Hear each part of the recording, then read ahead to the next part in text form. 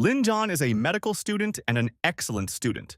At the university, everyone knows him as a nice, excellent student who recently received a good scholarship and dreams of becoming the best doctor. However, Lin himself suspects that he has neurosis.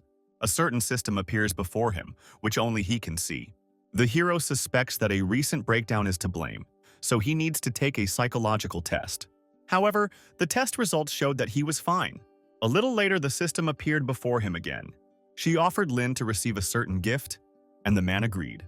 Thus, he opened the teaching of medicine in this system. Lin understood that although the system had helped him achieve some victories, it would not help him become a better doctor. There were many factors he had to deal with on his own, such as competition among his peers, or there is a problem with patience. Honing his medical skills was a passion for Lin. However, he knew that he was still far from his goal of becoming the best doctor in the world. He needed to practice and work a lot to achieve what he wanted. It was an ordinary day. Lin was riding the subway to the university and was wondering if there was a method that could prove the existence of his system. Maybe he should have just clicked on it and seen for himself. However, he did not trust this method. Lin believed only in science. He came to Manhwa Hospital to undergo an examination and prove that this system was just a figment of his imagination. Lin underwent numerous tests and examinations, took analyses, but everything was normal with his body. Now he had to go back to the university to pick up the results of the mental test. On his way to the university, Lin met 108 people, but no one paid attention to his system. It was obvious to him that only he could see her. He suspected his recent breakdown and mental problems were to blame, so he definitely needed to get diagnosed. Lin knocked on the door of the cabinet where the test results were kept. A young girl wearing glasses looked out of the door, clearly unhappy at being disturbed. However, when she saw Lin, she immediately changed her anger to mercy and greeted him. The hero said that he was looking for the headman to borrow equipment. Then, the girl let Lin into the office and asked how his health was. She heard that he had gone for a CT scan and MRI, so she decided to find out what was going on. Lin said he was just writing a report, that's why he went there. The headman said that she had already looked at the results of his tomography. There were no problems with the hero's health. Lin tensed up. Everyone said he was fine, but he knew he wasn't. Then he noticed the girl's computer, which had programs installed that could diagnose schizophrenia. After looking at the test results, the girl said that Lin was fine. Then she decided to leave the equipment at his disposal and leave the office. When Lin was left alone, he took the sheets of paper with the test results. He decided to use the computer to do the calculations right now and find out if he had any problems. He wondered what kind of gift set he would receive if it turned out that he was not sick. Soon, the calculations were ready. As it turned out, Lin was absolutely mentally healthy, which means that his system is real. So he decided that it was worth accepting the gift. As it turned out, the system gave him mastery of 6 methods of suturing. Lin considered this a rather meager reward, since suturing is just stitching. However, the system said that it could not give him another gift, since it could only teach medical skills. So, all she could give Lin was the skill of stitching, but the hero didn't really like that gift. However, the hero conducted a Turing test on the system and was sure that it was not some human sitting behind it. The system's responses contradicted the rule of man and machine. Lin decided that in that case he was an example of the gift of the art of suturing. He decided to practice on a banana peel. Lin felt that his hands had become more dexterous than before. In lectures, they said that the seams should be even, then there will be no new scars on the skin. When Lin touched the banana, he felt knowledge appear in his head. He just moved his wrist, but the needle moved very smoothly. Soon the stitches were in place, the distance between them and the knots were the same. The job was done perfectly. Lin realized that the system had many gifts in store for him, and the skill of suturing was just one of them.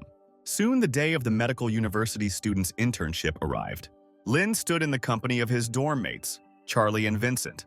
Vincent asked the hero why he was so quiet today, and then Lin said that someone was coming here. They were the director of Manhua Hospital, Dennis, and the renowned surgeon of the hospital, Connor. Dennis said that for the students, this is the first day of their internship in the practice room, and what happens next is entirely up to them. Lin, the head of the home clinic, noted that Yunhua's practice room should be more interesting than his home clinic. Dennis announced that Connor, the most famous and capable doctor in Yunhua, would be working with the students today. Connor said that being a surgeon requires many skills, and one of the most important is suturing. Hearing this, Lin immediately perked up. Connor said students could now forget everything they learned at university. In their surgery, every new doctor wants to try himself at the operating table. All this will be in the practice room. And to get there, students will need to stitch the tails of 10 white mice. The students were immediately delighted. They were very excited, but still wanted to try their hand at suturing. Connor said that these mice have very thin tails, so the task will be incredibly difficult. In order to sew the tail, the blood needs to flow normally. It is definitely not possible to do it with one hand. However, this did not frighten the students. They all wanted to try the operation themselves. Charlie was confident because they had already practiced stitching at university. Then Connor decided to choose one of the students, a guy named Chris. The student was seated in front of a microscope and everything necessary for the operation was prepared. Connor chuckled. Chris was very tense. His hands were shaking. The doctor told him to work faster and finally insert the needle. Chris wasn't careful enough and ended up damaging a vessel in the tail. Connor chuckled again. Now the students realized that suturing wasn't such a simple thing. Lynn thought about it. The diameter of the blood vessel in the tail of the white rat was 0.5 millimeter, and it was not as easy to work with as a banana peel. Connor asked who else wanted to try stitching a rat's tail.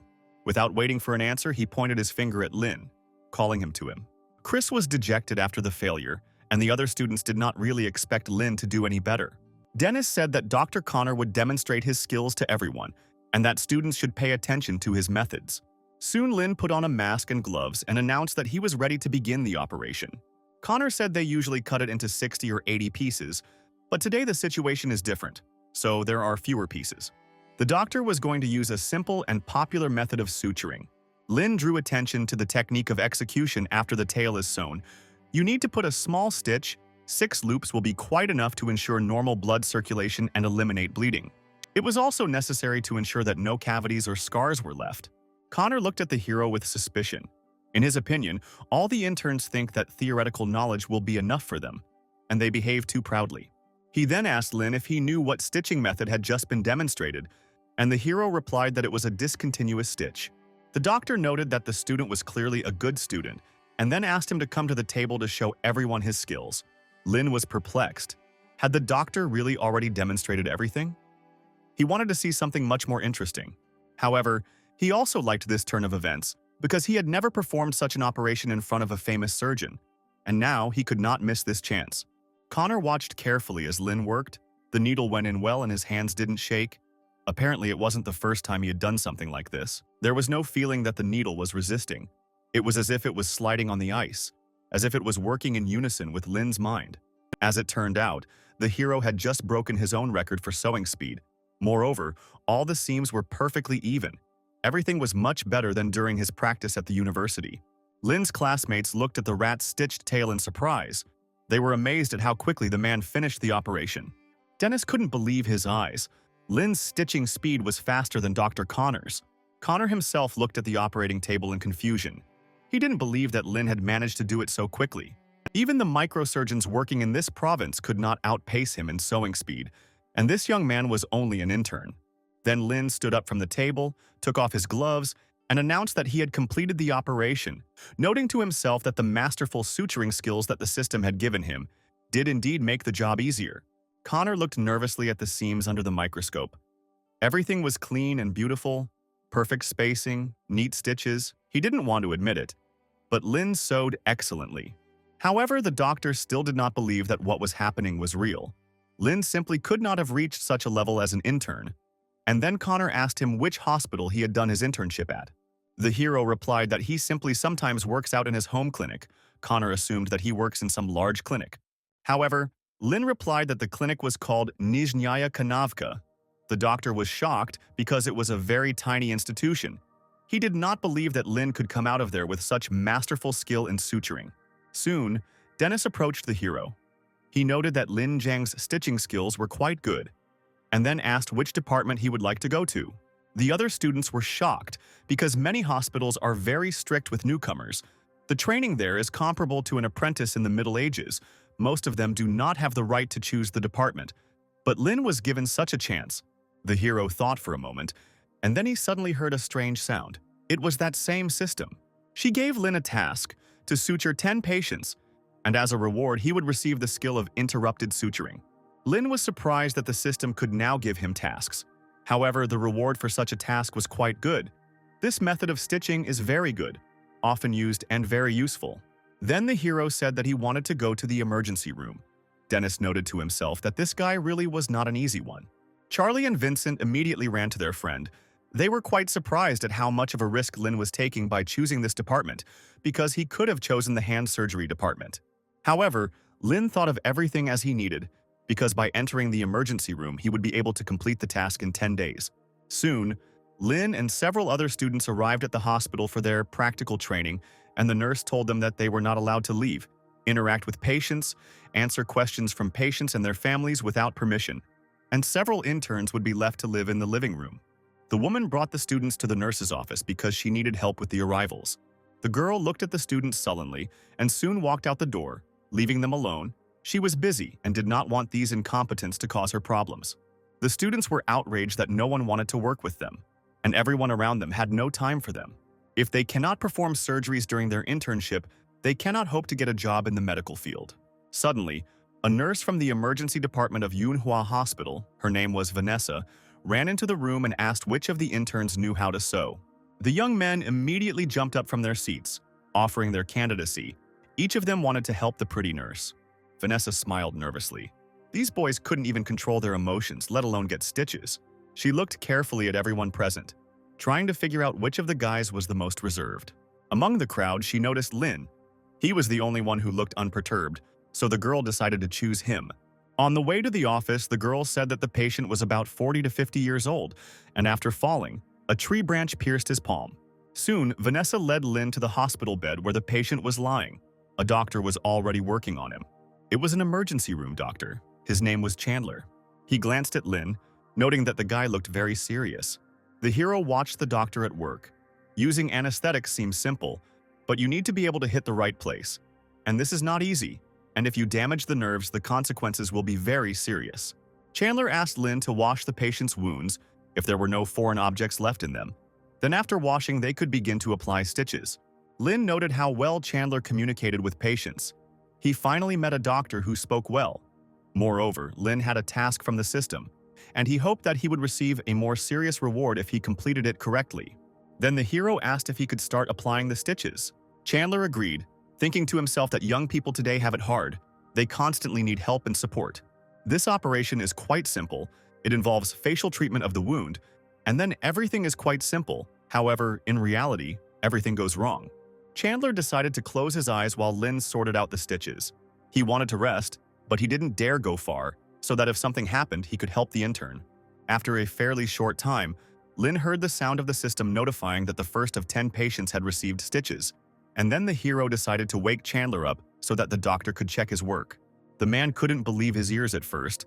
This intern couldn't do it that fast. He thought Lin just did it all haphazardly to show off his speed. However, when the doctor looked at the patient's hand, he was even more surprised. The suture was placed perfectly. Chandler had worked in emergency medicine for many years and had seen many surgeons, and it was said that a torn aorta could be stitched up in 2 minutes by gifted people.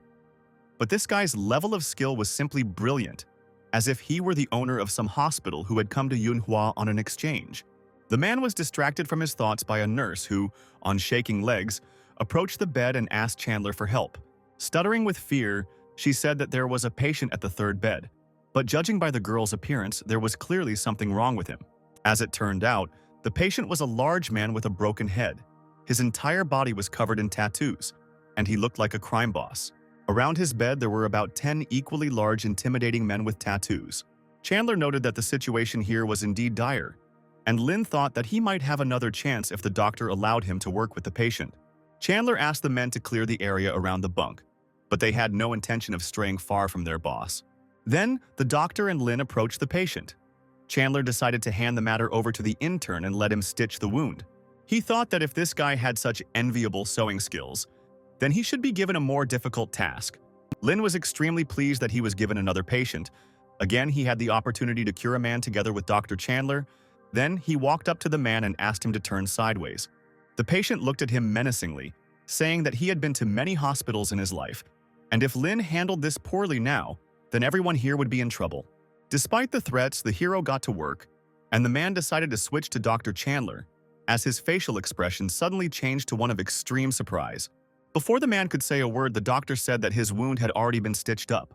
The patient was about to turn around to look at himself in the mirror when Lin grabbed his head and turned it straight, as he still needed to check the quality of the stitches. The hero thought that when he was at school, he was always afraid to watch his classmates sew up a banana. It was just awful. Soon, the stitches on the patient's head were completely ready, and they looked just perfect. Chandler thought the wound was stitched up while the patient was talking, and he didn't even notice it. The doctor had never seen such an operation before. Moreover, Lin used such a complex technique only for a wound on the head. Looking in the mirror, the patient exclaimed with happiness. This wound was stitched up faster than it was inflicted on him. Everything was stitched up evenly and in a line. He asked Lin for his business card so that he could come to him again if something happened. But the hero said that he didn't have a business card. Moreover, he still needed to bandage the patient. However, the man said that there was no need to bandage anything since the wound was already perfectly stitched up. He was very pleased with this guy and promised to come to him again. He headed towards the exit with his friends, intending to find new adventures on the street. The system notified Lin that the second of the 10 patients had already received his treatment.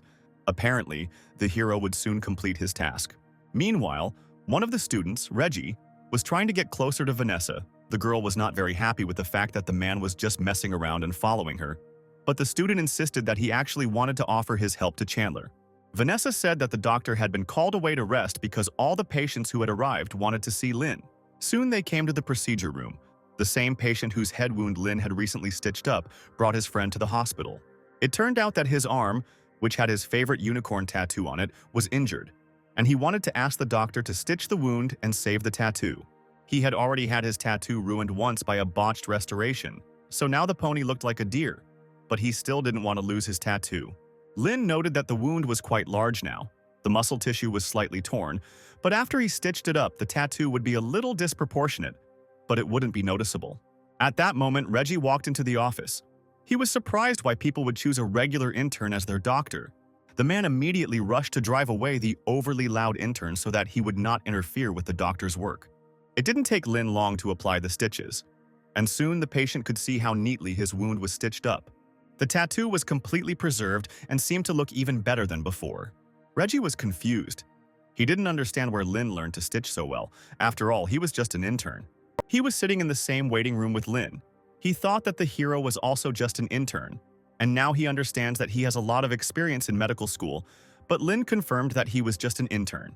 The hero noted to himself that he was so concentrated that he almost let slip about his system and the gift for a beginner.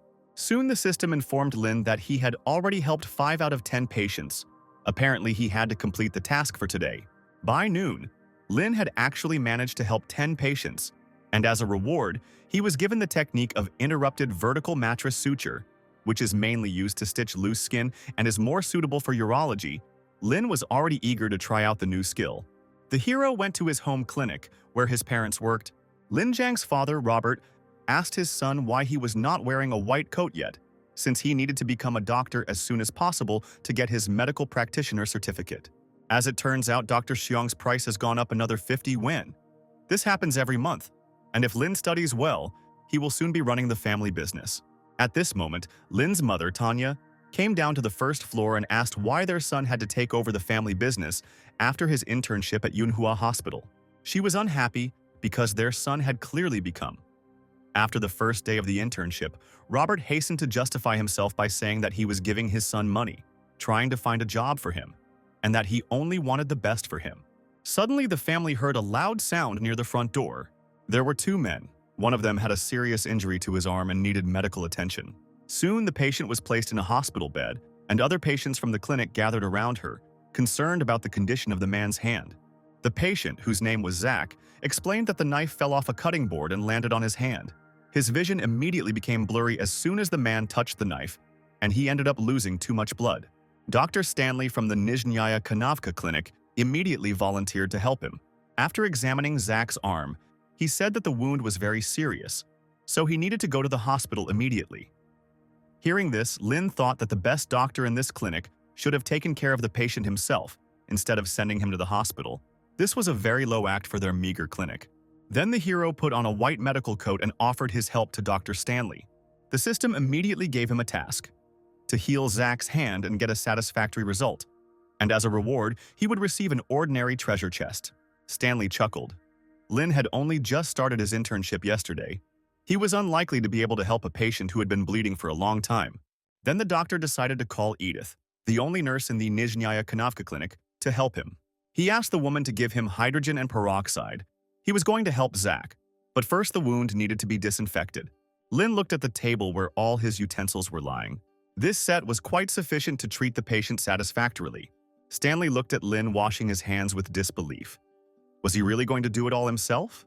The doctor said he was just going to disinfect Zach's arm to stop the bleeding. That would be enough. The cut was very simple but deep. The tendon could have been damaged as well, so the patient would be better off going to the hospital. Lin stated that Zach's palm was only injured and that there was nothing serious about his wound. The other patients agreed with the hero, because Manhua Hospital is almost 10 kilometers from here. Zach can only get worse by the time he gets there. Stanley said they'd be better off focusing on reliability and stability. However, Lin insisted on his own. He prepared everything necessary to treat the patient. After disinfecting the wound, the anesthetic is not susceptible to secondary infection.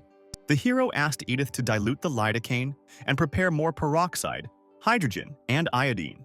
Stanley tried to stop Lin, but the hero had already started stitching up Zach's arm, so the other patients asked the doctor to be a little quieter. Lin thought if his tendon was cut, his hand would be completely different, and his grip would be weak in the future.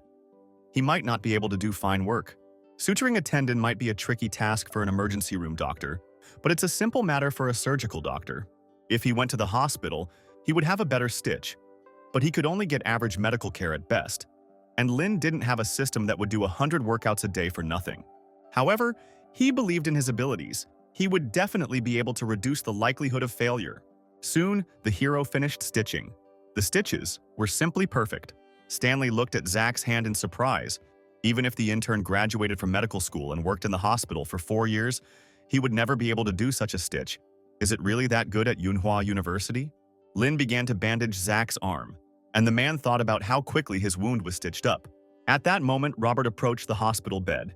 He said that with such abilities, Lin would be able to practice in their clinic without any problems.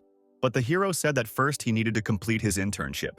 Suddenly, Ian, Zach's son, burst into the clinic, looking extremely worried and trying to find his father. He asked why he went to such a small clinic with such a serious wound. But the man said that his wound was stitched up perfectly and he now feels fine. However, Jan did not calm down. He shouted that his father's earnings depended on his hand, and if everything went badly with it, then Lin and his entire clinic would pay for it for the rest of their lives. The hero said that Ian could take Zach to the hospital, but they should not forget about exercises to restore the arm. Then the man would have a better chance that his arm would work normally. Ian was unhappy that there was a chance that his father's arm would not recover, but Robert was quick to reassure him that the chance was very low, since Zach's wound was not serious and very simple. He asked the young man not to panic, but instead to get checked at the hospital and pay for the medical expenses after the examination if he did not see any problems. Jan snorted in displeasure and then said that he would take his father to the hospital for a checkup. Lin watched them go. A system appeared in front of him, but his task was still considered uncompleted. It looks like it will only end after an examination at the hospital. Yan shouted after him that this clinic was just awful. They allowed an ordinary intern to perform such a procedure. It was absolutely unacceptable, and if there were problems with his father's hand, he would not leave Lin alone. At that moment, a girl on a motorcycle drove up to the doors of the clinic, and upon hearing the name Lin Zhang, she took off her helmet. Apparently, she came to the right clinic. She took a large box from her motorcycle and headed towards the hospital entrance. Robert opened the door and said that the doctor was not there at the moment, so if the girl needed first aid, she should go to the hospital. Having looked the girl over from head to toe, he asked why she had come.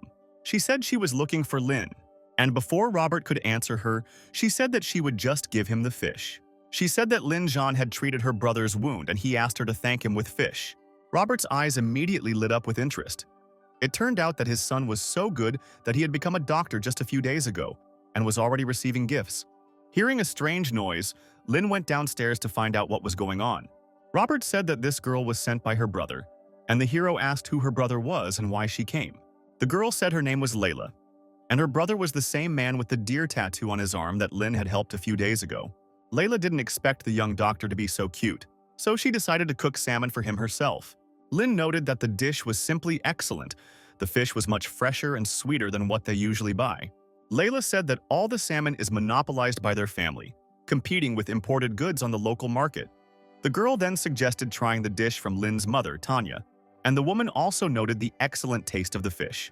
Then Layla asked if she was interested in her daughter-in-law who cooked fish so well.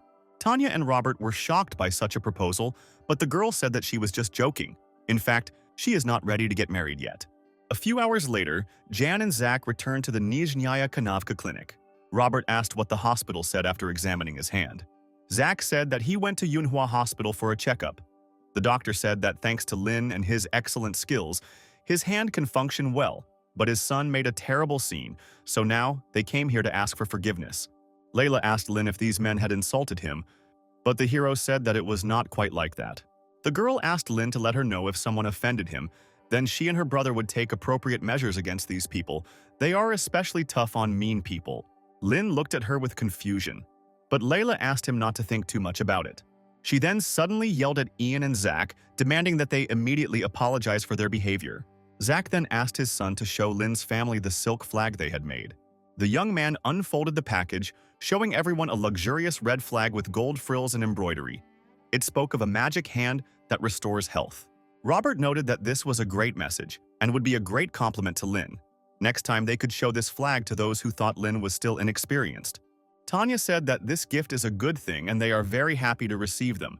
They do not need any more apologies. She asked her husband to bring fireworks because it is impossible to present a silk flag without a ceremonial atmosphere. Meanwhile, Lin received his treasure chest as a reward for completing the quest to heal Zach's arm. Apparently, all the rewards that the system gave him were also visible exclusively to Lin. Opening the chest, the hero took out a small flask from there. It was said that it was an energy serum. The next day, Lin went to Yunhua Hospital with the other students. They were again put in the waiting room. There were not many patients in the hospital today. Soon, the system informed Lin that he had a new mission, which was that the hero needed to complete as many procedures as possible, and as a reward he would receive a basic treasure chest for helping 10 patients. At that moment, a nurse ran into the office. She said that they had an important task. She needed Lin's help. The students were soon taken to the ambulance parking lot and were met by the emergency department director, Josh, who informed them that there had been an explosion at the plant, presumably caused by a boiler. Chandler said that Lin would go with him, and he would instruct him along the way. Soon, ambulances arrived with patients, and they were immediately taken to intensive care. Every minute, more and more patients arrived and were sent to the emergency room. Josh asked to send one of the patients to the procedure room and left him with Chandler. The man asked Lin to disinfect the patient's wound and put in stitches. As soon as the hero arrived at the patient with a cut eyebrow, he immediately began to apply stitches. Vanessa asked Lin not to overexert himself because they would need his help later. Lin thought, today had been a very busy day since he arrived from Yunhua, and he guessed that this was not the end yet. Vanessa thought to herself that, as expected, Dr. Lin was different from those men who showed off a lot. Soon, another patient was brought into the office. Chandler realized that in this situation, the ambulance would soon stop bringing them patients. One of the interns said that many patients were asking to be sent to Yunhua Hospital, but Lin said that he had already started treatment, but he doubted whether he could help the others. Chandler said that no one had the right to stop him if he wanted to help patients. The man thought to himself that this was the only doctor who did not want to take an extra rest. The decision was then made to speed up in order to save as many patients as possible. The man had more than 10 wounds all over his leg, and they were of varying depths, so Lin had to use different disinfection methods. For longer wounds, he will use a simple suture. For superficial wounds, he will use a running suture. For large and deep wounds, he will use a cross suture. And for a wound below the knee, he will use a blocking suture. Soon Lin announced that he had already finished the work. Seeing Chandler's surprised look, the patient asked if something had happened to his stitches, but the doctor said everything had come out fine. He even called Vanessa to take pictures of the man's stitches. This photo should have served as an excellent teaching aid for the interns, as the job was indeed done very well. The doctor turned to Lin, saying that he would soon be given another patient since he had already dealt with this one. The hero asked if he could stitch up this patient, then he could probably stitch up other people. But Chandler warned him against the guy looking for patients on his own. If he directly selects patients for surgical sutures, he will not be able to avoid the flow later. Lin thought, the explosion was a major public incident, and patients did not necessarily need to be treated immediately, and besides, the families of the victims would soon arrive, several times outnumbering the number of patients, and the doctors would have to deal with the worried families, which would slow down the pace of treatment. Chandler then asked Lynn to stay there and asked Vanessa to call a new patient. The girl asked if the hero had any requests, and Lynn said that he would prefer patients who needed stitches since these wounds could lead to tissue ruptures. It would be better to choose patients who needed to be cured quickly. Soon, the nurse brought a new patient into the office, an adult woman with a wound on her arm. Lynn immediately began treatment.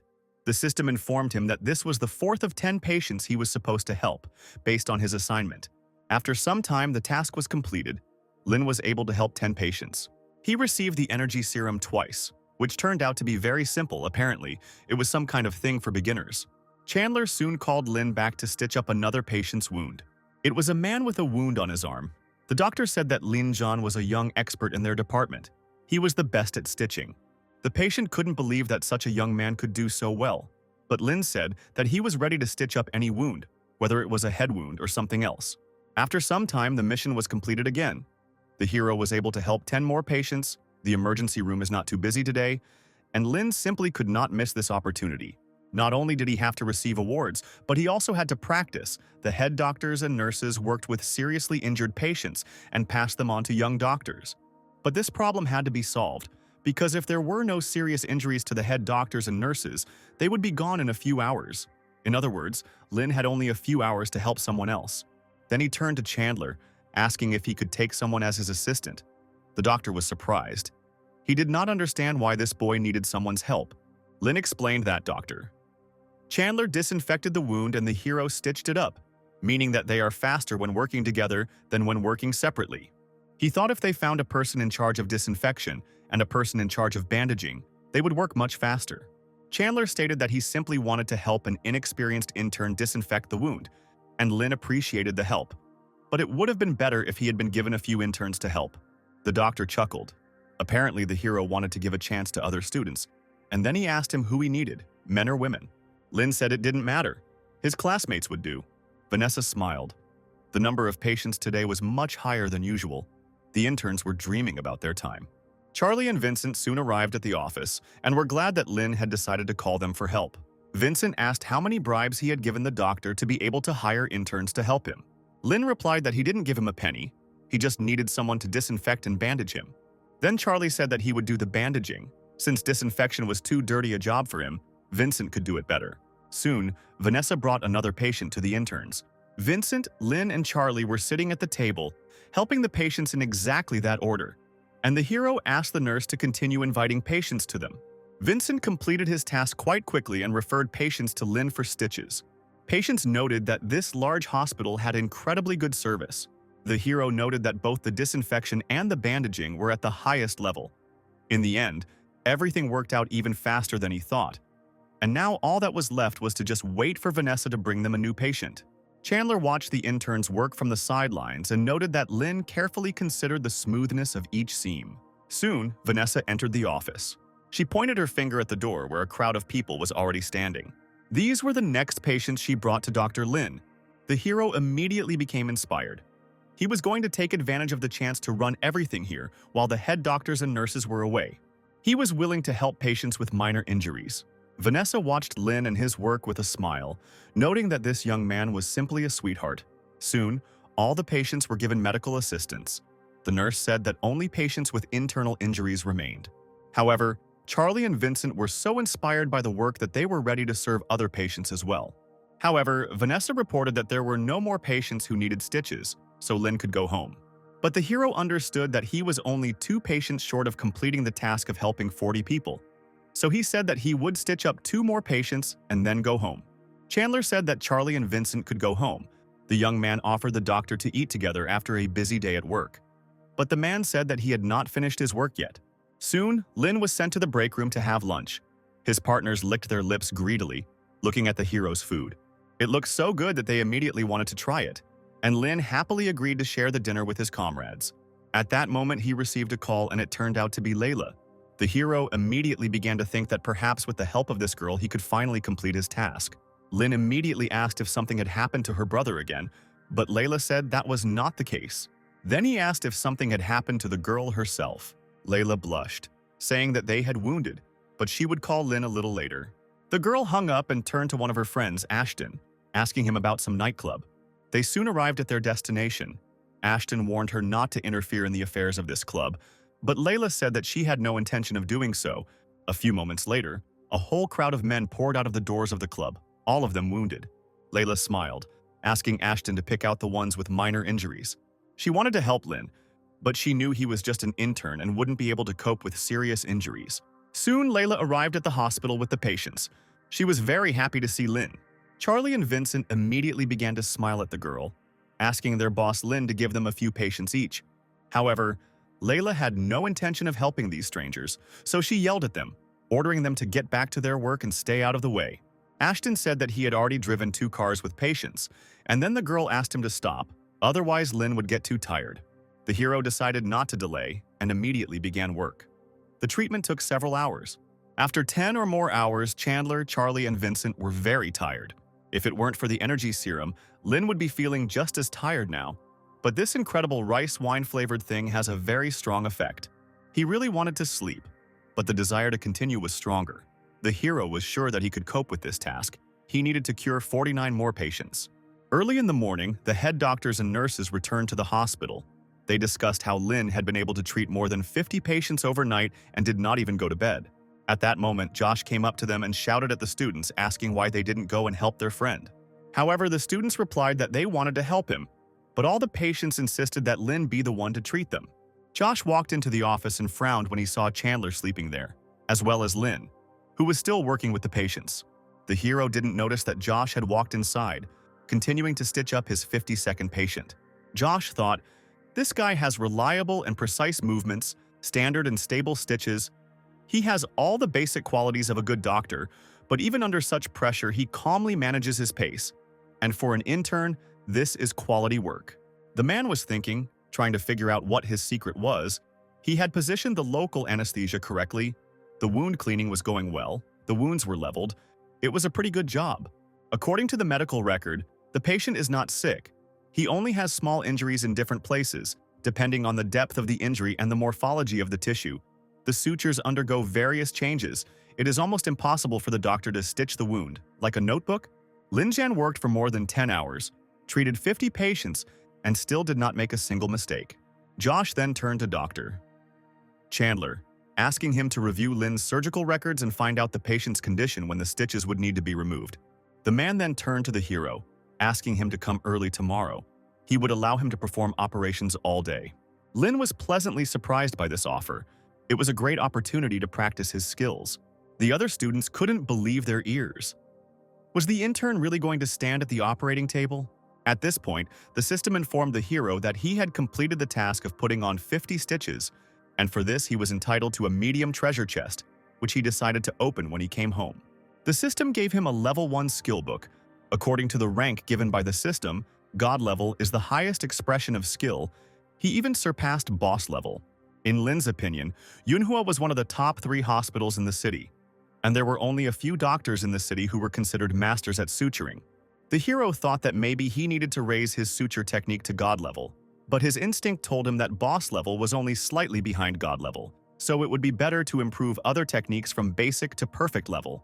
Lin decided to choose the basics of surgery. The second option was the basics of internal medicine, but the hero could only choose one. After choosing, a list of skills available to him opened up in front of him. As it turned out, these were all the basic surgical techniques. In theory, a surgeon who learns 6 operations is considered a great surgeon. Ordinary doctors are usually unskilled in 1 or 2 areas, and a student should be good at everything by the time he graduates.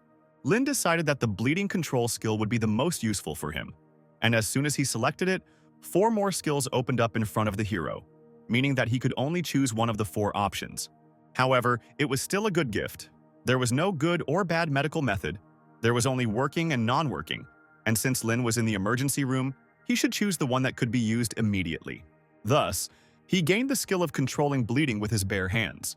A hologram of his internal organs appeared before him, and he thought about squeezing his thumb and index finger together to control the bleeding. At that moment, the hero realized that the effect of the energy capsule had ended.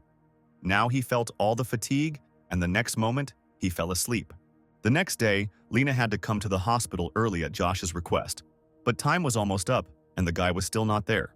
The director looked around at those present, but Lena was not among them.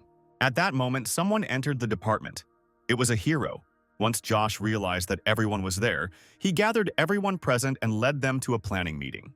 Soon they came to the room of Lin's patient. Josh asked the hero to retell his card. Lin replied that the patient was a 19-year-old woman in good physical condition with a laceration on her elbow caused by a fall down the stairs, and that surgical treatment was performed on the wound. The size of the wound rupture is very deep, and if you use a thick thread, it will leave a huge scar, which can affect the patient's life in the future. Instead, you need to use a zero-size thread. Because the tension force is large, you should not do physical exercise and do not bother your hand too much. Josh agreed with Lin's decision, but there are many reasons for a scar to appear, related to the patient's physical condition and the condition of the wound, so choosing a zero-size thread is unacceptable. The patient's mother became worried, thinking that her daughter had serious problems with her arm.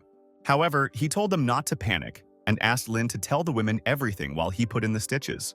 The hero reported that during suturing, his main task is to pay attention to the angle and depth when he inserts the needle into the skin. He must make sure that the part where the knot is tied protrudes after the suture, which then plays the role of a buffer before the formation of a scar.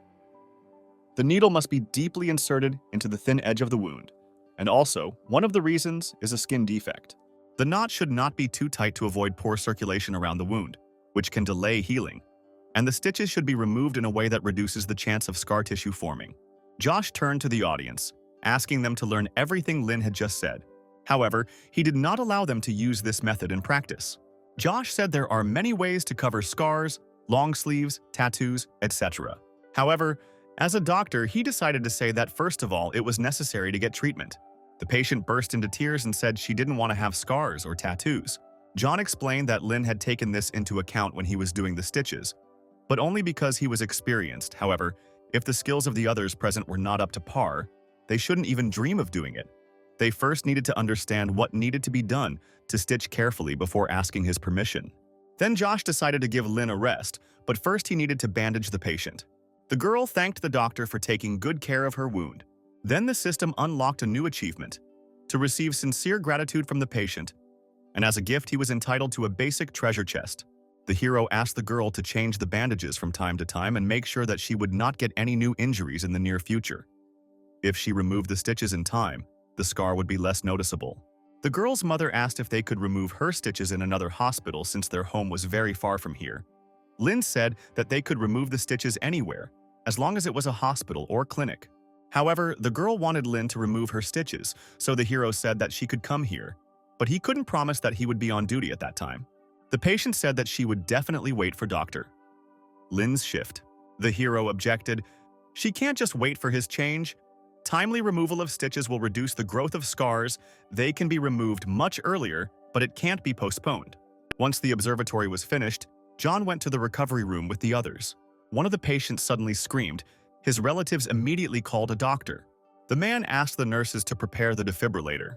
The girls inserted the device into the vein and prepared for the transfusion. John and Lin watched the process, and the doctor asked the intern what drug should be administered. Lin replied that epinephrine and lidocaine should be administered, followed by an injection of dextrose and an intravenous infusion of lidocaine. The doctor did as the hero said, and the patient's resuscitation was in full swing. However, the doctor soon needed something else. Lin noted that this was a standard rescue procedure, and soon the man's blood pressure returned to normal. Josh asked the hero why he chose lidocaine. Lin replied that lidocaine has strong antiarrhythmic properties.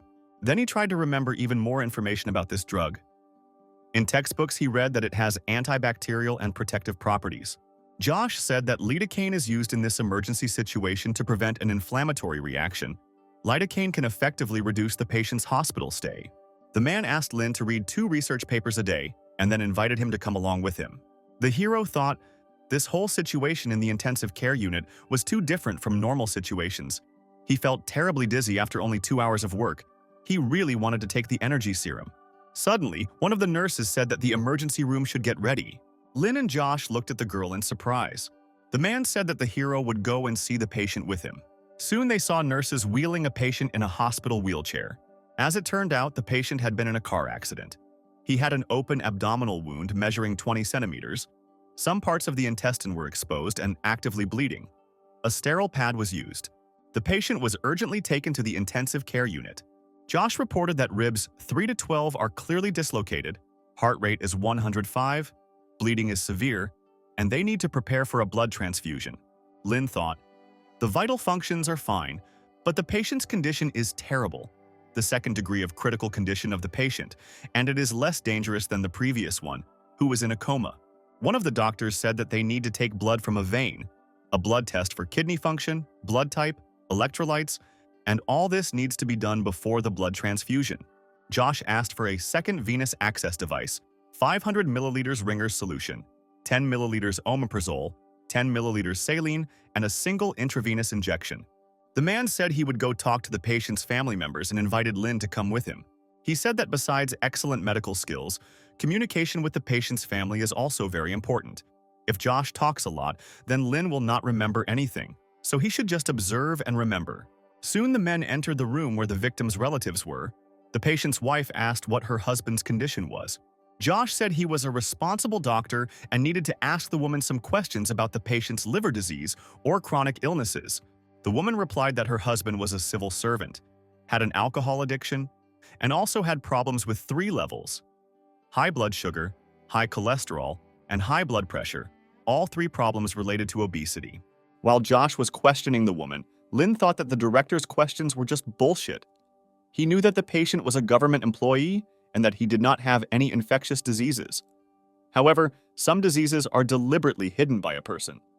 So he continued questioning the woman. Josh said they were going to do a blood transfusion, so the patient's wife needed to sign a consent form for the transfusion. The contract and confirmation of transfer to the intensive care room arrived. Now she just needed to pay. The man told Lin that he should always have the patient's relatives sign an agreement. It is necessary to protect their interests. He also asked what the hero thought about their conversation. The man replied that the director should keep the pace of the conversation and be a little firmer. Josh said it's important not to give patients unnecessary hope. They don't need it. And the mission of doctors is to save patients. At this moment, one of the doctors approached the director. He said the bleeding wouldn't stop. They gave the patient an intramuscular injection of Reptilacy, ice solution, and norepinephrine. They simplified the use of red blood cells and plasma of one blood group, and also gave several injections of ethyl silate. The patient has only 1,400 milliliters of fluid. Josh went to the patient and asked to prepare for emergency surgery, perform a laparotomy, and increase fluid replacement. Suddenly, the nurse reported that the patient was in a state of shock. At this moment, Lin ran out of the office to wash his hands. One of the doctors, Clyde, was in the bathroom. He apologized, saying that while working at the rehab center, Lin had to deal with a lot of people. Then he said that the guy could wash his hands with sanitizer, but he shouldn't use it too often. Then Lin said that he was preparing for surgery. Clyde couldn't believe his ears. He thought, even in such a situation, this guy is calm, which is unusual for an intern, but how will he perform the operation? Clyde snorted in displeasure. Everyone knew that Dr. Josh valued him, but no matter how valuable he was, he wouldn't be able to operate on someone who was soon to die. He wouldn't be able to do everything he wanted to do just because he was lucky with his looks. At that moment, Chandler approached Clyde. He said that Lin had just started his internship. He understands the future. Clyde noted that he was lucky that Josh did not kick him out on the first day. The man decided to see what Lin had decided to do with the patient, and as soon as he turned back, his face distorted in horror. The hero stuck his hand right into the open wound on the patient's stomach. All the doctors and nurses standing around were in shock. The guy acted without surgical training. Was this really murder? Josh screamed, ordering Lin to stop immediately. However, the hero did not pull out his hand. His divine level of manual dexterity allowed him to determine that the patient's lower Gleason capsule was torn. It would be difficult to stitch it up. If the bleeding was not stopped, the man would lose too much blood. But suddenly, Lin managed to find the source of the bleeding. He grabbed the liver with 4 fingers and squeezed the bleeding point with his little finger. Everything was going well, but it was a matter of time. Josh looked at the intern in shock. He uses his hands to stop the bleeding, and still the bleeding stopped. Dr. Dalton reported that the bleeding had indeed stopped, and Lin had stopped it with his own hands. Josh was shocked. In such a hospital, few people reach such a level. How could a regular intern do such a thing without experience? However, the technique of safe bleeding can only temporarily stop it. Surgical intervention is necessary. Josh ordered Lin not to touch any other organs and then called Chandler to complete the operation. Already having arrived in the operating room, Lin thought. He did not expect that his first experience in the operating room would be like this. An hour later, the operation was already nearing completion. Lin was able to observe the director at work from such a close distance, and it was a very valuable experience. As a result, the patient's condition was stabilized. Josh asked Lin how he knew the bleeding point was in Gleason's membrane.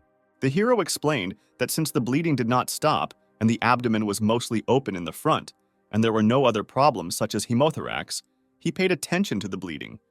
But Lin thought to himself that he did not think that he would reach the divine level. His stock of knowledge had increased, as well as some muscles. Josh thought, this guy's technique, knowledge, and adaptability were at the level of first-class doctors. Before he thought that Lin was a simpleton, but he turned out to be a real genius. The director asked him where he learned this technique, to which the hero replied that he learned it at his family's clinic in Nizhnaya Kanavka. Josh said that she was not far from their hospital. It was a community health center on Lower Canal Alley. Usually this clinic sent patients to their department. The man never noticed them practicing anything like that. When Lin said that he learned about it from his attending physician, and Clyde was surprised that there really was such a capable doctor working in their clinic, and then asked his name, Lin only replied that he had been studying this technique for a month. Clyde was unpleasantly surprised that he managed to learn this in just a month. But the hero replied that the main key to learning this technique is talent. Meanwhile, Josh continued to examine the patient. He noted that the liver was in satisfactory condition. Clyde said the patient was very lucky. The director's stitches were amazing. The patient would clearly have no problems with them in the future. Josh replied that he was unlucky. However, Lin did a great job of stopping the bleeding. However, no matter how good his technique was, he had to follow the rules. Even if he was sure that everything would work out, he still shouldn't interfere with the process like that. Clyde chuckled to himself. He really wished the principal would put this kid in his place and make him learn the rules. Lin agreed, saying rules should be followed as long as they are consistent with operating procedures. Clyde snorted in confusion. He didn't understand what Lin was talking about. It seemed to him as if this upstart refused to follow the rules of administrative procedures. Josh explained that you should not touch the liver with your hands, otherwise you can easily cause damage and complications in the intestines and liver. The technique Lin used was very unique. The blood flow was smooth. Then he asked him where and which finger he pressed to stop the bleeding. Lin said that when he reached out, he found that the source was in a hard-to-reach place, so he used the inside pad of his little finger. Clyde looked at the men's dialogue with bewilderment. He hoped that Josh would teach him a lesson, and now he was asking questions to this intern himself. The hero continued. He said that he grasped the liver with only the phalanx of his finger and held it carefully so that it would not tear. The director thought that in order for the organ not to be displaced, it is necessary to press lightly with the finger and minimize secondary damage. The inflexibility of the little finger has bothered surgeons for hundreds of years. Even for an experienced doctor, it is difficult to do this. But this guy was really talented, and therefore they can all learn from him. Then Josh called Lin over, asking him to change his clothes and start closing the stomach. Clyde was shocked. This intern was just an intern and he was already allowed to perform abdominal closure. When he was his age, he could only perform abdominal closure after a year of certification. And he still remembered the tremors all over his body and the dissatisfaction of the nurses. But this guy, being calm and smart, looked so good. Soon the operation was completed. All the bandages were in place. Lin asked to pass him the needle holder. The first thing to think about was how to stitch the deepest layer of the peritoneum. In that case, there was no need to think about beauty. The next step was the anterior rectus sheath. This step was for ordinary people, but Lin was not going to do it. And the next step was subcutaneous and skin sutures, and this was more acceptable. Clyde waited for Lin to finish her work. He was sure no matter how calm this intern pretended to be, he still performed a belly closure on his first day. He was still bound to make mistakes. Everyone makes them. However, as soon as the man lowered his gaze, he shuddered in surprise. The seam was perfect, and what's more, Lin did it very quickly. Clyde was perplexed. He didn't believe that this guy had only recently graduated from medical school. Then Josh said that Clyde would be Lin's mentor, since he had so much free time to look at his stitches. Although the man agreed, he thought to himself that he wouldn't be able to teach this intern anything, since he had apparently been training on corpses since childhood. Suddenly, the same thought came to Clyde and Josh's mind. Lin Zhang used the technique of stopping bleeding with his bare hands, and clamped the source with his little finger without any surgical area. Leaving the operating room, he needed to write a report and send it to the research center. However, Lin was still an intern and did not understand the value of this operation. Then the director turned to the hero, asking him to write a dissertation on the topic of today's operation. When he asked if the guy knew how to write a dissertation, Lina was suddenly notified by the system. It set him a new task, to write a dissertation, and as a reward, he was supposed to get a medium treasure chest. The hero got his first medium chest and a divine level of controlling bleeding with bare hands. The medium chest was more interesting because there was always an energy serum inside the basic one. Besides, he will be able to write his dissertation because he has memorized all the steps, so he won't even have to think too much. Josh said that he unfortunately didn't have time to teach Lin all the basics of dissertation writing, so he delegated the job to Dr. Chandler. Having learned that the director himself asked Lin to write a dissertation and also promised to list him as an author, the man noted that this intern was incredibly lucky. However, the hero did not understand what Chandler was getting at. The doctor then explained that their hospital was a provincial hospital and that Director Josh played an important role in the emergency department. He has always been a member of the Standing Committee of Changji Province Emergency Medicine Society and also a committee member of China Emergency Medicine Society. He is a leading expert in the city and also a celebrity in the emergency department. He wanted Lin to write his dissertation, an opportunity many people dream of. However, the hero still did not really understand the significance of all this. Chandler then decided to just drop the subject. The next day, Lin returned to intensive care. Everyone around looked at him strangely. One of the doctors tried to hide from his sight, thinking to himself that although he accepted Lin as he was, now everyone was afraid of him. No boy his age could perform such a technique. This was his first consultation, but there must be a limit to his abilities after all. He is only an intern, and if he makes a mistake, no one can help him. Lin Jan still didn't know the rules and was only causing trouble, so they should go their separate ways. Josh asked who would take Lin to the emergency room today, but no one dared to answer. Then the director called the hero to go with him. A few hours later, Lin came to the patient's room, where several young guys in sports uniforms had already gathered. They thanked Dr. Lin for saving their coach. They never thought he would get into a car accident. The hero asked them to speak more quietly. Since the patient needed to rest, he also noted that he did not save him alone. Dr. Josh was closely monitoring the operation. However, the boys said that they saw everything themselves. If Lin had not pressed on their coach's organs, he would have bled out and died. As it turns out, someone filmed Lin stopping the man's bleeding with his own hands. This video was on the city forum. It quickly gained popularity, and now Dr. Lin was on everyone's lips. The hero only chuckled vaguely, not knowing how to react to this. One of the guys said that Dr. Lin has the complete package of being a celebrity, good looks and great skills, and it would be illogical if he remained unpopular. However, Lin was not interested in all this. His goals were completely different, but he did not say it out loud. Then one of the guys said that some of them go to an esports club that is located in MANHUA. The hero immediately became interested because he played King of Glory while he was in school. The boys said that this year their club is focused on King of Glory, so they and the doctor can add each other as friends and play in their free time. Lin said that he has nothing to do now, so he can play now. The guys played for 2 hours. The hero really liked how well he spent his time. But now it was time for him to get back to work. He decided to find the very video in which he stopped the bleeding with his bare hands. The video collected many comments. For the most part, people admired how the young man managed to save the man. But Lin noticed one long comment. The user, who identified himself as a doctor, said the act was incredibly reckless and that it was impossible to stop the bleeding with bare hands without surgical equipment. There are only a few surgeons in the country who can do this, but none of them would dare to take such a risky step because the slightest mistake could cause irreparable damage. And the doctor in the video does not understand how much risk he is taking. The man said that if he were in charge of the hospital, he would immediately conduct a medical investigation. Lin thought, because of its fame, Manhua Hospital was the leading hospital in Changxi Province. But one should not underestimate provincial hospitals. Those specialists are very influential in the medical field. The dissertation that Director Josh wanted Lin to write was not only of scientific value, and it was not just for training. Dissertations were a powerful weapon in the medical community. It was used to familiarize a doctor, explaining the steps to attack others and to repel attacks.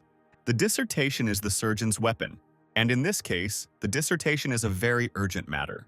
Lin headed to the university to write his dissertation, where he was met by his fellow students. Charlie showed him a video of himself stopping bleeding and asked where he learned the technique. He began asking him if he had ever touched a live liver. However, Lin did not want to answer these questions and sent Charlie to another classroom. The hero headed towards the bookshelves to find the necessary reference literature. Charlie realized that Lin was going to do something really boring, so he decided to go and do his own thing. The hero sat in the library until late at night. He planned to work until the early morning, so it was time to take the energy serum. In the morning, Lin came to the hospital with the finished work. Josh was surprised that he did not sleep all night, because this could affect the quality of the dissertation. At that moment, Chandler approached the men and asked if he should arrange a shift for Lin. Josh said that would be unnecessary since he hadn't slept last night. It would be better to arrange for him to take over tomorrow. Chandler said that the emergency doctor had ruined his regimen, and the endocrine system of his biological clock was completely disrupted.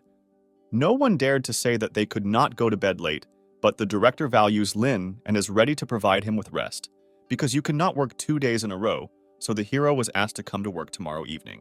After looking at Lin's work, Josh said it was a pretty good sketch. He then looked at the section titled Identifying Bleeding Sources Without Surgical Equipment. This unexpected section not only ensures the legality of the surgery, but also instantly improves the style of the document. Chandler was interested in this work because the director rarely praises anyone, so he wanted to see it. At that moment, Clyde approached him and asked if Lin really wrote the dissertation himself. He said that his dissertation featured an operation performed by the director, so he should include his name in it. Lin asked the man if he would like to include his name in the work as well. Clyde said he didn't care if his name was on it, he was just worried about their department's chief surgeon, Director Josh. Josh intervened in the conversation. He said that the dissertation was not even written, so there was no point in discussing it. Lin was a newbie, so there was no point in rushing him. The man also asked Clyde to write the dissertation next month and send it to him, and Chandler should hurry up with writing the articles. Then he told them that they were free to go and do useful things. Josh and Lin went on a patient round, and they came to a man who the hero had recently given stitches to. He said the 28-year-old patient was injured by a rebar at a construction site, and Lin disinfected and stitched the wound. Josh touched the patient's wound and asked what he felt, but the man felt nothing. The director said that this was good because when patients are given local anesthesia, they feel some pain for a week, and this means that the operation went well, which is very good. The man and his wife thanked the doctors for their help, and Lena received a notification from the system. He unlocked a new achievement thanks to the patient's sincere gratitude. This happened to him for the second time. Both cases were confirmed by Josh, so Lin decided to stay close to him and learn from him. As a gift, he was given a chest.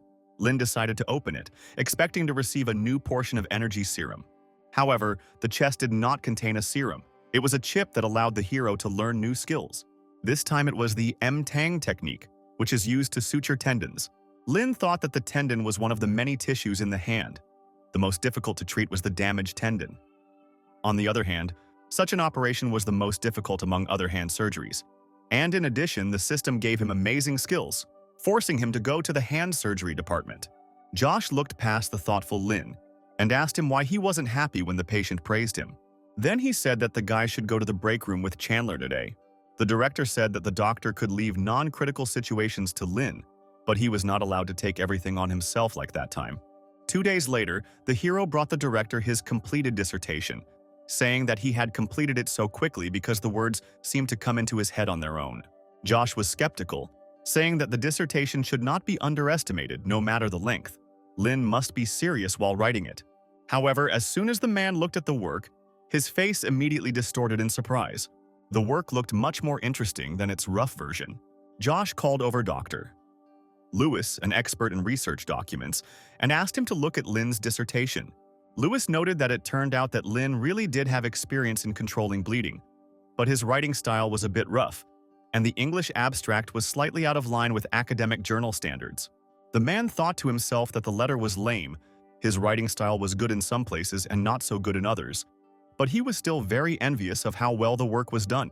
Josh confirmed that his style still needed some tweaking and that the English essay needed to be rewritten, and then he asked where Lin wanted to publish her work. But the hero said that he had not thought about publishing. However, the director insisted on publication and asked one of the assistants to show Lin the journal Chinese Resuscitation Medicine. He said that the publication fee was very high, about 5,000 to 6,000 yuan. He asked Lin to write an application after a while. fill in the name of their hospital in the corresponding column, and request publication in the department. He then turned to Louis, reminding him that a few days ago they had wanted to hold a consultation for the victims of the factory explosion, and they needed to inform the medical department about Arnold from the provincial hospital. Louis was surprised. He recognized the name. Arnold was an expert from a provincial hospital, and he was at odds with director Josh. Josh said that in the comments left under Lin's video, there are many experts giving objective assessments, most of them questionable, but Arnold was being outrageous with his swearing. The director realized that he was the chief surgeon back then, and Arnold was using Lin to get to him, and the man needed to sort it out.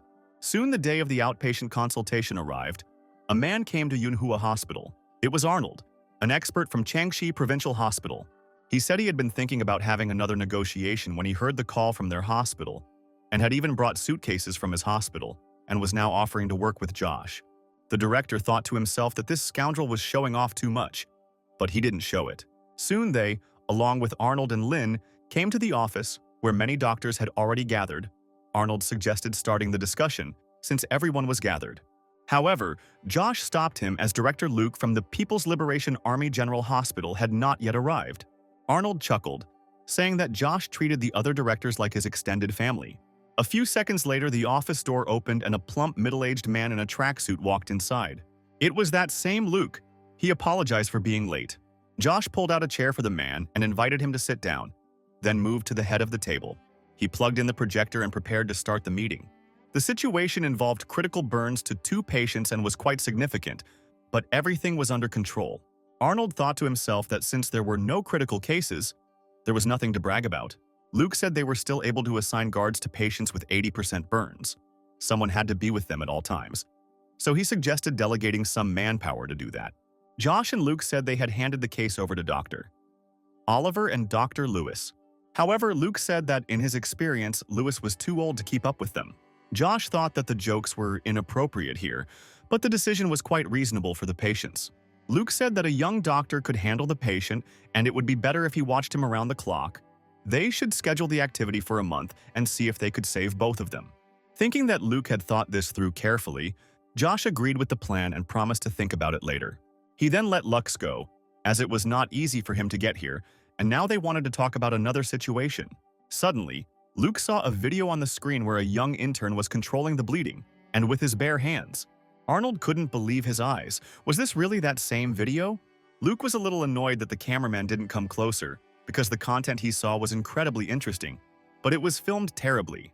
Josh said the video was taken by the patient on his phone, but if the men wanted quality footage, they could make more. He also said that Director Lewis looked at Lin's dissertation, and the technique turned out to be real witchcraft. It needs to be leaked to the masses. The hero stood up and gave a copy of his work to Arnold. The man noted that this doctor had become a real internet star, but he didn't like it. He felt like he was popular just because of his good looks. Looking at the dissertation, he thought that most of what was written here was complete nonsense. The practical part was simply terrible. It was easy to find a lot of loopholes in it. Josh asked the man if he knew if the technique could be performed without surgical equipment and if the dissertation gave a clear explanation. But Arnold did not understand what the man was getting at. The director then showed the comment that Arnold had written, saying that it was the most reckless decision he had ever seen, and asked if he had seen anything like it. Arnold chuckled at how fiercely the man stood up for the intern. Then, Josh shouted that they had an outpatient consultation today. They had to learn from each other and solve problems, and now he wanted to solve this particular problem. He disliked those who made baseless accusations against others, as well as those who used their status to oppress others. Even though Lin Jiang was an 18-year-old intern, Arnold could not abuse his authority because he was the head doctor and had a higher status than him. Arnold was confused, saying that Josh was now also blaming him for no reason and abusing his authority. Then the director said that everyone had seen the dissertation, so he had every reason to blame Arnold, and he would even beat him up if he were younger. Luke tried to stop the men, saying that it was wrong to resolve everything with violence. If they wanted to argue, then they should wait until the others finished reading the dissertation. Arnold cleared his throat, saying he didn't say the bleeding couldn't be controlled that way. He said he was wrong when he said about medical practice. All the doctors that day were irresponsible with human life. The man stood up and started shouting, saying that there was too little time in the video for the examination. And even if there was no mistake found, it did not mean that the doctors did everything correctly.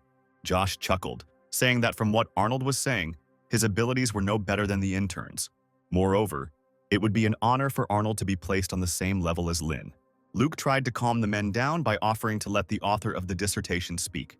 Arnold was confident that he was better than some intern, and then Josh gave Lin his word.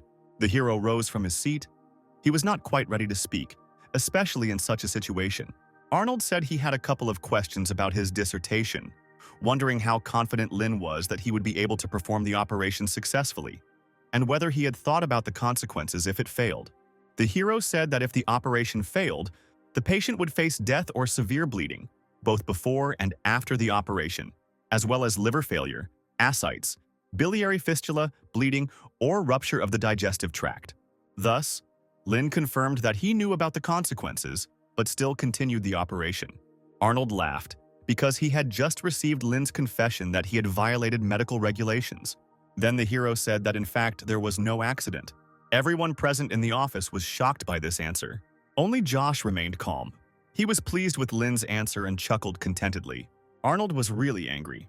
He didn't want to let these two humiliate him, but he needed to calm down.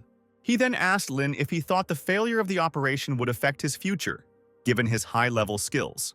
Lin said he thought about it, and then Arnold asked why he was still doing this. Who was giving him orders? Josh thought about how this bastard was digging his own hole.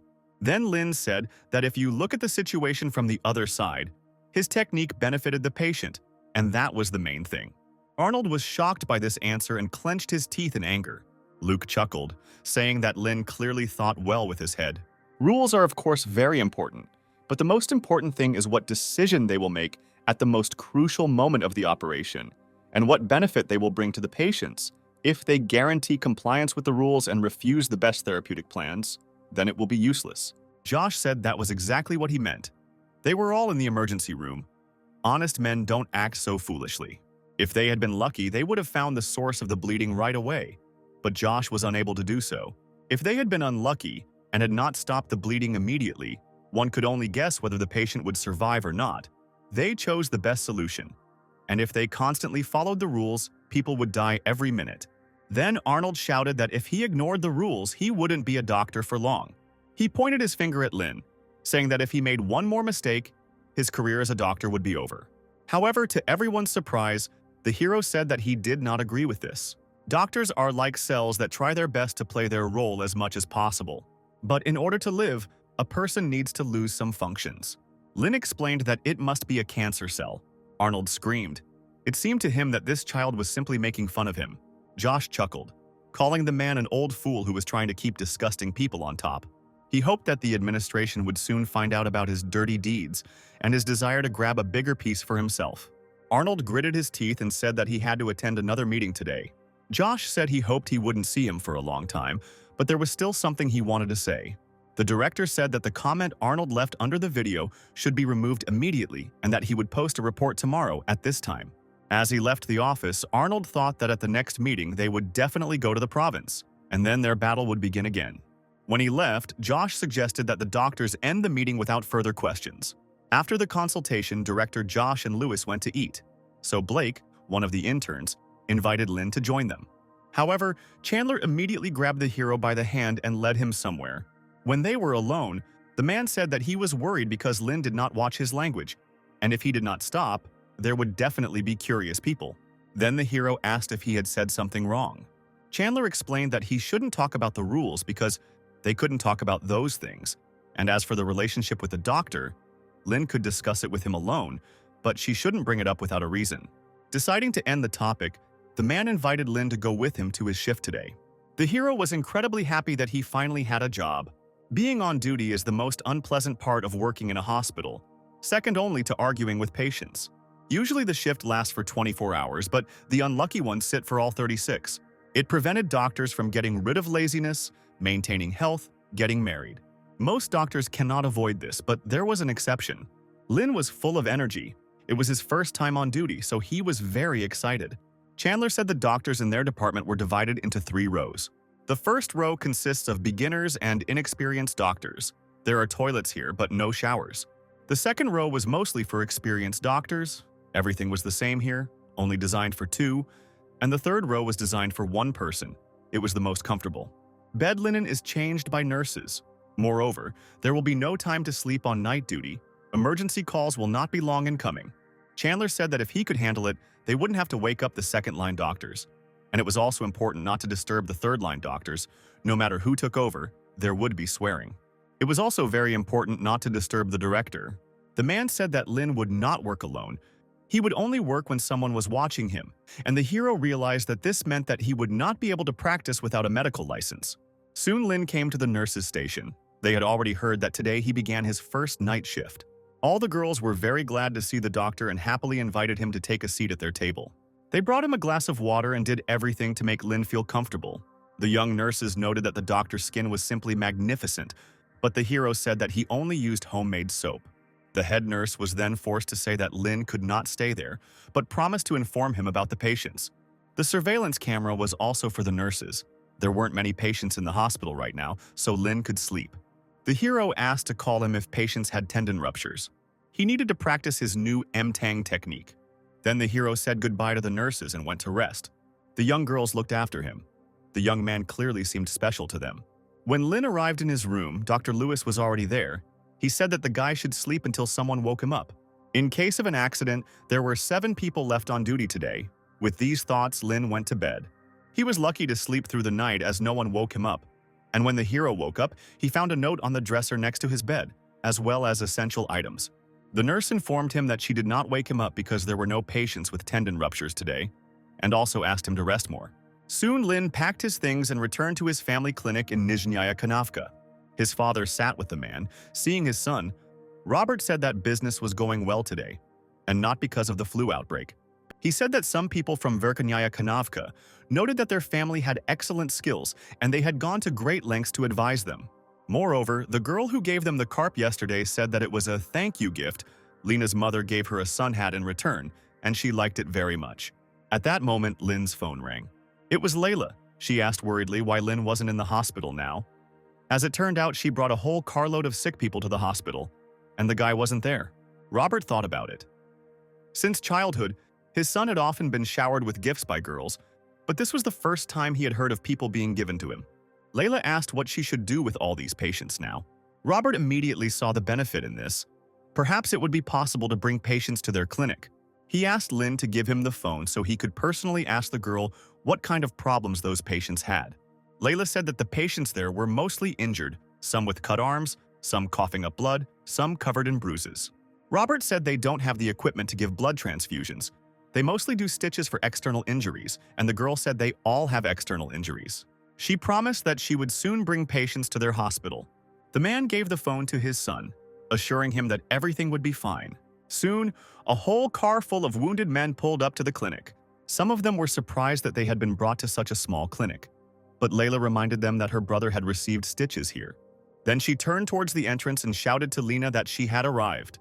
The hero was playing a mobile game at the time and wouldn't have even noticed the girl if it weren't for his father. Layla said that there was a traffic jam on the road, so she was a little late. Then she leaned over to Lin, telling him not to rush, because the patients were already here and were in no danger. At that moment, wounded men entered the clinic. They were surprised, because Layla asked them to hurry, and now she wanted to send them back. The girl looked at them with displeasure, realizing that they had just ruined her brilliant plan. Lin said he couldn't keep the patients waiting. Then he handed the phone to Layla, asking her to finish the game for him. However, the girl had absolutely no idea what to do. Lin told her that it was okay, since he was far from being a professional at this game either. When the hero left, the girl thought, this was Lin's game, and if she loses, she will admit defeat. A few moments later, it dawned on the girl that right now she was holding Lin's phone in her hands. Then she decided to just close the game and watch something more interesting. Meanwhile, Lin came into the procedure room and asked Dr. Stanley to help the patients with bruises.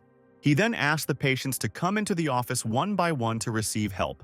One of the patients asked if Lin was really able to stitch up the tattoo of the king, Layla's brother, and the hero answered in the affirmative. Then the man asked the hero to stitch up his wound so that after recovery it would look like a huge scar. He wanted this scar to show what a strong and brutal man he was. Although it was an unusual request, Lin fulfilled it. The man was very pleased with the result. Everything looked exactly as he wanted. At that moment, Lin's system sent a notification. He again received a reward for the patient's sincere gratitude. As it turned out, it worked even when there was no other doctor nearby. Ashton soon brought in girls with minor injuries, telling Layla that this was already the third car. Most of the people from the first car had already been treated. Nurse Edith asked the girl where she got these patients from. Layla said that they were drinking at the bar. She suddenly thought that Lin might have heard this and thought something bad about her. But the hero was up to his ears in work and didn't even pay attention to them. Soon, it was the turn of one of the girls. She had a wound on her shoulder. Stanley said that it could be stitched up with ordinary threads. However, the girl said that she already had one ugly scar and would not like to get a second one. Her shoulders are always exposed due to her profession, so she simply cannot have scars there. She needs a thinner thread. Stanley noted that it would be very difficult to stitch with a size 0 thread because it would be difficult to control and might have to be changed over and over again. The girl looked at the thread and said that it looked too thick for her. She would like an even thinner thread. Stanley and Edith were extremely surprised by this request, but Lin said that it would not be a problem. He asked Edith for the thinnest thread they had. Hers was a size 5-0. Stanley wanted to stop him, being sure that Lin would not cope, but the hero promised that everything would be fine regardless of the size of the thread. Soon the stitches were put in. The girl looked at herself in the mirror and she liked what she saw incredibly. The stitch was almost invisible, and then she asked Lin to stitch up her partner too. Robert was happy. The old patient brought in a few more, and if this continues, their clinic will soon be full of people, so they need to hire a part-time doctor. When Lin Jan is on duty at the hospital, the clinic will be open. And when the time comes, the news will be announced on the news or written in the newspapers. And then Nizhnaya Kanavka will become popular and all their efforts will pay off. On Monday morning, Lin returned to the hospital and was immediately greeted by a concerned nurse. She said that there was an accident on the highway, there were victims, the helicopter was already on its way. Dr. Josh asked to change clothes and start preparing for the operation. Lin immediately ran towards the operating room. He heard Dr. Clyde ask for staff from the cardiology and cardiovascular surgery department to be brought in. Lin noted that his voice sounded much more serious than usual.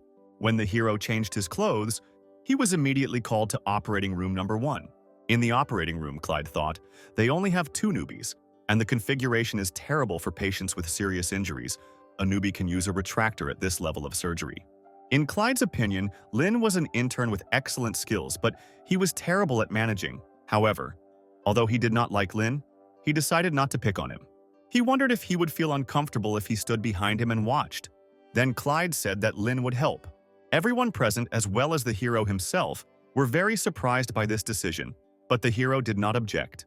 Soon 2 more patients were wheeled into the room. The 15th was still conscious, and the 16th had a normal pupillary response to light. His body, abdomen, and limbs were injured and bleeding. Apparently, his bleeding did not stop.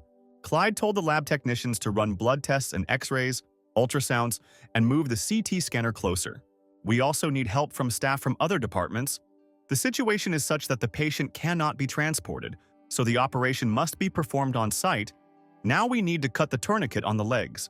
Lin thought, the operation is complicated, but if he studies each wound, maybe everything will work out. The patient will get better if he uses his technique. The hero asked the system who is the best in the world in this technique. As it turned out, it was Adam Fizz. He has a legendary level. Then Lena became interested in what level he was. The system reported that he was ranked 126th in the world, 13th in China, 2nd in the province, and 1st in the city. At this time, Clyde was working with the patient. Everything looked like chicken blood. When he cut the tourniquet on the patient's leg with scissors, blood immediately gushed from the wound. Clyde asked Lin to apply pressure to the pressure gauge immediately. However, to his surprise, the hero immediately reached out his hand to the patient's wound. He put his arm around her and soon the bleeding stopped. Clyde looked at Lin in surprise. He had completely forgotten about this technique of his. The man said no matter how good his technique was, he should not do that during surgery. Lin thought, Dr. Clyde is the head doctor, and he is an assistant, which means he must adapt to him. When the hero let go of his hand, the doctor easily guessed his thoughts.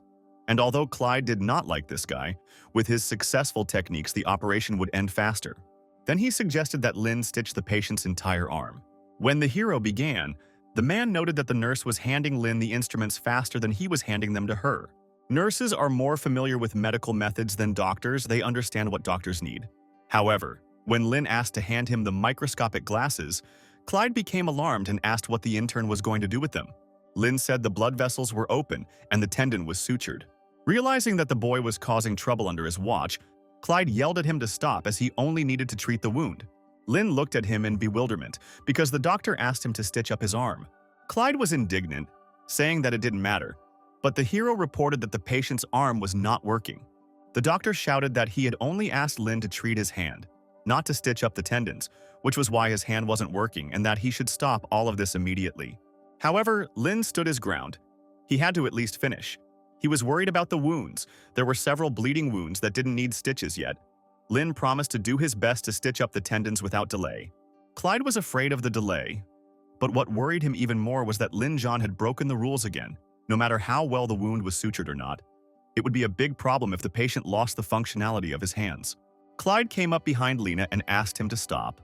The hero said that he was using the M-Tang technique, and if he stopped now, the tendon would be damaged. This answer made Clyde furious. This guy was clearly making fun of him. Who was he to use the M-Tang technique? Lin asked why not try, since the patient had a ruptured tendon in the second zone. The tendon of the human hand has 5 zones. The second zone is from the second joint to the front of the palm. It is the most difficult, meaning that almost no one can suture the tendon in zone 2 normally. This happened when Tang Jinbo, a professor at Nantong University, began to use the M-Tang technique. In addition, in self-testing, a good indicator, that is 70 to 80%, was achieved with the help of special equipment, not to mention technology. Clyde looked at Lin with displeasure. The powerful control that the head doctors had over the newcomers was based not only on rank, but also on the skill of responsibility. If the head doctor pointed out a mistake, the newbie would have to do as he was told. And now Clyde couldn't do anything, which meant he had no control over the operation. Lin said that doctor. Clyde couldn't come up with a better option, so he would continue. Everyone present looked at Lin in surprise. Could it be that he became the chief surgeon in the operation? Then Clyde asked to call Director Josh here. One of the doctors came out of the operating room and met Howie, the chief of hand surgery. He said that the M-Tang technique is used in the operating room. The men were shocked because they thought that Director Pan was the only one who knew how to use this technique. He even went to Japan for in-depth study. Doctors learn from experienced people, learn all kinds of techniques, but practicing a new skill is very expensive for doctors, so not everyone can afford it. Doctors learn new techniques, but focus on only one. And in this hospital, the best in the M-Tang technique is Director Pan. The doctor then called Howie into the surgery so that he too could see that Director Pan was no longer the only one using this technique. Soon, Director Josh arrived in the operating room and asked what had happened. Clyde reported that Lin was performing the operation without permission. Josh looked at the intern, who silently continued the operation, but confirmed Clyde's words. Josh asked the intern why he wasn't following the rules. Lin replied that he didn't know it was illegal, but he had already stitched up the tendons. Everyone present in the operating room looked at the young man in surprise. Clyde was furious because this guy kept pulling off all these tricks and the director still encouraged him. When the doctor realized that the director had not paid attention to his words, he became even more angry. Josh said that the chief surgeon was in complete control of the situation, and that Lin was required to inform him of what he was going to do and get permission before performing any procedures, especially ones like this.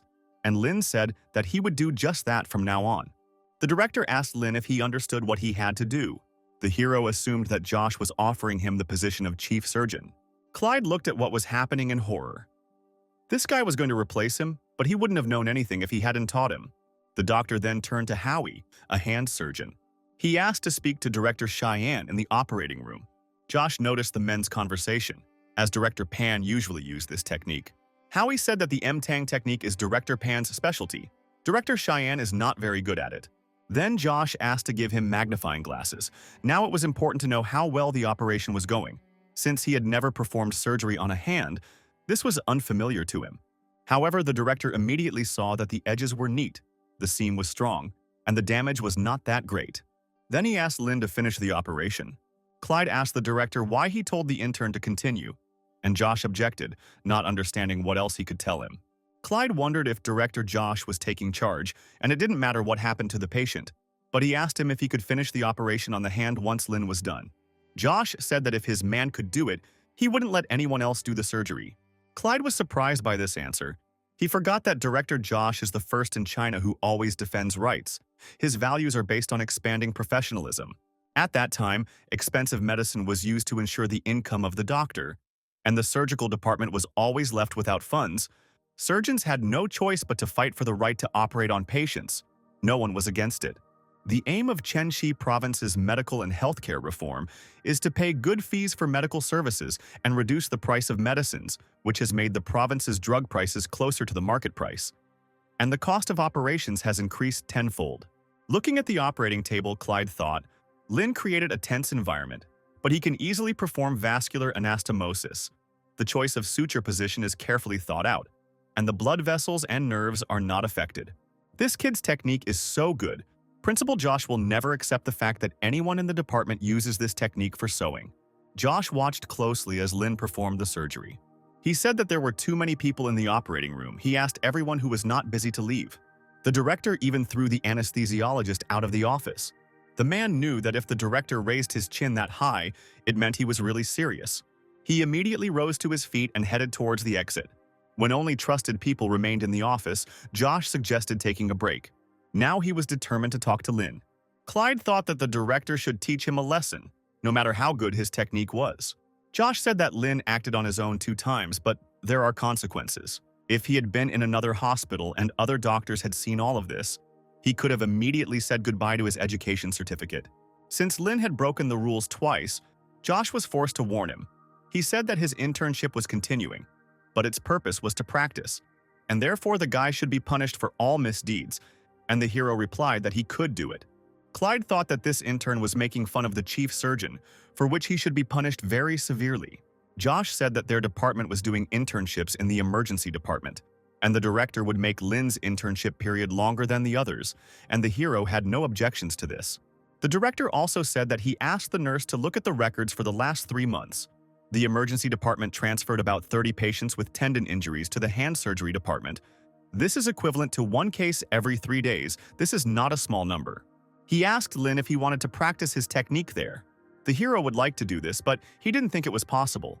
But Josh said if this surgery was successful, then with the doctor's permission, Lin would be able to do it. Tendon injury surgery can be big or small. If they do it, they would need to write it all down. Then Clyde thought, the board meeting is about to start. He had always been worried about this, but he forgot that the person under his supervision was using the MTang technique just like that. Manhwa Surgical Hospital was very advanced. If the director was right, then their department would be able to use the MTang technique in emergency situations. If all went well, it would add to their results for the year. Their department had difficulty performing new techniques, but he believed they would set a new record. Clyde looked at Lin with hope, sincerely hoping that everything would work out for him, because now everything depended on him. Soon the hero finished the operation. Clyde immediately ran up to check the result. Josh also took a look at the result and reported that the job was done well. Everyone present looked towards the director with slight surprise. The nurse smiled sweetly and said that since the operation was over, it was time to rest. Josh was the first to leave the operating room, thinking that it was time to open up the position of deputy director. If Lin can pass this level, then everything will go smoothly from here on out. Josh then headed up to the 9th floor to greet Chief Medical Officer Vincent, who had come a long way to get here. Vincent, Associate Director of Hand Surgery, said he was not used to such a friendly version of Josh. Then the man said that he would like to invite him for a consultation. He offered him a drink, but Vincent said that he felt awkward about such flattery, and therefore should immediately go to the patient's room. When the men arrived at the right place, Vincent said that the place looked like an observation room, but in fact it was a chamber to prevent information leaks. If Director Jin or Director Pan see this, they might be furious. Josh pretended not to notice his words and said that their hand surgery department still had patients in their intensive care unit, so he offered to provide treatment to the patients that Cheyenne didn't want to take, since it wouldn't be wise to take them away. According to the rules, after transferring the patient to another department after receiving emergency care or basic treatment, specialized departments will consider the patients who were difficult to cure or even died, and then many patients were left in the emergency department. This situation is called preventing a disaster for other departments. But in the end, the patient became weak. Josh, along with Vincent and Lin, came to the patient who was unconscious, with Clyde standing by his bed. He said the patient's name was Max. He was 42 years old. The man was injured in a car accident. He had a negative head CT scan, various degrees of fracture and intra-abdominal hemorrhage in the cervical vertebrae and limbs. The first stage of the operation lasted 3 hours. The left tendon was damaged. The MTang technique was used for suturing. Vincent thought to himself that none of this had anything to do with him. He guessed that it was all because of this young intern. Josh then asked Lin to tell him step by step how he was able to stitch up the wound. The hero said he first decided to fix the knot of the first loop at 0.3 inches near the proximal dorsal tendon of the hand, inserted the trocar vertically through the tendon of the hand, and pulled the game out 0.2 inches near the distal dorsal tendon. Vincent looked at the patient's hand in amazement. Earlier, when he saw the MTANG method in action, statistics claimed that it would increase the chances of success of the operation by 10 to 20%. But the workload for doctors would more than double. However, Lin's words sounded as if it was a very easy operation. Then he remembered that Josh had asked him to evaluate the operation, not to listen to the lectures. Josh asked if he had any problems, but Vincent was quick to reply that everything was fine. Then the man asked him to just tell it like it is. There is no need to hide anything. In any case, the operation was delicate, carried out during a rescue operation, and now they are consulting with specialists from the hand surgery department to check if they missed anything. The patient's relatives thought that they were happy that Max's life was saved, and now doctors have even decided to check the functioning of his hand. Vincent asked if the patient would be able to move his arm on his own. Max's wife said Dr. Lin was already asking the man to move his arm when he regained consciousness. They said he was able to move all 5 fingers. Vincent replied that in that case everything was fine. After all, this technique had some advantages. Clyde didn't understand why the ward was in such a mood, because Vincent always scolded everyone, and now he was praising Lin. The man asked Max to move his fingers. He was able to do so, and Vincent said that this indicated that the tendon was not damaged after the operation. Then the doctor asked Max to make a few more movements with his hand. The man succeeded. And then Vincent thought, in the prognosis of suturing the tendon of the hand, the most unpleasant stage is the fusion and rupture of the tendons. Lin Jiang did quite well, so the prognosis is excellent. The women noticed the doctor's expression change and asked how well his tendon was stitched. They expected Max to at least be able to take care of himself. Then Vincent said that Max would definitely be able to lead a normal life.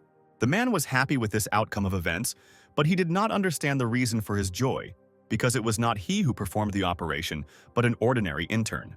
He noted that Josh had brought him here specifically to brag, despite breaking the rules. Soon other doctors came into the room. They heard that someone else had mastered the MTANG technique, and Director Vincent gave his assessment of this. The man handed Josh a hand function assessment form, and they were supposed to do it together and be thorough about it. Everyone present was surprised. There was a bill for the operation on paper. Usually it takes 16 weeks for the tendons to heal after the operation. The first stage of the operation lasts from 3 to 4 weeks. Usually it takes 3 weeks to receive the bill after the patient receives an assessment of his condition. Vincent asked Lin if the MTANG technique required the surgeon to suture the tendon. The hero replied that cutting the tendon would stimulate his speedy recovery. The doctors present immediately began to discuss what had just happened. Director Vincent called Lin a doctor, even though he was just an intern. At this point, the system sent the hero a notification that he had unlocked a new achievement, gaining fame, and thus earned a basic treasure chest. He became curious about how many achievements he could unlock, but the system did not give him an answer. Lin decided to open the chest. There was energy serum again. The man thought he had used 8 energy serums and 1 bottle in total. He had 7 bottles left. Then he decided to ask who was the best in their hospital at MTANG, and the system called his name. In the evening, Lin returned to his home. He told his mother that he had no plans for today. Suddenly, Lin noticed that there was someone else in the room. A little boy. The hero knew him. It was Duncan from the 12th Spring Temple in the suburbs of Manhua. Tanya patted the boy on the head, inviting him to stay with them for dinner. The family had planned a vegetarian dinner today. The woman asked what Duncan had come to see them about. The boy said that his master asked him to give them some ink. The abbot said that Mr. Lin would now be the chief surgeon, so Duncan came to congratulate him. Lin patted him on the head, telling him that he was still just an ordinary intern. Duncan said that the abbot saw a video of Mr. Lin on the internet. He said that Mr. Lin had grown a lot and that he would definitely become the chief surgeon. Robert said that Abbot Duncan seemed to be a clever man, and the boy should listen to him carefully. Then the parents turned to Lin, asking when he would become chief surgeon. The hero said that it didn't depend on him, because he was still an intern, thinking to himself that his parents were exaggerating too much. 2 months had passed since that day. Lin was still working in the hospital.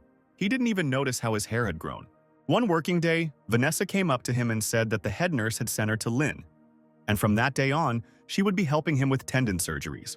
She asked how many people of equipment Lin would need, But the hero had no particular wishes.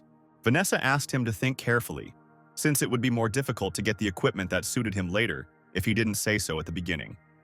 But Lin wanted to decide this after meeting with the patients. The girl objected. The patients would arrive within 24 hours if Lin wanted them. The hero was surprised that Director Josh had already found patients for him. Vanessa said there were a lot of people with tendon injuries, and more were arriving every couple of days. If Lin wanted to get to work right away, she could call the emergency department and ask them to send a couple of patients with flexor tendon injuries. She could also ask Director Josh to send out requests to local clinics, and if they were lucky, they would get new patients soon. Then Lin asked who would assist him. To his surprise, Vanessa replied that Principal Josh had taken on the job. She said that Dr. Lin was not yet qualified to perform surgeries on his own. So, in all reports, the director would be listed as the chief surgeon and Lin as the assistant.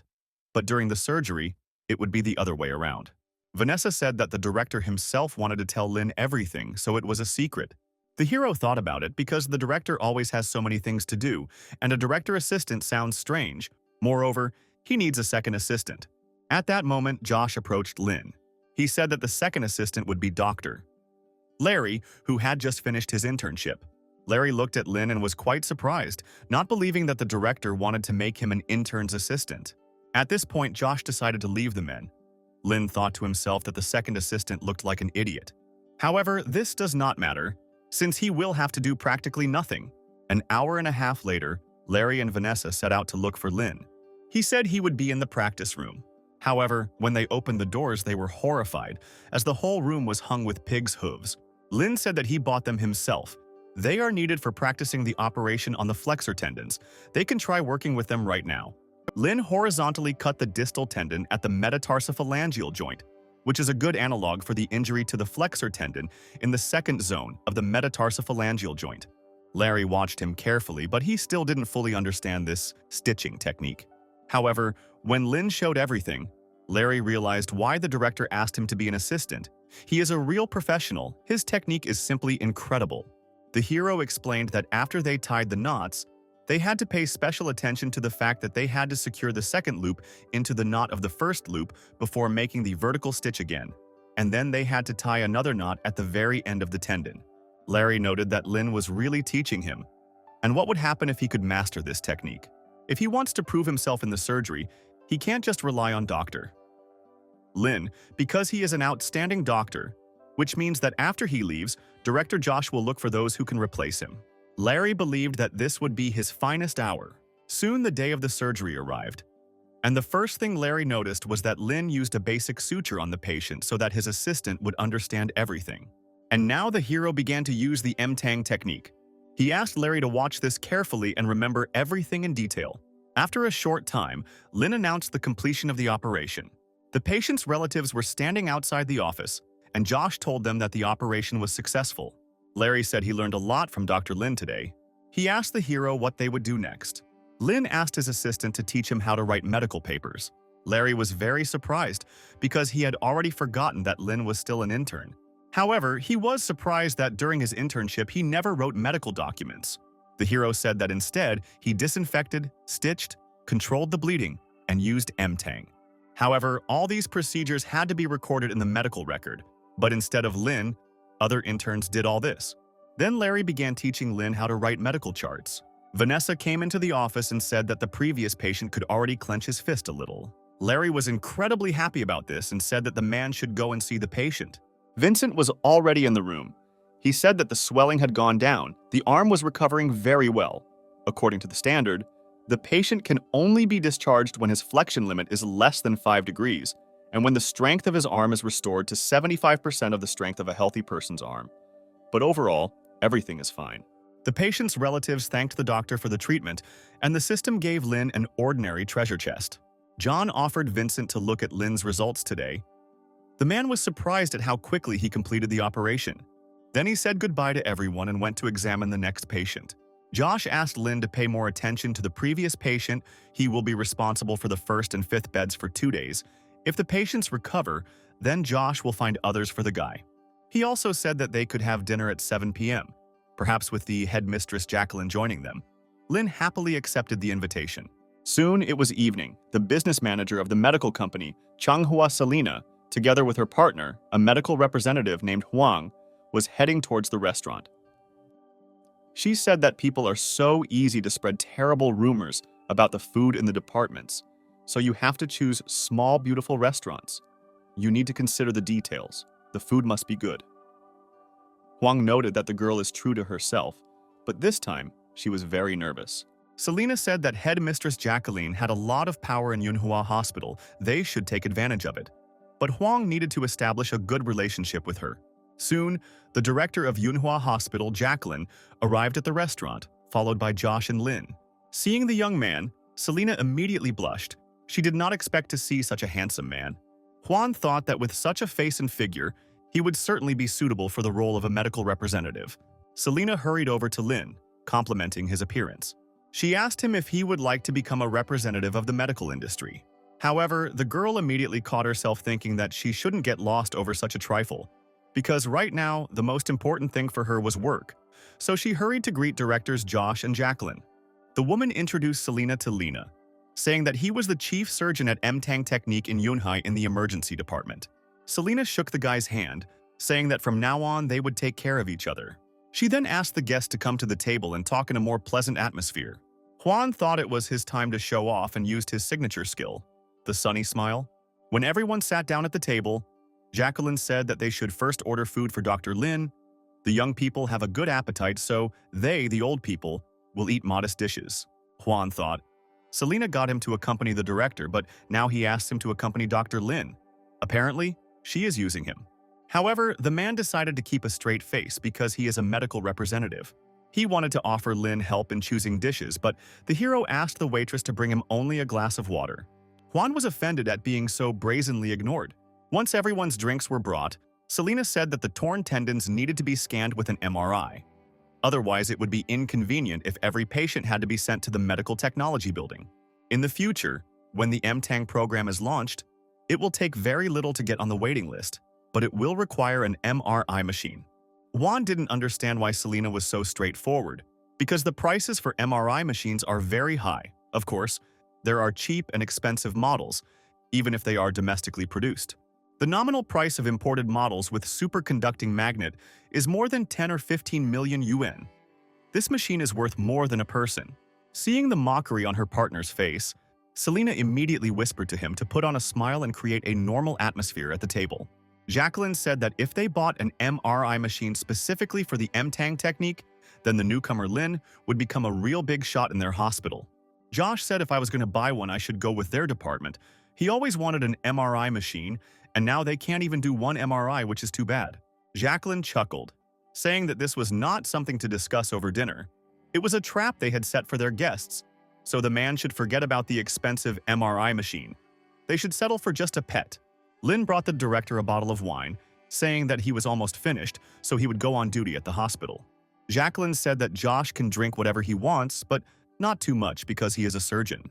Huang wanted to raise a toast to the head mistress, but the woman interrupted him, saying that it was amazing that Lin Zhan had performed his first operation using the Mtang technique in the emergency department of Yunhua Hospital, and the hospital would definitely support him. However, they cannot buy an MRI machine and pay for a new operating room, but we can buy a suitable microscope. Unfortunately, the director of the hand surgery department also once used the Mtang technique. It was a complete failure. Otherwise, Jacqueline could have allocated part of her budget for the doctors to improve their equipment. Josh said that Dr. Lin and Deputy Department Director Pan have been using the Mtang technique successfully, but the hospital only tests the person who performed the first case, which is unfair to their department. The man suggested postponing the purchase of the MRI machine and focusing on the Mtang technology project. Then, the other hospitals would invest a lot of money to win this race. Selena recalled being told once that developing new technology was like planting trees. When you plant a seed, it takes several years for it to grow into a tree, but first you have to wait for someone to sow the seeds. Jacqueline said that Dr. Lin is just like a gardener. Josh said that Lin is a doctor who grew up in their hospital. His technique runs in the family. Jacqueline suggested that they stop joking. She couldn't believe that there was anyone who passed on the Mtang technique as an inheritance. Juan chuckled at how stupid that assumption was, earning Selena's wrath once again. The girl apologized for her partner's words, asking the directors to continue their conversation. Josh said as far as he knows, Their department's deputy director Pan often invited MTang technique experts to their hospital. About 4 years ago, he was their assistant and memorized everything during the training process. Deputy Pan studied this technique for more than 4 years, but still went to Japan for training. He added that Lin was not such a weirdo, headmistress Jacqueline could prove it, so shouldn't the money saved by old Pan and young Lin be used to conduct an MRI? At least it should be enough to install an operating room and a recovery room. Selena said that it should be done immediately. Nowadays, hiring a freelance surgeon is very expensive, with the minimum cost being 20,000 to 30,000 yuan, not to mention the need to arrange transportation, accommodation, and seminars. Jacqueline replied that the situation with Old Man Pan was a little different. It wasn't like he only knew the M-Tang technique. Jacqueline was in favor of a rehabilitation room and also didn't rule out the presence of an operating room. But the hospital couldn't just take and re-equip the department for them. Josh said he would soon bring up the topic of adding an operating room to the orthopedic department, and he didn't care at all what Pan thought, even if he was negative. Using M-Tang technique to rupture the tendon can be considered as an advanced technique in the whole country and even in the whole world. First, a plan needs to be developed. The man asked Jacqueline to come next year to see their result. The woman agreed, chewed the men's success. She suggested that Lin drink another glass to celebrate and end the evening. Juan said that he would take the wine left on the table for himself. He heard that headmistresses like to drink wine, so he took a bottle and drank it down. Jacqueline told Selena that she should get an MRI done on the guy she brought with her. Meanwhile, something happened at the hospital. Larry was looking for Lin because today he was on duty. Vanessa said he was in the duty room now. Larry went there, saying that he had brought him a patient with a torn scrotum just like Lin himself wanted. The hero immediately rose from his seat and went to the patient. At the moment, he was very interested in patients with testicular trauma. The system told Lin the recipe he should use to treat the patient. Soon the hero came to the ward where the injured man was already lying. The senior doctor, Patrick, informed him that the man was in shock. He asked what information Lin could deduce from his appearance. The hero said that the rupture of the right side of the scrotum exposed the testicle. Obvious contamination could be seen on the surface of the scrotum and soft tissues. The wound reached the vaginal membrane, but it was not damaged. Patrick asked Lin to examine the patient and tell him what he planned to do with him. The hero said that there were no critical wounds, but there was a non-linear wound, and it was definitely contaminated, and the guy was also worried about how exactly everything happened. Patrick said he asked him on the street. He got injured while skateboarding. Doing different tricks, he jumped on a metal handrail and fell down. He landed on the railing and the skateboard flew away. He ended up riding on this handrail and it wasn't even round. Lin decided that he should consider the possibility of tetanus and get a shot. The bleeding was not too serious, so Lin tried to imagine what a normal testicle looked like. He would be able to find out if he was allowed to work cutting open a man's scrotum and checking if it was normal. But this situation was quite atypical. Lin would not be able to draw a conclusion so quickly, since he was not familiar with its anatomical structure. Patrick said that if it was not normal, they might consider testicular torsion. At this point, the doctors were interrupted by a nurse who asked what medications they would be administering. The patient was noticeably nervous, since it was his reproductive organ that was being discussed. So Patrick said that they shouldn't quarrel with patients and asked Lin to explain to him what a spermatic cord was. The hero said that the spermatic cord is a structure that holds the testicle in place and provides it with nutrition. It includes arteries, veins, lymphatic vessels, nerves. And now they need to check whether the cord is working properly.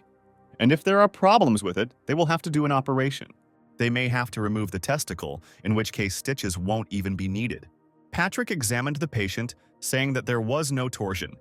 This position of the seed cord is quite rare. He asked Lin to continue to debride and suture the wound, and to make sure that he did not touch the wound while debridement.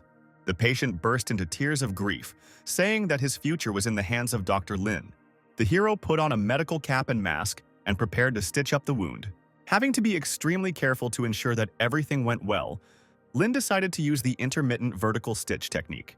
After a fairly short time, he reported that he had finished applying the stitches.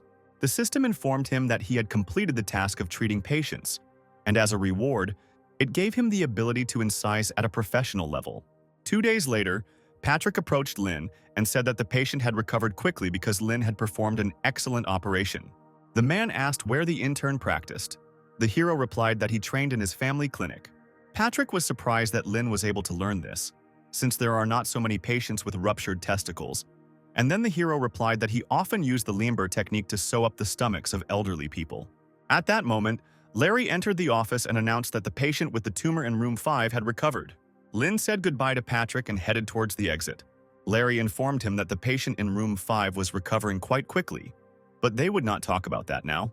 The thing is, Larry hadn't practiced with Dr. Lin for a long time and he couldn't wait for another joint operation. However, the hero said that he had an operation tomorrow, so he needed to gain strength. Larry thought to himself, despite his immense talent, Lin still had some flaws, and if he had time to freshen up, why not make a few cuts? The man wondered if the doctor didn't want to practice the incision. It would be nice if he handed the task over to him. Larry chuckled, confident that the time would come when Dr. Lin would come running to him. The next day, the scheduled surgery came. Josh reported that the patient was Li Xingguo, 21 years old. He had an open wound. The tendons of the index and middle fingers were torn. The deep tendons of the fingers and the superficial tendons of the middle finger were torn. The situation was complicated. However, Lin was confident that they could handle it. Josh thought this was the only patient they could find today. Lin noted that the injury site is known as a lumbrical tendon injury because the tendons in that area are so tightly packed together. Both flexors are connected by narrow tendon sheaths. Strong adhesion is an ideal situation for restoring hand function. The fact that the flexor digitorum profundus and flexor superficialis were injured means they were very stressed, further increasing the likelihood of fusion. But this is not the problem. For a master in the MTAN technique, it is enough to deal with both deep and shallow tendons at the same time. Lin was about to rupture the flexor tendon in zone 2 and needed a handle. Vanessa gave it to him before he even finished speaking. Apparently, she practices coordination very well. Josh watched closely as Lin performed the surgery, wanting to help him, but still remaining silent. He understood that he couldn't always help him after all. He had to practice. He decided to let Larry make the incision himself. Because he had been training for 3 years, the child was doing very well after the operation, and he was also attentive to the patient's prognosis. Larry was surprised that the director was worried about him. He thought he was more worried about Lin's technique. He thought it would have been better if Dr. Lin had left the incision to him. However, he knew that he shouldn't expect to take Dr. Lin's job. Besides, the doctor had problems with incisions before, and he didn't practice them yesterday, so he wouldn't do it. He had problems with incision technique, and he was bad at this area, so the doctor would refuse him. However, Lin asked to tighten the skin. Larry could not believe his ears. The doctor did not hesitate at all, as if he had thought about it in advance. Moreover, Lin chose a good position for the cut. Lin picked up the knife, preparing to begin the operation. Larry watched the doctor in amazement. The level of his incision was truly the work of a high-level doctor. But how did Dr. Lin, who had only performed surgery twice, become a master in the blink of an eye? Josh asked Lin if he had practiced making cuts, and the hero replied in the affirmative. The director thought about it. He always knew he was smart, but he didn't expect his knowledge base to be so vast. If someone told him that a person could become the best at cutting in just a few days, he would definitely shower that person with choice insults. However, he didn't understand what had happened to him. Maybe he hadn't given it his all last time. But as far as Josh remembered, the last time his movements didn't look like he was faking it. Then Lin asked to remove the skin. Larry watched the doctor's hands closely, feeling ashamed of his thoughts about Lin John being arrogant, and also about how he should have made the incision instead. He said that some uninformed people might think that Lin was using some secret technique. However, John said it didn't matter what others thought. He then asked Lin if he really bought pig's feet to practice his skills. The hero said that he bought them from time to time. The director said that this wouldn't work, since he was still an intern, and the allowance of several hundred yen a month was not enough to buy pig's feet. Lin does not have to pay for training materials out of pocket. Even though the emergency department cannot afford to build a practice room, they must act according to the circumstances and provide an environment in which their staff can improve their skills. One of the doctors present at the operation understood what the director was hinting at and took note. Josh continued by saying that Lin should apply for compensation for the purchase of pig's feet, and since he does not yet have a certificate of qualification of a doctor, it is possible to do this. Even if he is the chief surgeon, the official reports will have Josh's or Larry's name. The director promised the hero to transfer the cost of the operation after it was transferred to his account, because Lin deserves to be paid for the work. Larry looked at Lin with enthusiasm, wanting to learn the M-Tang technique like him. Meanwhile, the operation continued for another 2.5 hours. After that, Lin announced its completion, Josh was extremely surprised that it took so little time. The hero said that he checked the medical equipment and can now return. Josh left Larry to monitor the patient's condition after the anesthesia and headed towards the exit of the operating room. The man looked after Lin, dreaming of becoming like him, but first they needed to somehow get closer. Meanwhile, the hero went to the bathroom to take a hot shower. Chandler waited for him to be free and was already beginning to fall asleep. He said he came to tell Lin about dividing the money. He said that the director of the department would soon come to visit them, and how much he would give Lin for the operation was up to him to decide, so the guy didn't have to worry about that. Director Josh was worried that there might be a misunderstanding because the money would be transferred to his card. So he asked Dr. Chandler to explain everything to Lin. The man explained that their hospital complies with the standards. The cost of the operation is determined by the Bureau and is not subject to change. The first allocation is determined by the hospital and the second by their department. For example, Lin performed flexor tendon reconstruction surgery. It follows that the surgery fee is 1210 yuan in second-class hospitals and 1344 yuan in third-class hospitals. Their hospital is a specialized hospital, so they will get 1344 yuan. In addition, 210 yuan is added to the amount for each extra finger. The total surgery fee today is 1554 yuan, and the emergency room will get 777 yuan because the chief surgeons get 2/3 of the surgery fee and Lin will get 518 yuan. So Lin gets 518 yuan every time he uses the M-Tang technique. But Chandler added that the amount he gets does not only belong to him, but also to the senior department. Lin thought, if he performs 3 operations a day, it will cost 15,000 yen per month. Chandler decided that he was crazy, 20 operations a day is too much. The guy will simply die from overwork. No country can do 90 operations every 2 months. At this moment, the system sent Lin a notification with another task. He had to complete 10 operations using the M-Tang technique. The guy's eyes immediately lit up with excitement. A little later, Josh brought Lin several folders with documents. This is news from different regions of pharmaceutical sales representatives, former colleagues, subordinates, and associates after a month of waiting. Lin said he would take them all and also asked Josh to make sure they got here as soon as possible. The director said he didn't have to worry about running out of patients. He had to choose the patients he would prefer to treat today, and on other days, Josh didn't know the M-Tang technique well, but primary wound closure should be more patient-friendly. He noted that the suture was so perfect that the patient was able to perform passive arm movements in just 24 hours and achieve the desired result in all respects. And he thought to himself that everyone who was sutured by Lin recovers quite quickly. Lin thought about it. Now he could say that he had completely mastered the M-Tang technique at the master level. He said he didn't want to pile up patients and hoped Josh could arrange for all 5 of them for him today. The director thought that this boy was not the type to joke. He asked the hero why he didn't take 1 patient a day. It would be more professional. Then Lin said that he was not able to operate constantly. Josh wondered if Chandler had told him about the payment and that Lin had become so obsessed with money because he needed it. He offered the guy financial assistance, but Lin said that he did not need money.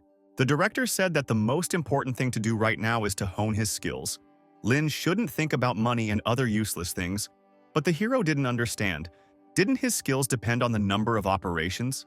Josh asked him to choose 2 patients so that he would have priority. If Lin was in good condition after the first surgery, the man would allow him to treat the second patient after resting. Otherwise, he would transfer the patients to the hand surgery department. Lin agreed, and soon the patient was brought into the operating room. The hero said that Director Josh would arrive a little later, and in the meantime, they would begin the operation. 2 hours later, the director arrived in the operating room, apologizing for being late. Lin asked him if the second patient had arrived at the hospital. Josh said he was already here, but he didn't understand why the guy asked that question, since it had only been 2.5 hours. Lin said that he had already completed the operation, but the director did not believe him. However, when he looked at the patient's hand with perfect stitches, he immediately took his words back. The man said that the second patient was in the next operating room. Larry put his arm around Lin, telling him that the director could rely on him. Meanwhile, the second operation began, and it was even faster than the first. The longer Larry worked with Dr. Lin, the more he learned. Soon the hero announced that the operation was complete. Josh was shocked. This time it took Lin less than 2 hours. When the men left the operating room, the director announced that the next patient was already on the way, and if there were no traffic jams, he would be here soon. Happiness lit up Lin's eyes. He was ready to accept the next patient. Soon the operation began. Larry was quite tired as they were doing their third operation in a row for the first time. However, he was confident that if he followed Lin, he would be able to improve and challenge himself even more. Larry spent 7 hours operating on people without food, water, or toilet. But why wasn't the doctor tired after all those surgeries? Seeing the assistant's face, Lin asked Vanessa to help Larry and wipe his sweat. It was also hard for her to undergo 3 operations in a row, but she tried to hold on. Lin asked to be patient a little longer. They would finish very soon. Soon the third operation was completed and everyone left the operating room. Larry asked Vanessa how she felt after 3 surgeries in a row. The girl said that she kept up with the doctor perfectly and was not at all tired. Suddenly, Larry and Vanessa heard Dr. Lin talking to someone around the corner and decided to eavesdrop. It was Josh. He asked the guy where he got such a desire to operate. Even the director at his age did not want to perform so many operations in a row. As much as Lin would like to perform a few more surgeries, there are no more patients, so they will talk about it tomorrow. Lin agreed, but added that he would perform 5 operations tomorrow. Larry looked at the doctor in amazement. If he wanted to perform 5 operations on him, then he needed to prepare something. Suddenly, he saw a nurse and another doctor approaching the men. They were medical intern Marty and nurse intern Cheryl. They brought the doctor fruits and special products from another province. Lin looked at the bag of food. There were 2 salted fish, but the men did not know how to eat them. Marty explained that they simply need to be stewed, although you can also steam them with nuts or tomatoes or with tofu, or even with soybeans, and it will be even tastier if you eat the fish together with pork stomach. Lin interrupted the man, asking what they wanted from him. Marty said he watched all the videos of Lin performing surgery using the M-Tang technique and decided to offer his help and assist him. Moreover, using this technique takes a lot of time, and Larry's assistant looks like he's about to die of exhaustion. The young man became incredibly angry and could no longer remain silent. He came flying out from around the corner, screaming that he wasn't tired at all, and then began threatening Marty. Then Larry thought about it. He caught himself thinking that he was jealous of Marty, and that was not good. The man decided to calm down and then said that the doctor could take the salted fish back to his home and cook pork legs with it, which was his favorite dish. Then Josh decided to intervene. They didn't have time to argue, since they had 5 surgeries to perform tomorrow. The next day, Larry brought a whole pot of delicious food to the hospital. All the doctors immediately surrounded the guy, wanting to taste the most delicious treat. Larry said that he had bought and cooked some pig's feet and suggested that Lin try them, since they had to perform as many as 5 operations. Chandler noted that the dish turned out simply wonderful. Larry said that they are not difficult to cook at all. After you cook them, you need to fish them out and strain the broth. Put the stew in the refrigerator and stew again after a few days. The broth can be used again to cook the meat. It will be very tasty. It does not matter what meat you choose, it will still be great. You can also add pork ribs or mushrooms. Chandler asked the boy to come to him after dinner so that he could give him money for the food. Larry was soon surrounded by a crowd of doctors, asking him to cook other delicious dishes for them. They decided to simply create a group on social networks where everyone could order from Larry whatever they wanted. The guy's eyes were wide open. Orders kept coming his way. Their conversation was interrupted by Lin, because they needed to prepare for the operation. Soon, everyone went to the operating room. The patient's condition was stable, so Lin began the operation, after covering the patient with a surgical drape. He said that this patient had 3 damaged fingers, which made the surgery much more difficult than the previous ones. Larry thought that Dr. Lin would be in terrible shape, but he was ready for anything today. The team was determined they had to carry out 5 operations. The first operation went as usual. Time passed. Soon the third operation was completed, and then Vanessa decided to see a doctor. She said that she had been operating for several days already. Yesterday she had performed 3 more operations. This morning 2 more. Her strength was running out. The girl wanted someone to replace her. Lin agreed, thinking that although a nurse's job is less grueling than a chief surgeon's, it is much more, especially for operating room nurses. They need to be completely focused on the operation.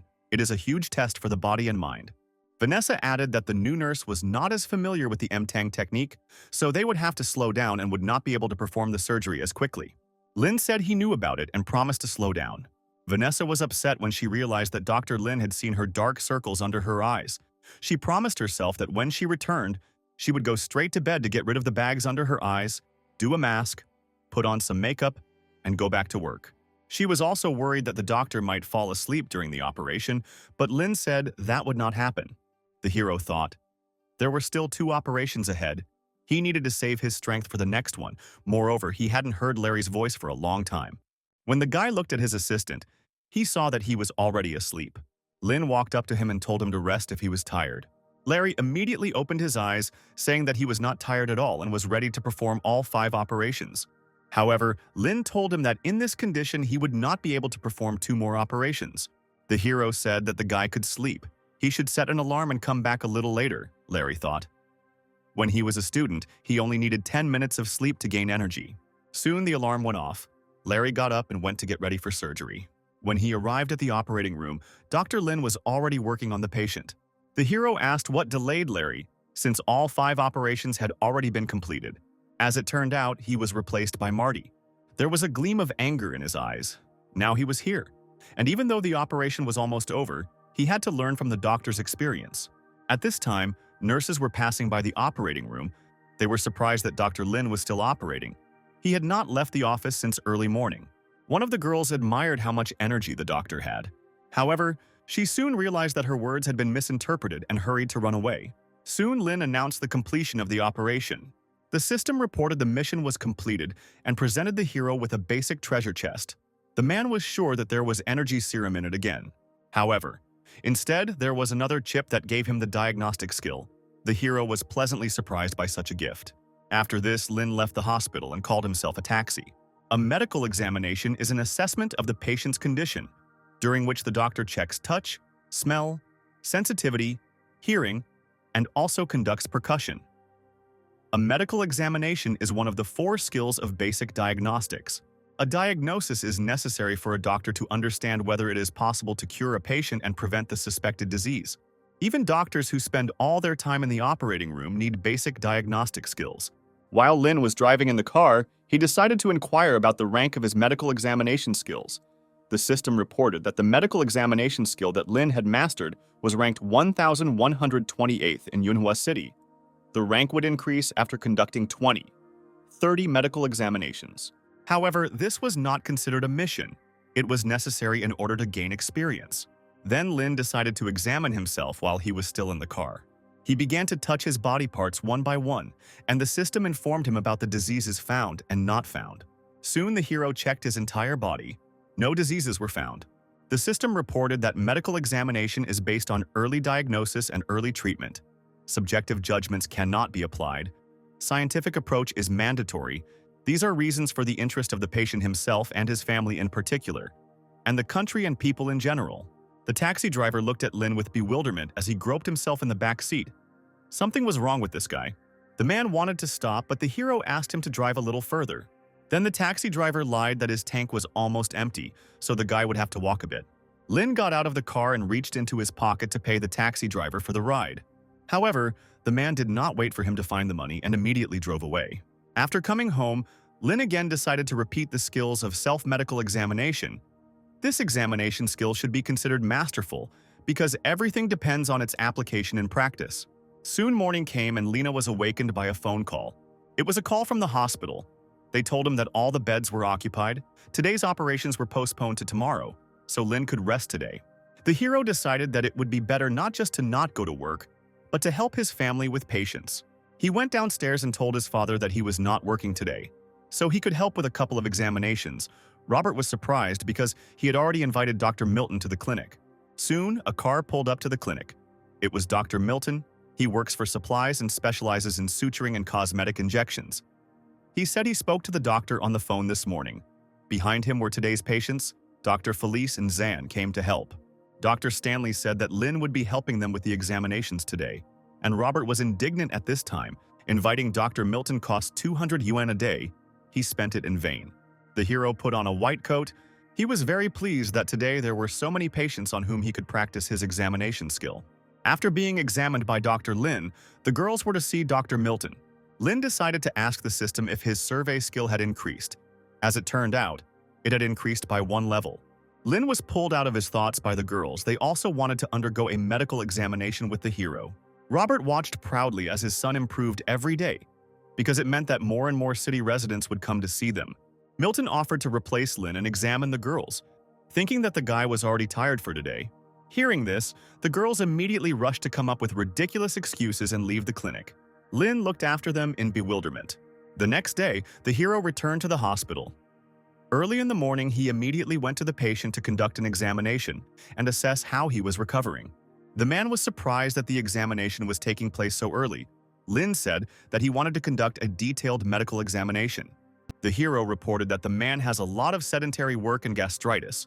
Today, he will check the condition of his chest, abdomen, head, and neck. The nurse noted that the doctor was too serious. The hero said that before there was no need to carry out examinations, but now that she appeared, he must carry them out. The girl objected, because Dr. Lin rested only once, and that was yesterday. He even came today a few hours earlier. At this rate, he will be very tired by dinner, and he will not have time and energy left for his girl. Then the hero said that he doesn't have a girlfriend. All his energy goes to operations. After the examination, Lin went to Larry's office, who informed him that they had 3 patients today. Lin decided to deal with them, and then it would become clear whether new patients would come or not. At that moment, Marty approached the men and said that he would contact other hospitals because the M-Tang technology works so well that many hospitals would be happy to refer patients to their department. Lin said the more hospitals he called, the better, but Larry was adamant that it was quality, not quantity, that mattered. Marty added that he recently saw a new issue of Chinese intensive care medicine, and Lin's name was in it, and his work entitled Controlling Bleeding with Bare Hands, without surgical preparation by precisely applying pressure. During Glissen's capsule, sutures was simply amazing. At this point, the system informed the hero that the task of writing a dissertation had been completed, and he was to receive a medium-sized treasure chest as a reward. Inside the chest was a chip that granted Lin the experience of dissecting 3,000 upper limbs. Lin thought, "This is a process of regional anatomical concealment." These monotonous, repetitive, uninteresting dissections provided so much information. Performing dissections of 3,000 upper limbs is comparable only to the ability to control bleeding with bare hands to perfection. This is the knowledge that doctors devote their entire lives to studying. Now, even when Lin just looks at his hands, the information that pops up in his brain becomes the perfect metacarpus, the perfect phalanx, the perfect thenar, the perfect hypothenar, the perfect lumbrical, the perfect transverse palmar crease, the perfect distal carpal crease of the perfect human body. At that moment, Vanessa entered the office. She grinned, thinking that the doctor was doing palmistry. Then the hero replied that he was thinking about the anatomical diagram of the hand. The girl grinned. This guy was charming, but it was impossible to talk to him. Then she decided to offer her palm to Lin to tell her fortune. The hero thought, "You can't get much information just by looking at your own hands, so why not look at someone else's and compare them to his?" The man looked closely at Vanessa's palm. The dorsal palmar crease was not noticeable. The metacarpus was pleasant to the touch, slightly smaller than usual, nothing special. While the nurse was worried about the fact that she and the doctor were holding hands right now, Lin thought, compared to the experience of hiding 3,000 upper limbs, Vanessa's hand was not deformed. There was nothing special, so there was no point in studying it. Lin silently let go of her hand, sighing thoughtfully. Vanessa didn't understand why he reacted that way. The hero said that he found that her little finger was shorter than usual and assumed that the middle part was also miniature. He carefully felt her hand and could notice that it was not quite standard from an anatomical point of view. Vanessa sighed resignedly. She clearly did not expect such an answer. Their conversation was interrupted by Larry. He said that the operating room was ready. The patient had a laceration on one finger. Soon everyone arrived in the operating room. Now Lin will perform the operation to restore the finger. All those present were also ready. Lin began to analyze the situation. The skin on the patient's palm is rough, but it becomes thinner towards the thenar. There is a thickening at the intersection of the palm and hypothenar. If you cut it and open the skin, then you need to apply pressure sequentially. The hero noted that the experience of 3,000 upper limb dissections had a huge effect on the operation. Larry noted that Lin made a wonderful cut. Suddenly, the operating room opened and Josh walked inside. He asked the doctors to continue their work and he brought some friends to demonstrate Dr. Lin's skills to them. Behind the man stood Bernard, director of the Changxi Provincial Maternal and Child Health Center. He didn't believe that this child actually performed an operation with the M-Tang technique in just 2 hours. Josh introduced the men to the Manhua Hospital Emergency Department's M-Tang technique. the best method for suturing difficult areas. Lin worked for only a short time and then reported that the operation was complete. Everyone present was in shock. Then the director invited Bernard to watch the next operation. Marty reported that the patient had already arrived and was now being prepared for surgery, which would take place in the second operating room. Josh asked if Lin wanted to have the surgery now or if he would rest first. The hero said that since the patient in the second operating room had a laceration on one finger, it was worth operating on him now. It would take about half an hour. Bernard chuckled. Apparently, Principal Josh had prepared quite a show for them. Josh said they worked hard behind the scenes to put on such a world-class show, and if Bernard watched a few more surgeries, he'd see the full power of their emergency department. Soon the next operation began, and the guests noted that the speed of Dr. Lin's hands was simply incredible. Bernard thought it was a joke at first, but he actually completed the operation in 30 minutes. The main difference between conventional tendon anastomosis and the M-Tang technique is the different suturing strength. The double Kessler suture is looped and requires inserting a thread from one part of the torn tendon and connecting it to the other. M-Tang technique is a 3-strand suture to avoid excessive damage to the tendon. The main focus is on how to pull out the 3 main threads of the suture. This technique requires 3 times less time than the Kessler suturing technique, but the complexity of the operation is 3 times higher. 30 minutes for one phalangeal suturing speaks of the doctor's professionalism. If an hour is spent on a single phalangeal suturing using the M-Tang technique, then the operation is performed quickly. Taking into account all the possible complications during the operation, it is quite logical to expect that the process will take 1.5 or even 2 hours. Before Bernard could finish his thought, Lin asked Vanessa to check and count the bandages. Those present could not believe their eyes. Was the operation really already over? Bernard suggested that this was a fake doctor, and the nurses were just actors. Josh immediately became indignant, promising to eat the entire operating table if it turned out to be a performance. Lin Jiang reported that the operation was completed, and he managed to complete it in 21 minutes.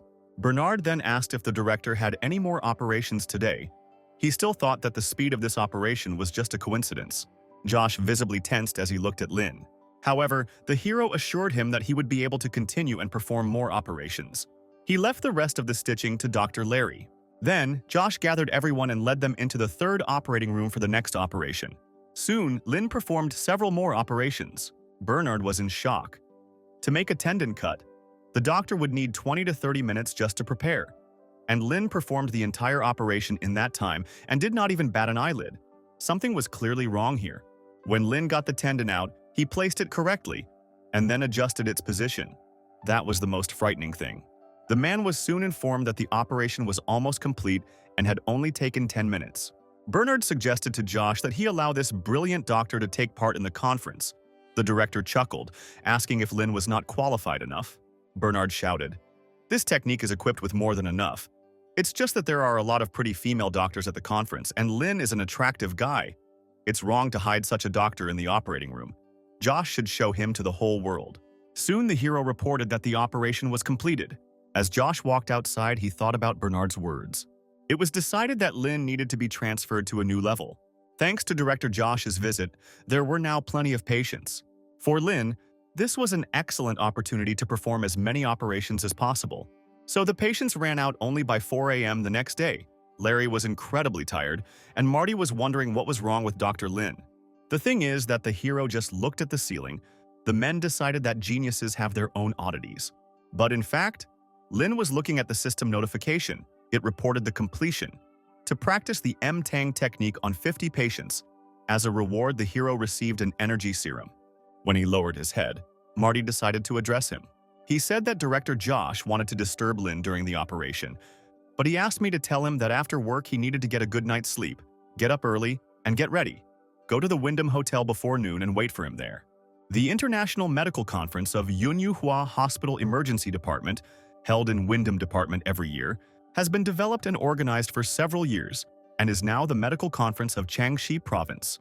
The poster showed all the doctors involved in emergency medical care, including a doctor from the emergency department of Manhua Hospital. This doctor has performed M-Tang surgeries many times, and he is only an intern at Manhua Hospital. One of the visitors took a photo of Lin and sent it to some girl, saying that this handsome guy meets her high standards.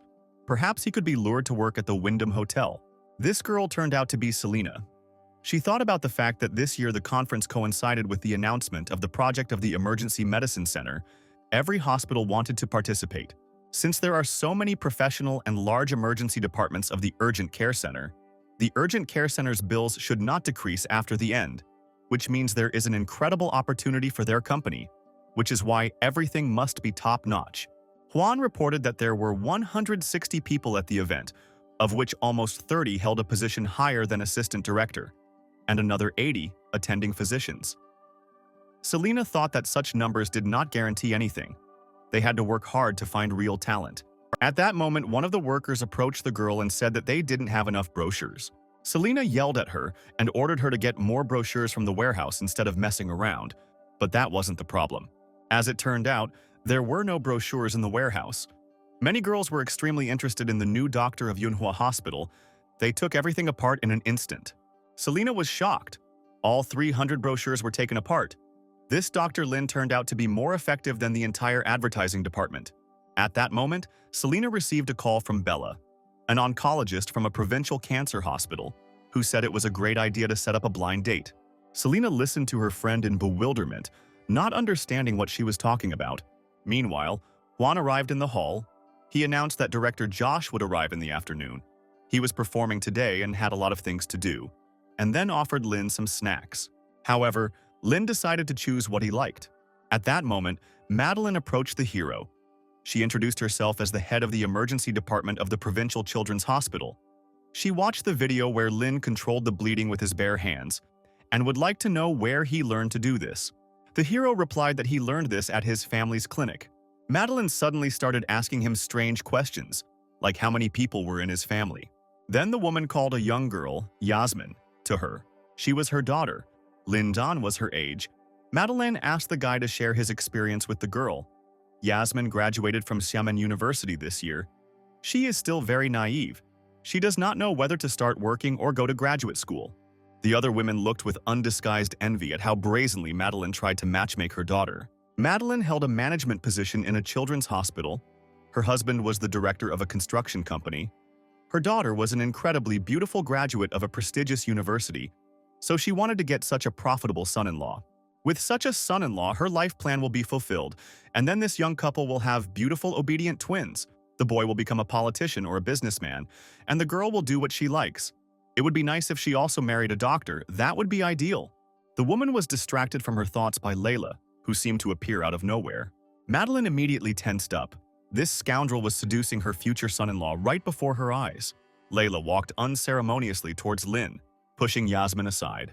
Madeline turned to the girl, asking which hospital she was from. Layla said that she came from the Golden Deer Hospital, and then asked if this grandmother knew Lin.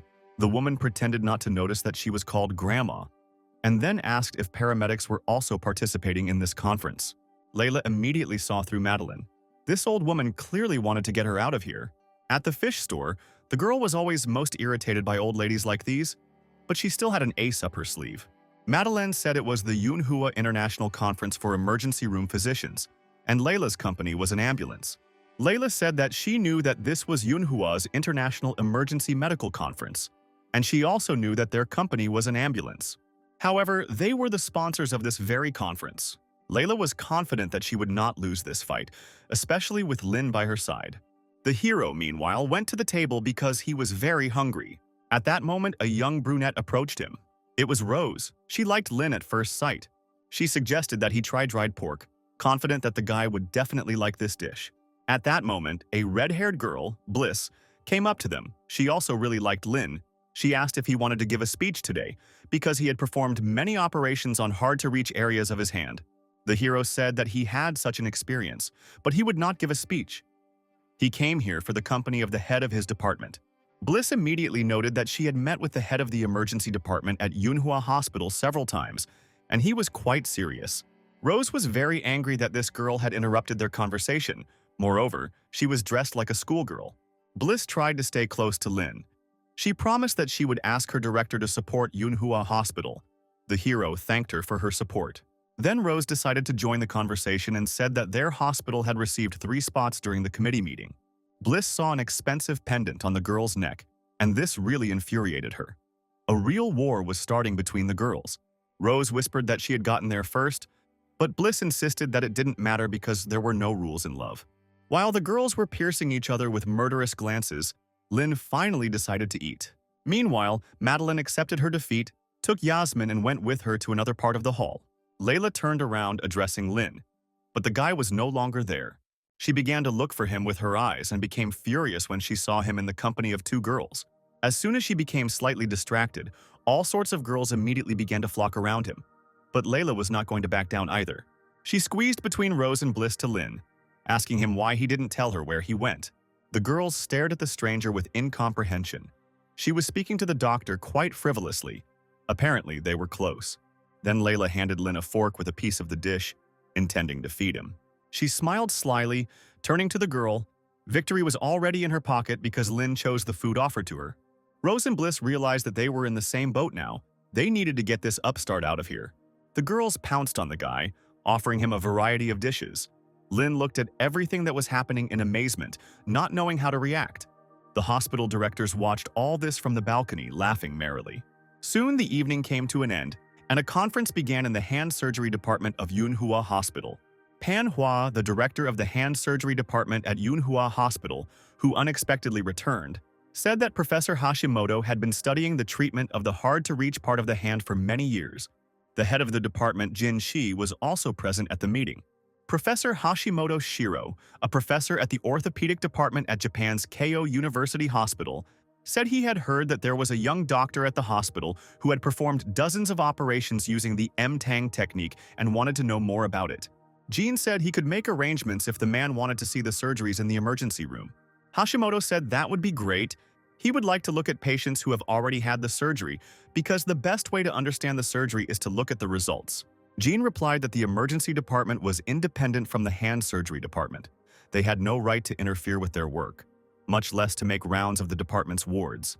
Pan objected because there was no need to go round the wards. They could invite patients and examine them here in the hand surgery department. Jin asked Pan not to create unnecessary problems, but the man did not calm down. He said he heard that some patients were recovering in their department, which was just ridiculous. If they had any problems, the emergency room would have them too. Hashimoto said what Jin was doing was detrimental to the practice of suturing the flexor tendon in a hard-to-reach area of the hand. Suturing the flexor tendons in a hard-to-reach area of the hand requires a lot of medical skill. The doctor must concentrate only on the operation for several hours. In Japan, they have long discussions before such operations, but they do dozens of operations without careful planning.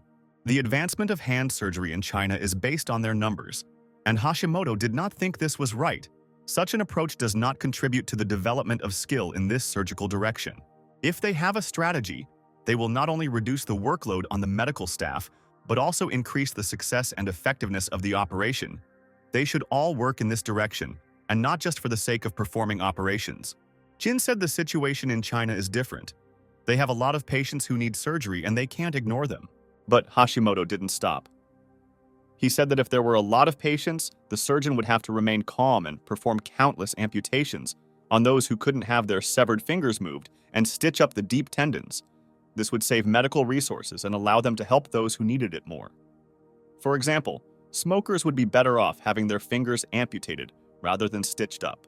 The fact is that nicotine accelerates the speed of signals between the body and the brain.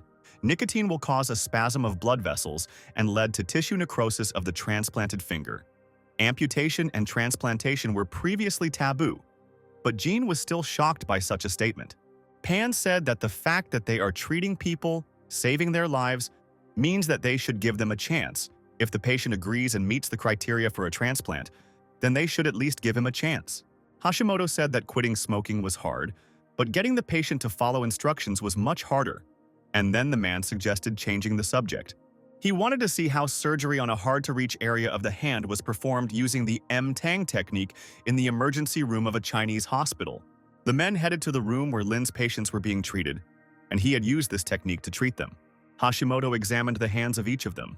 He then stated that at least half of the patients would not be able to fully regain hand function. Jin tried to calm the worried patients, and Pan asked the Japanese man how he came to such a conclusion without conducting a single test. Hashimoto said that testing would not change anything, but doctors may try to convince him otherwise with the test results.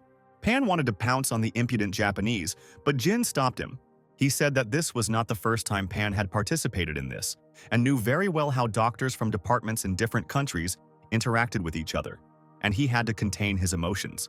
He then looked at Hashimoto and thought, based on the motionless state of the hand, they can determine what stage the patient is in. Moreover, based on the recent presentation, this is a replacement for the usual test.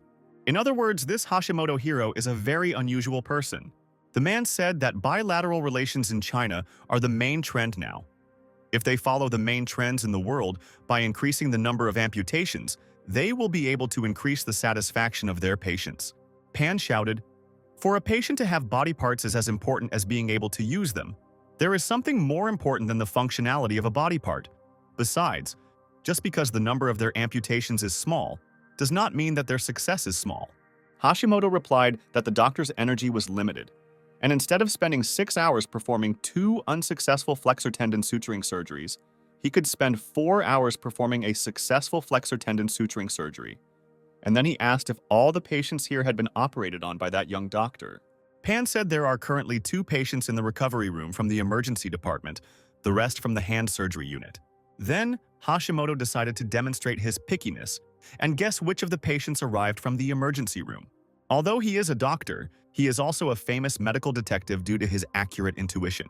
Hashimoto pointed his finger at 2 patients, saying that these 2 should be removed first. The man heard that an expert whose skills were comparable to Pan's had performed the operations, and he guessed that it was the department head, Jin Shi. Hearing this, the men chuckled. Hashimoto looked at them in surprise. Was he wrong?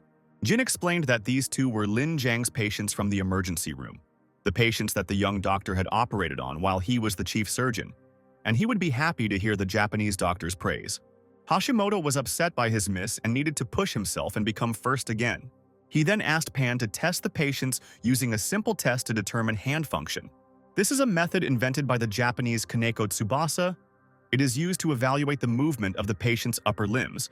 It includes 10 movements and allows for a detailed assessment of hand motor skills. Seeing that all the patients had full motor control and were rated above excellent, Hashimoto cursed in anger. Meanwhile, Director Josh was giving a speech at the conference. Chandler noted that this year their department head is the final and easiest one. He said that Lin's female fans helped him a lot. The man then looked at his phone and said that they needed to wait until the principal finished his speech, and then said that when Principal Pan returned, he brought with him a Japanese professor who wanted to spite them. The men soon returned to the hospital. They were met by Jin, Pan, and Hashimoto. Noticing Lin, the Japanese man wondered if this was the same young chief surgeon of the emergency department. He couldn't believe that he had the same level of skills as Jin and Pan.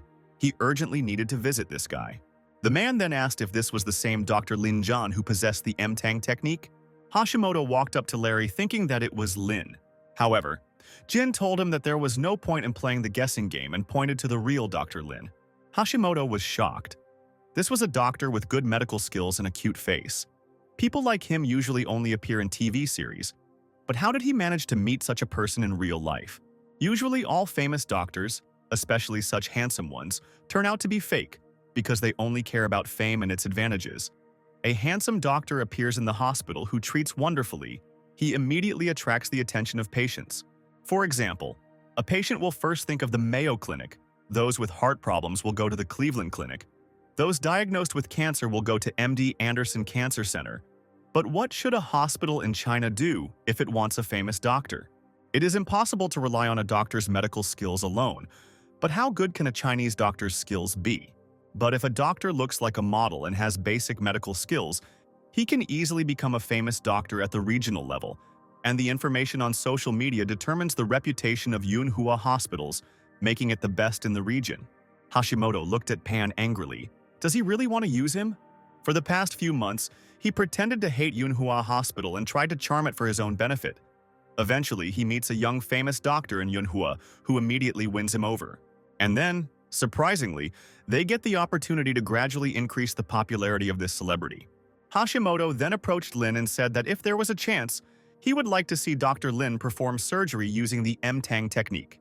The man chuckled to himself, thinking that he had caught the guy off guard. The technique was very complicated. Everything would depend only on how the doctor performed the operation. Pan thought that this Hashimoto was too suspicious, but he didn't want to take the side of this boy from the emergency room. He then approached Josh. asking if they could arrange for the surgery to be performed so Hashimoto could observe. Seeing the irritation on Josh's face, Jin intervened in the conversation, saying that he too would like to see how Dr. Lin performs surgery using the M-Tang technique. Pan explained that Dr. Hashimoto has a very busy schedule. If the surgery is done as soon as possible, it will be much easier for them to organize their day. Mr. Hashimoto still needs to go to the provincial hospital.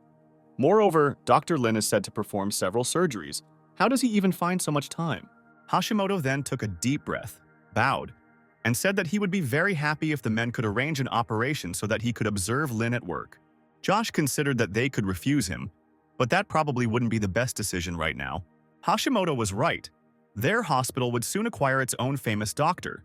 The only thing Josh was afraid of was that Lin, due to his inexperience, would screw up because he would probably be worried, being under the close supervision of an experienced doctor. The man then said that the Japanese man would have to wait until they arranged an operation for Lin. Chandler could tell Josh was nervous, so he said they also had a bunch of videos from previous surgeries in case there were no patients available. Josh immediately breathed a sigh of relief, saying that they actually had a lot of video footage. The men soon went to the conference room to watch a recording of the operation. Larry demonstrated surgery on a patient with a monophalangeal laceration, the same one Hashimoto had recently tested. Based on the statistics in the video, it was clear to everyone that the surgeon was in complete control of what was happening. Suddenly, the man noticed a nurse in the video. He immediately noted that she was very beautiful, unlike the Japanese ones. But as soon as he noticed that the girl in the video laughed, he immediately screamed, because at that moment the operation was going on, and she was chatting about something with the surgeon. Lin explained that the girl simply wanted to wipe his forehead. Hashimoto blushed, seeing something more intimate in this action than wiping his forehead. By evening, only Hashimoto and Pan remained in the conference room. The Japanese was indignant. Pan had been watching the recordings of the operations for several hours in a row. Then the man shouted that he had to continue. He had to find Lin's shortcomings. Pan spent the whole night reviewing the surgical records. As an expert in M-Tang technique, he could guess 80% of Lin's actions. Closing the incision is a precaution. The best thing to do is to choose suturing. There are so many nuances that doctors do not see without mastering the M-Tang technique. This Lin John is almost always good. And even if he accidentally finds new problems, he can make new calculations to solve them. Every time he encounters difficulties, this guy only gets better. If Pan hadn't had the video, he wouldn't have believed that anyone could learn so quickly and effectively. Although he didn't want to admit it, he wasn't as good as Lin. There is an American proverb, if it looks like a duck, quacks like a duck, walks like a duck, then it probably is a duck. If the doctor's skills during surgery were better than yours, his judgment was better than yours, and his prognosis was more accurate than yours, then he is a better doctor than you. Previously, Pan was the only one who owned the M-Tang technique, but now, it is obvious that Lin John is held in high esteem by everyone. Pan returned from Japan in a hurry because he was afraid that he would take his place, but he was still late. The man then said he wanted to stay in the country for a little while longer and asked Hashimoto to delay his return. He accepted the request because he would also be nervous if he found himself in such a situation. When people panic, they often make wrong decisions. Hashimoto assumed that Pan wanted to stay in the hospital to compete with Lin. Pan said he wanted to stay, and instead of grabbing patients later, it would be better to do it much earlier, but Hashimoto disagreed with him. Pan could see very well that he was inferior to Lin in terms of prognosis when it came to suturing the flexor tendons, in which case there was no point in staying. Lin would simply leave him behind. The best thing Pan can do is take advantage of the training opportunities that will help him improve his technique. He must learn new methods and then return to China, use his absolute superiority to eventually crush Lin. Meanwhile, 2 patients with finger wounds arrived at the hospital. Chandler sighed. If they had arrived earlier, old Pan would have seen Lin's operation live. Over the next 3 days, Hashimoto, Shiro, and Manhua joined the Taiwanese joint transplant operation at Changshi Orthopedic Hospital, where they received widespread approval. Although Pan operated as Hashimoto's first assistant, there were still some things he could not do. But now he is recognized by the leaders of the National Healthcare and Family Planning System in Changshi Province. The man understood that it was important to build relationships, and considering that Lin Zhan only knew how to operate using the M-Tang technique, he was just a good specialist. Pan would allow him to remain at the top for a few more days. The man then stated that tomorrow he would be going to Japan to continue his studies, and he was sure that upon arrival he would be met by a whole bunch of patients. His colleagues were sure that they would not survive the end of his studies and his departure. Pan then asked how many flexor tendon suturing surgeries Lin had performed so far. Everyone suddenly went silent, and then one of the men said that there had been about 24 operations performed. Pan was shocked. It turns out he performed at least 6 operations a day. In Pan's understanding, a good chief surgeon performs 3 operations a day. If he operates 4 times a day, then he is already putting in much more effort. 5 operations a day are perceived by Pan exclusively as work to the point of exhaustion, and in the end it turned out that he was not afraid of Lin's mastery of technology, but the speed of his development. Then the man jumped up and called everyone into the operating room to watch Lin at work. Soon the man arrived in the operating room. Lin's technique was now even better than in the video. The coherence of the medical team working with him also improved. Lin Jian is the most furious one in the emergency room. If Pan doesn't do anything, he will lose as soon as he relaxes even for a moment. Soon, Headmaster Pan left for Japan for half a month for further training. And with the emergency room not having enough rooms for all the patients, Lin continued to practice his technique and the number of surgeries per day increased to 5. However, for all the missions he was given only an energy serum, so the hero considered the system a little unreasonable. However, he was already tired of so many operations and decided to play on the phone a little. At that moment, Vanessa walked past him and felt sorry for Lin, who was sitting on the floor out of fatigue. The girl asked him if everything was okay, since he had been operating tirelessly all this time. Larry noted that he worked in shifts with Marty, but even so they could barely stand on their feet. Lin ran from one operating room to another. He did not even have time to eat. Even if there was some kind of delay, Lin would immediately start wailing. Vanessa continued to look at Lin. He looked so exhausted that she wanted to feed him soup. At this point, the system sent the hero a notification with a new mission.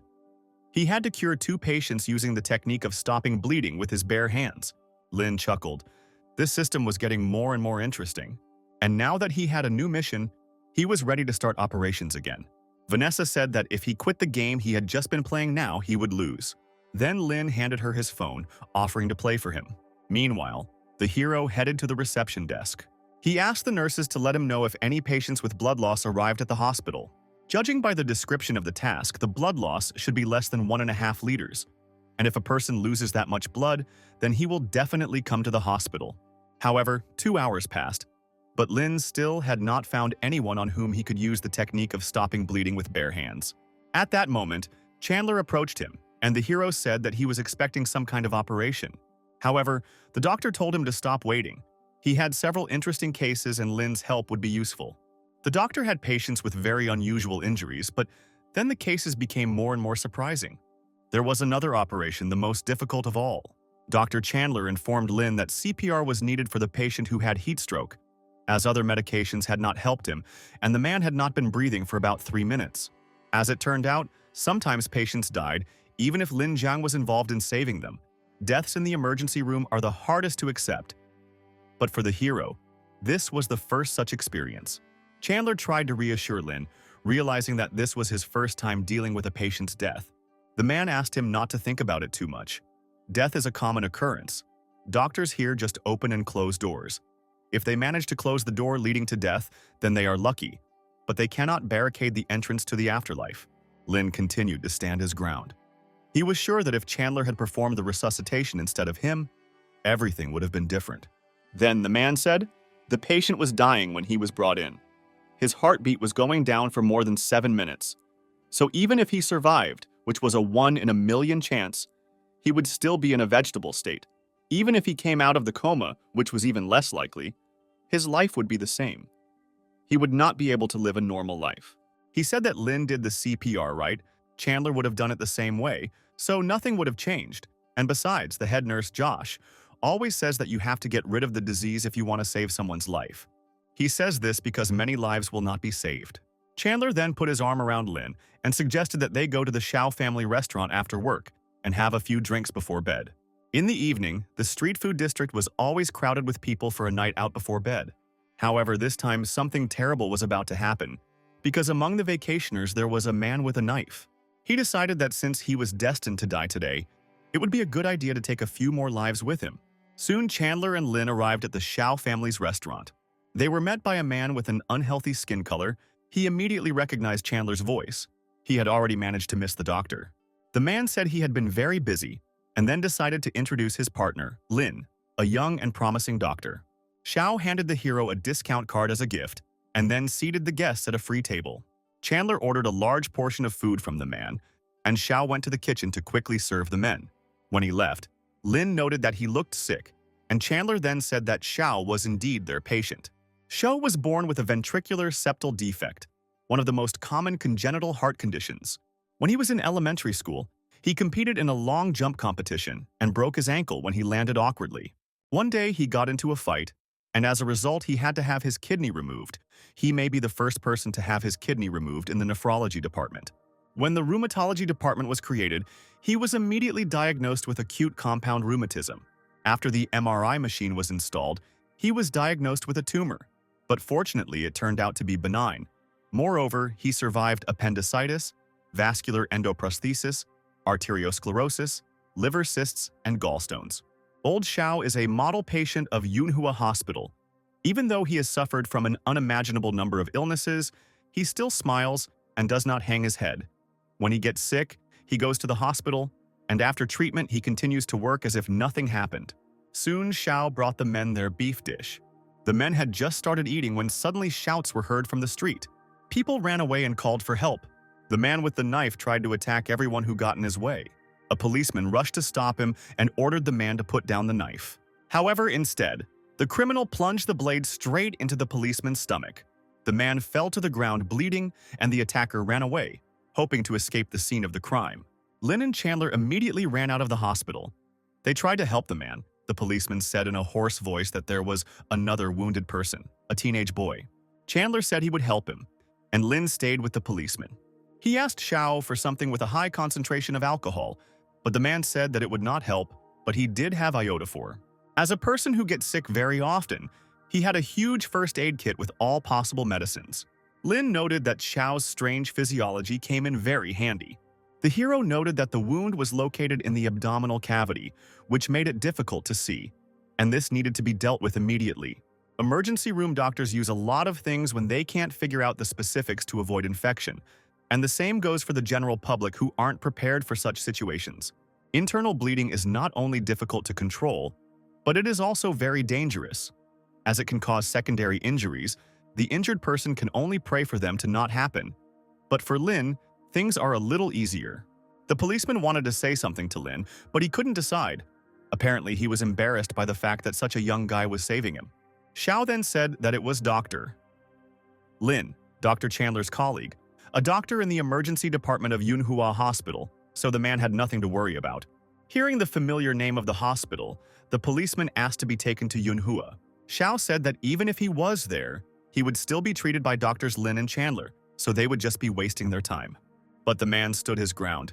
It seemed to him that Dr. Lin was simply examining his wound, and he needed the help of practicing doctors. The hero thought about it. He suspected a ruptured spleen, and it could not be postponed any longer. He then inserted his palm into the man's wound, intending to stop the bleeding. The policeman screamed in incredible pain, and everyone around him was shocked by what Lin was doing. As it turned out, the hero pressed on the spleen sprout to stop the bleeding. Soon everyone noticed that the bleeding from the wound had indeed stopped. Xiao noted that Dr. Lin was simply incredible.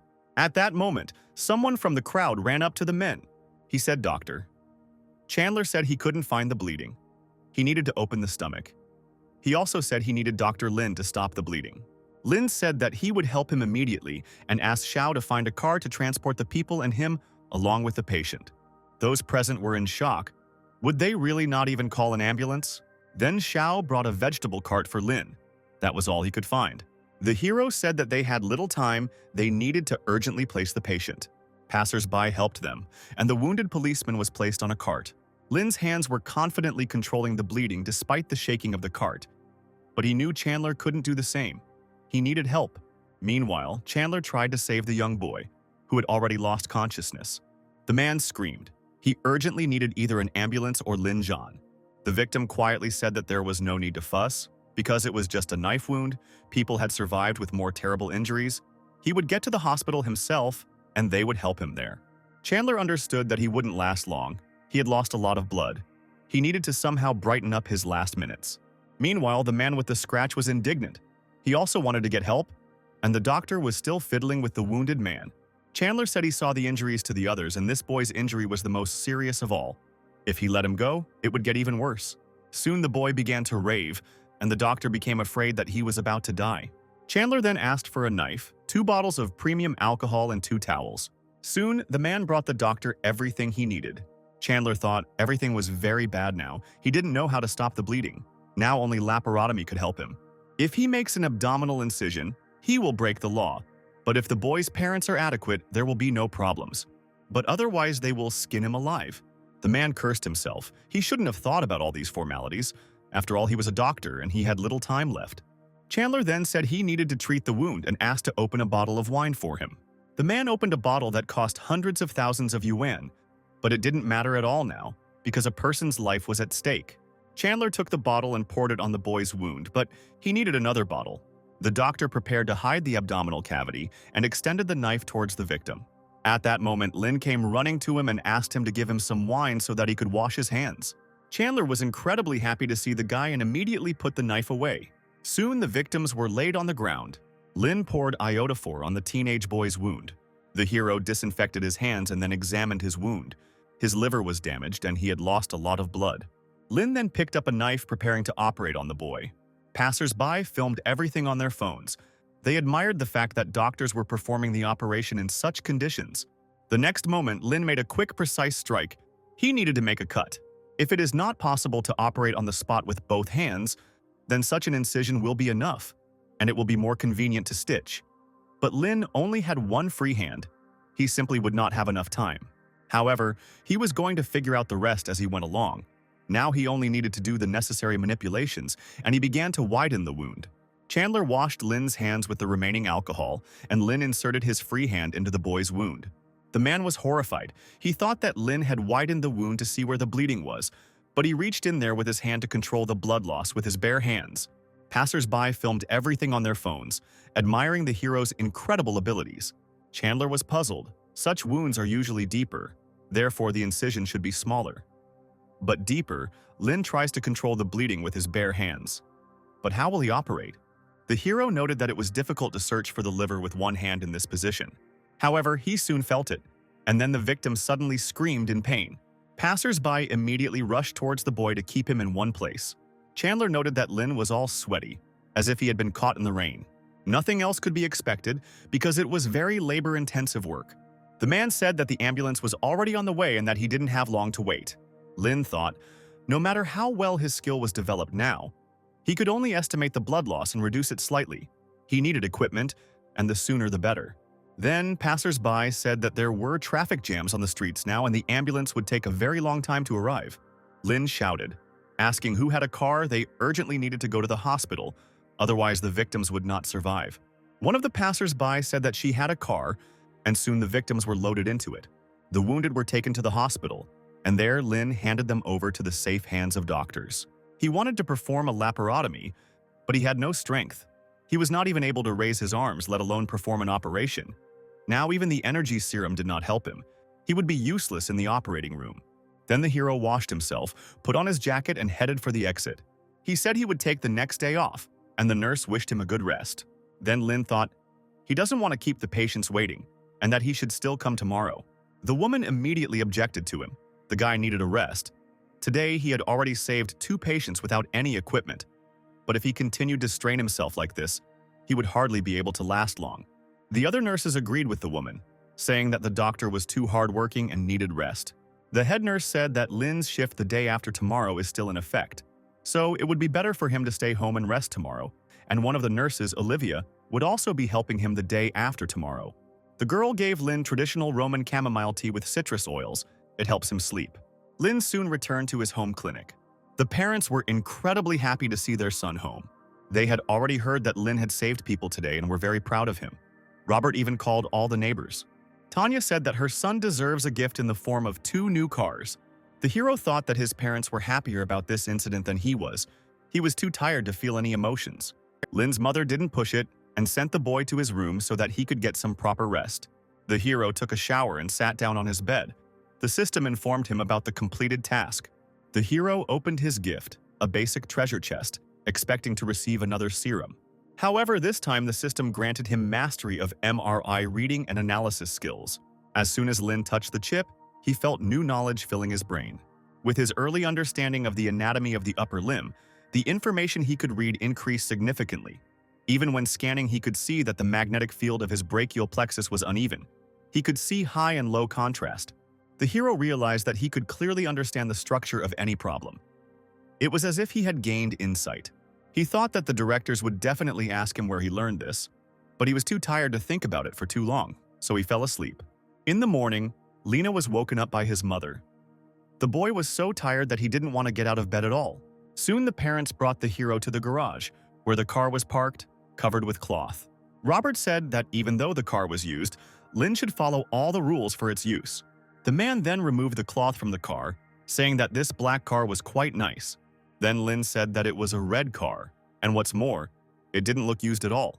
Robert was embarrassed. Apparently, he put it in the wrong garage. It was Tanya's car because she was uncomfortable without personal transport. Lin's parents told him that his car was right outside the door, and they jumped into the red car to try it out. The hero went out to the door and immediately saw a black car there. He smiled. She really was not bad. The next day, Lin arrived at the hospital in his new car, noting that it worked quite well for a used one. The nurses were surprised that Lin arrived in his own car. They took some photos and sent them to the general chat where all of Lin's fans had gathered. Arriving at the reception, the hero asked to schedule 5 operations for him today. The nurses immediately began to talk among themselves, surprised that Lin was taking on so many surgeries.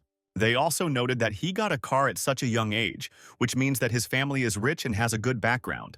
Vanessa overheard the girls' conversation and was clearly unhappy that the other girls were talking about Lena, as if they were dating him. Vanessa knew that Lin was working today, so she was extremely attentive. The girl approached the nurses and suggested that they organize some kind of event and spend time together. While the girls discussed the place they should visit, Vanessa watched Lin, hoping that she would be lucky enough to spend more time with him today. After some time, the girl came to the doctor's office, but Marty asked her not to make noise since Lin was busy. The hero studied the images. After a careful examination of the patient's MRI, he realized that it shows the external characteristics of all tendons, and even the internal state of the tendons. He could see a 3-dimensional image of each tendon. It looked very clear and distinct, and so he could come up with the best outcomes for the surgeries. Soon Lin went into the operating room. He said the patient needed to have an incision made on the side, which was quite unusual. Marty decided to keep up with Dr. Lin and read a lot of information about MTang, and although there are similar cases and practices, it was not the same. He noted out loud that this direction of the cut was rather unusual. Lin explained that based on the MRI, the force would be greater if the suture was placed on the palmar area. Marty thought that the doctor was strange today. He was a very disciplined surgeon, and his operations were carried out in stages according to the method. But today, his style had changed a little. Then Lin made another side cut. Marty was afraid. What if something goes wrong? The hero noted that everything was exactly the same as on the MRI. The palmar tendon was indeed weak and showed signs of rupture. With MRI, the opened skin looks great. As with a regular operation, the operation takes a long time, and the prognosis for safe suturing will be slightly different. Vanessa noted that the doctor began to operate better. Marty realized that everything was perfectly clear. He just needed to look more closely. Lin said that practice will greatly improve skills. He thought that before he didn't understand what MRI was, he could only imagine the patient's condition based on the description he received in the medical department and made the decision after making the incision. Now, everything is different. At the master level, it has become much easier for him to make plans for the operation. Marty said he was almost finished and would hand over the rest to Dr. Larry. Suddenly, Vanessa asked if Lin could give them a ride when she finished. The thing is that he and his colleagues want to go to Haidalau to eat some stewed meat. It's not that far from the clinic, and it's too difficult to catch a taxi during the day.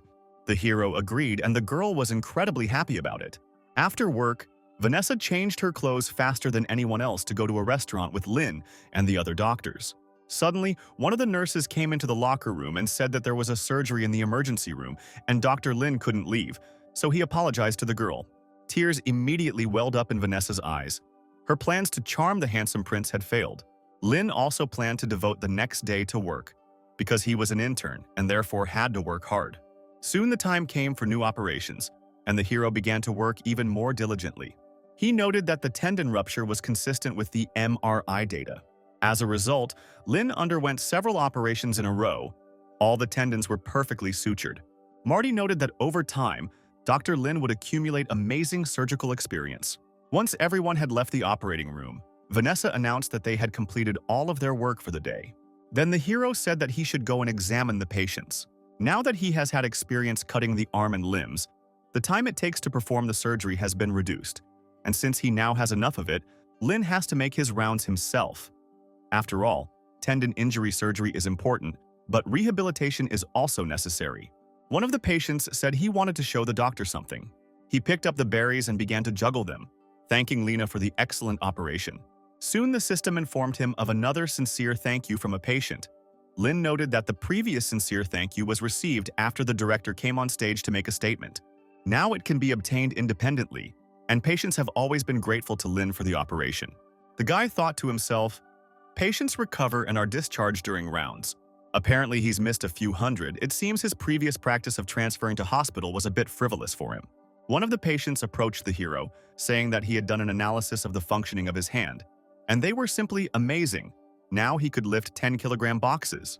Lin said his arm looked good and the man would be discharged soon. Then other patients began to approach the doctor. They wanted Lin to examine them too.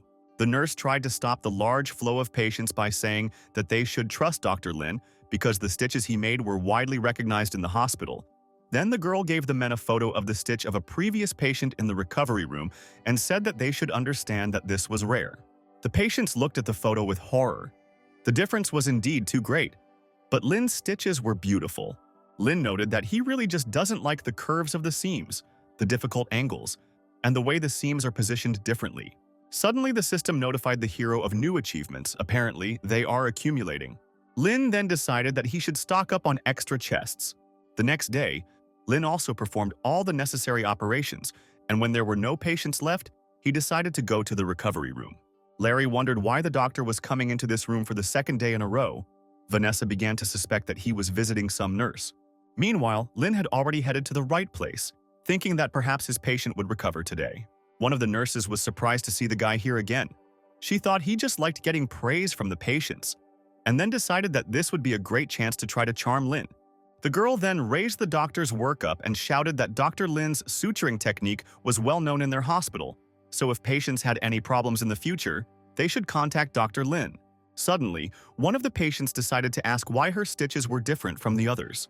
The nurse said that your position is a little unfortunate, but Dr. Lin is very good at what he does. One part of the wound runs along the lines of the palm, and the other crosses between the fingers, and the part where the suture crosses looks just fine, as if the woman drew it with eyeliner. The suture is very good. Dr. Lin chose a thin thread. The woman was pleased with this answer. The other patients also noted the doctor's high professionalism, and then Lin smiled. The nurse was very happy that she had raised the spirits of both the doctor and the patients. At this point, the system informed Lin of a bunch of new commendations, each of which awarded a basic treasure chest. Not counting yesterday's, there should be 10 of them. So Lin decided to find a deserted place to open all the chests. With these thoughts, he left the office. Soon the nurse finished talking to the patients and now intended to talk to her handsome prince. However, when she turned around, she realized that he was no longer there. When Lin found himself alone, he thought about it and used the M-Tang technique 100 times to get 10 chests. He was in the recovery room for 2 days in a row and there were 10 chests. In other words, if he wants more chests, he needs to put more stitches. If you think about it in that direction, it's not that difficult. Then the hero decided to open all the chests. Inside, there was a lot of energy serum, as well as a chip. He gave Lin masterful experience in microscopic paraneural anastomosis. The hero was distracted from his thoughts by Larry, who entered the office. He reported that a patient, a 31-year-old woman, had arrived to see them. She had fallen and injured her palm with a hard object. Lin immediately noted that it was the ulnar nerve. Larry was surprised. Was the doctor really starting to pay attention to nerve damage? The man replied that it was indeed him. Then Lin thought about it. He learned a new method that would be perfect for this operation, and he only needed to do it 3 times. The M-Tang technique was a fixed surgical method without any unnecessary steps. But now, there is paraneural anastomosis. It is basically the same as building a bridge. Only there are many details to consider, so he needs to start practicing.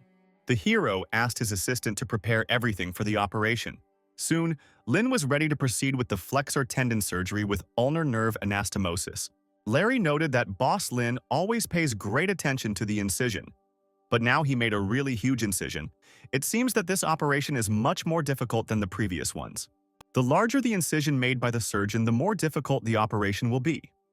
Lin does everything carefully.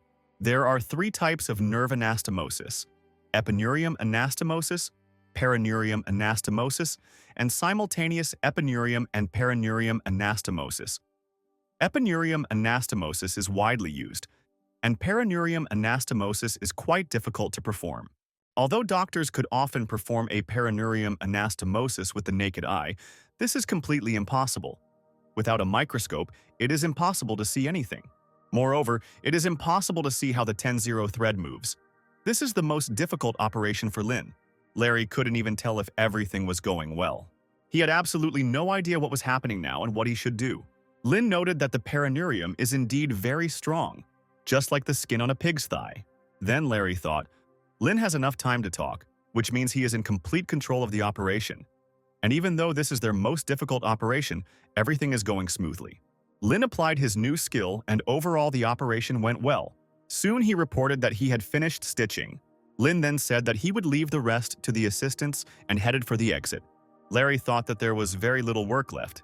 He had a lot to learn from the boss. After the surgery, Lin went to the office to get a drink.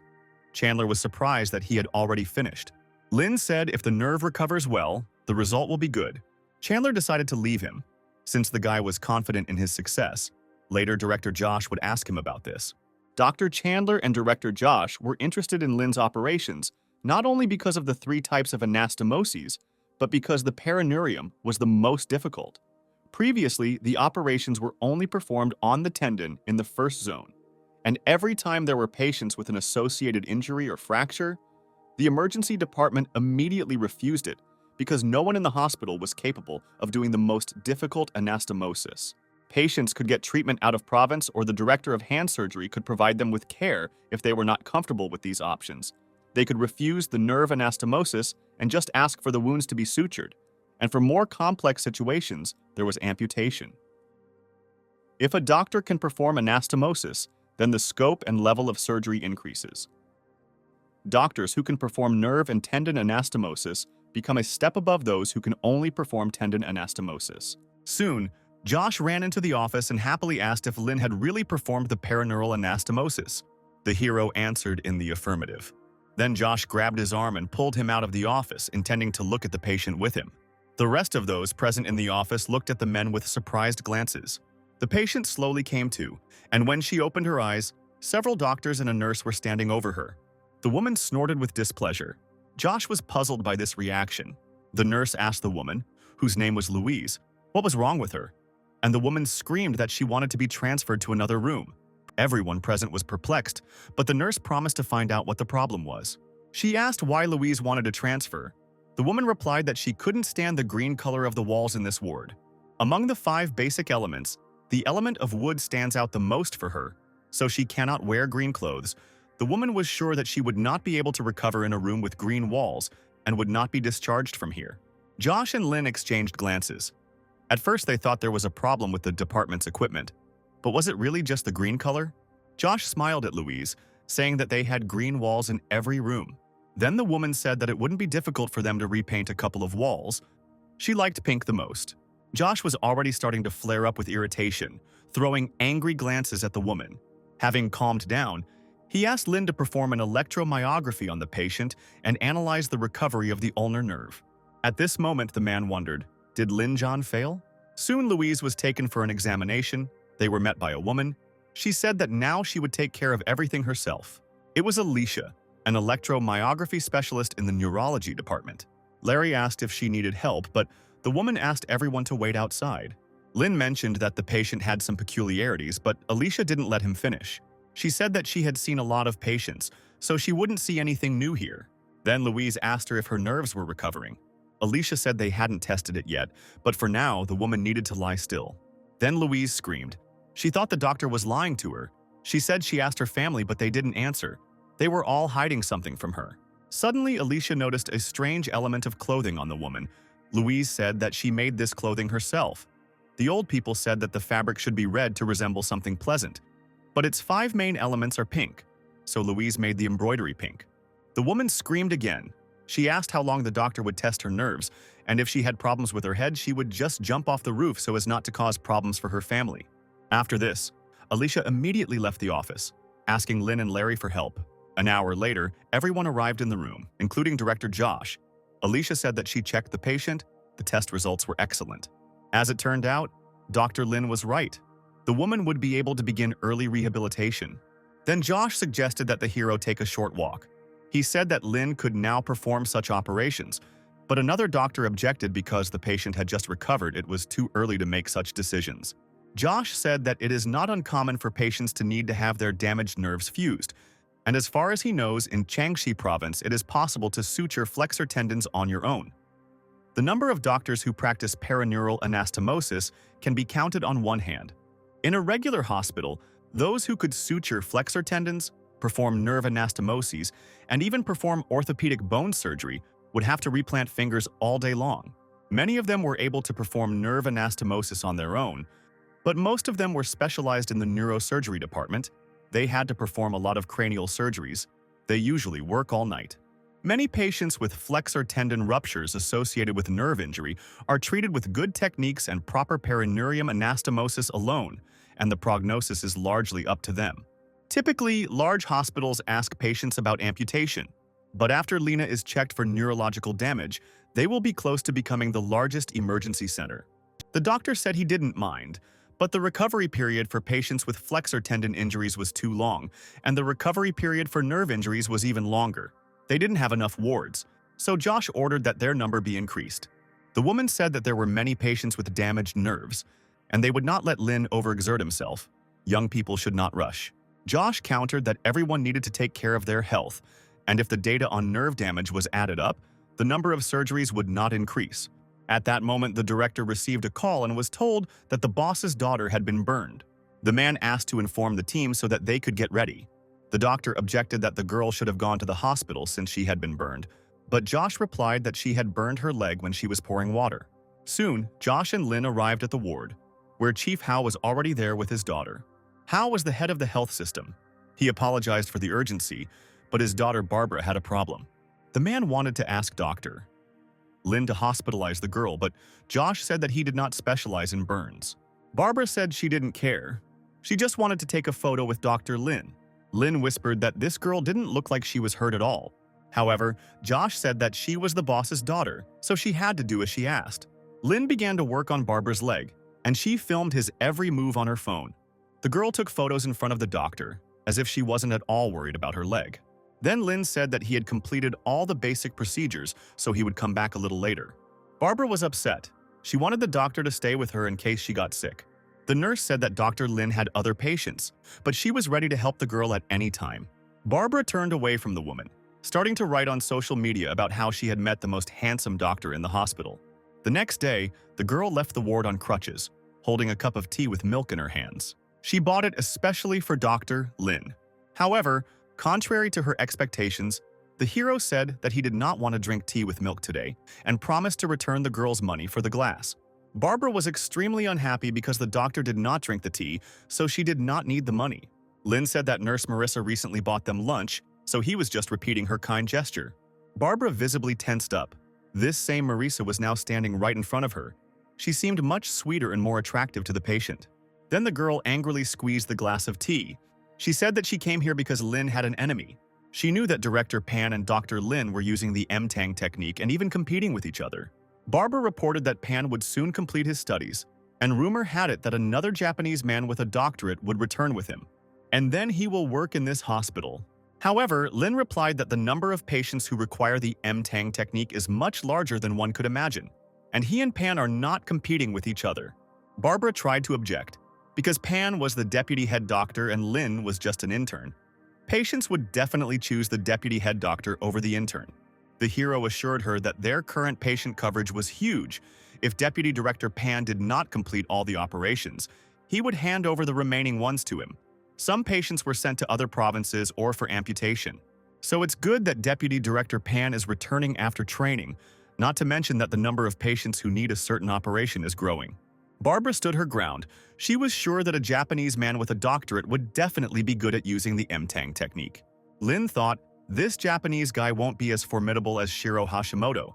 They have to work efficiently, operate on average 1 finger per hour. If they succeed, then we will lose 18 healthy fingers every day.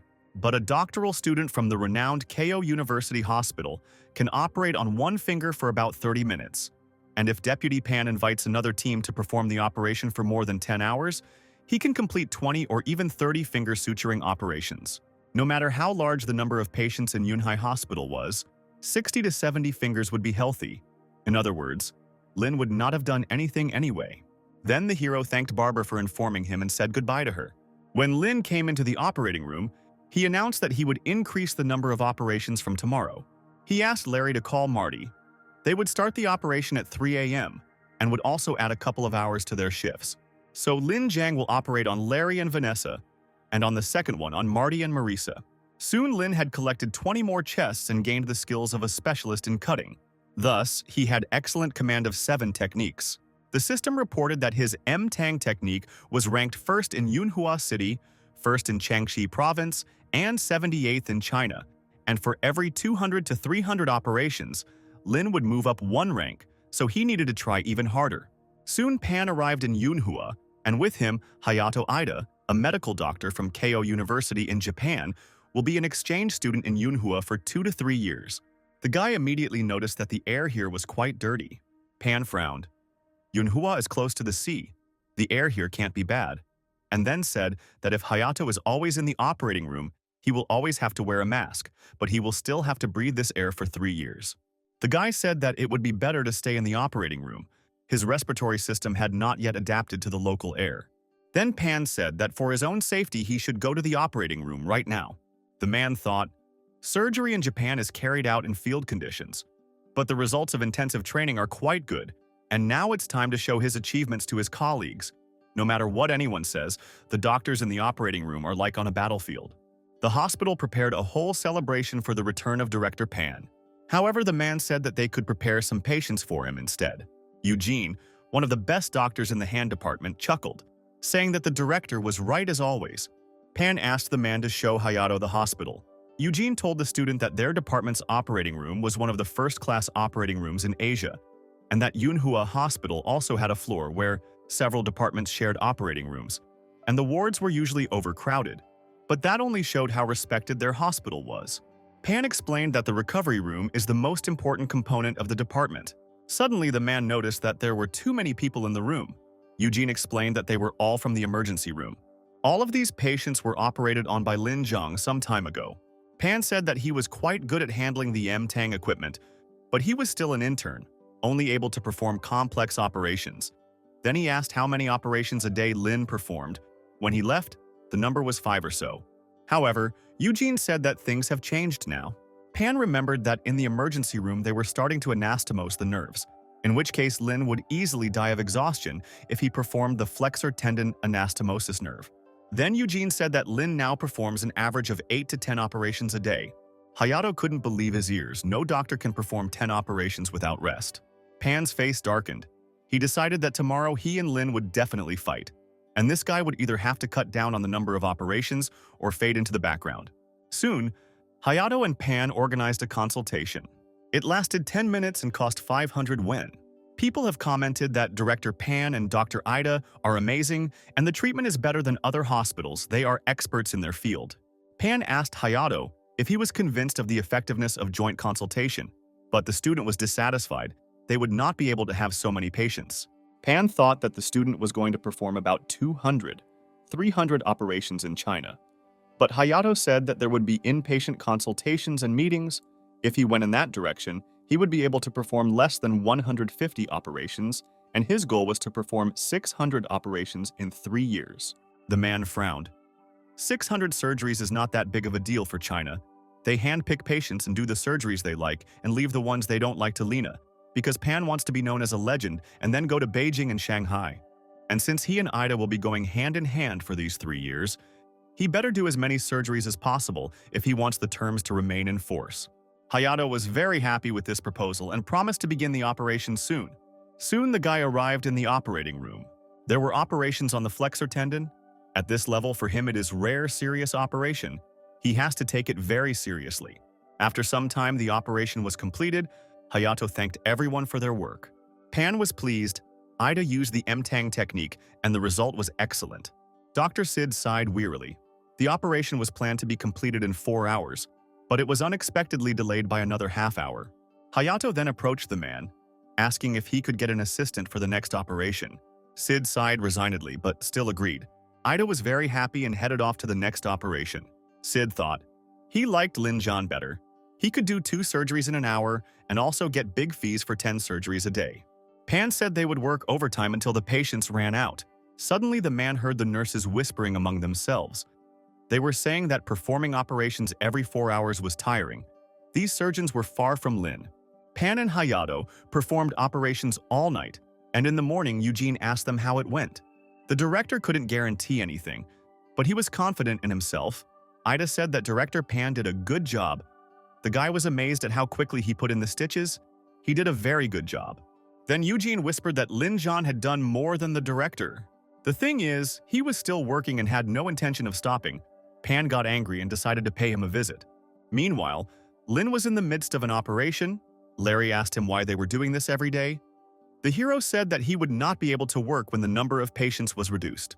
Larry was perplexed because the number of patients was actually increasing. The number of outpatients has increased. Yesterday, he received a call from the hand surgery department asking if they could accept a patient with a tendon injury and a torn nerve. Larry also heard that Director Pan doesn't do many surgeries. Lin asked why the number was increasing then. Larry explained that because of the reputation of Keio University Hospital, many patients from other provinces came here just to get diagnosed by a Japanese person. They don't have time to perform so many operations. Then, the hero said that he wanted to take all the patients that they did not have time to treat. At that moment, Pan and Hayato entered the operating room. Vanessa heard that Director Pan heard that Lin was still working, so he came to check out the situation. Pan thought that Lin looked like he was just starting out, and yet he was working with the M-Tang technique. The director thought about it.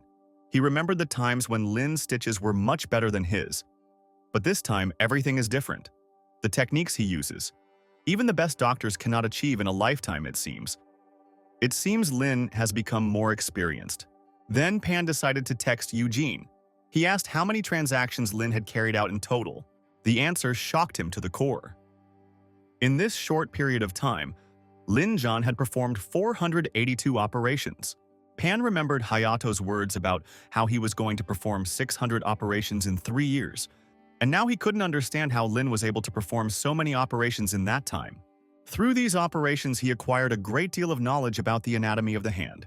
Soon, Lin reported that the perineural anastomosis was complete, and they needed to continue healing the flexor tendons of the middle finger. Pan asked Hayato what he thought of Lina. The guy replied that his skills were identical to those of the leading doctors in Asia. He was much better than Ida. Then Pan shouted, "Lin now prioritizes quality and beauty. Patients who come to the hospital with a hand injury will definitely prefer their department because they are professional orthopedists, and their experience plays a huge role. And surgeons like Lin Zhang, who are fixated on one thing, develop very slowly." Hayato squeezed the man's hand, saying that he agreed with him. The president of the hospital did exactly the same thing one day, and then the man realized that this was a sign of success. He would not let Lin surpass him. At that moment, Eugene ran up to the director and said that his sister had called. There was a fight at the construction site. They say that someone cut off the hand of Dr. Pan's son-in-law. His right hand is seriously injured, and he has almost reached their hospital. The man cursed. His son-in-law's small company had finally started making a profit after 10 years. Moreover, he was a designer. If his hand stopped functioning, he would not be able to work. He then ordered Eugene to think of a way to get Lin to operate on his son-in-law, but he must not mention the name to him.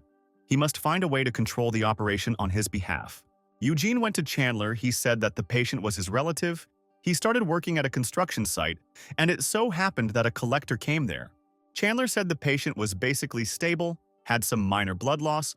The main problem was a cut on his fingers. He asked if he should transfer the patient directly to the hand surgery unit. Eugene said he didn't mean it that way. He was hoping the patient, Justin, would transfer treatment to the ER. The surgery department is very busy today. There are two special patients waiting and it would be unethical to do so. But if they don't, the treatment will be delayed.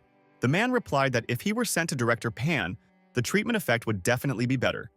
But if he were left in the emergency room, Lin Zhan would be the only one who could operate on him. But it should be noted that he was still young, so he had little experience. Eugene said that he had already thought it all over.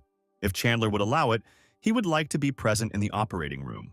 Soon the man arrived at the operating room. Director Pan often stayed with his son-in-law when his wife threw him out, so they had an exceptionally good relationship. He is afraid of his decision, which could negatively affect the operation, so he left it to Lin.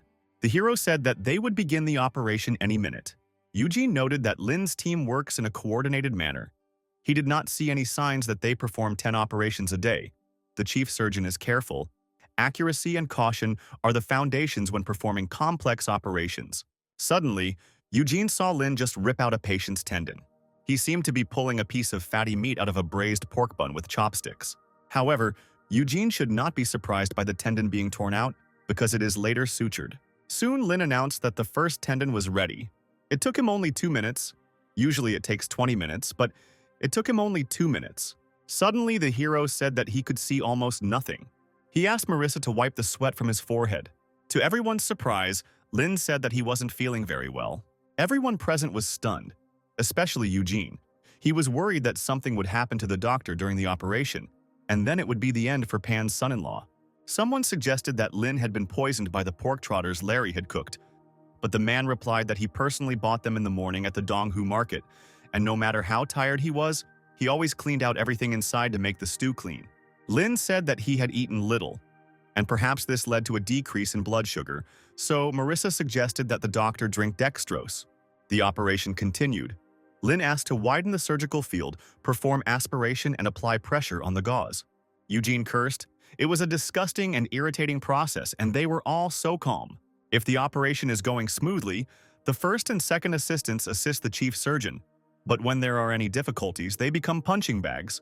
After all, the punching bag plays an important role. It is the most important moment for maintaining safety in the operating room. Lin said there was something wrong with the needle and asked for a smaller thread.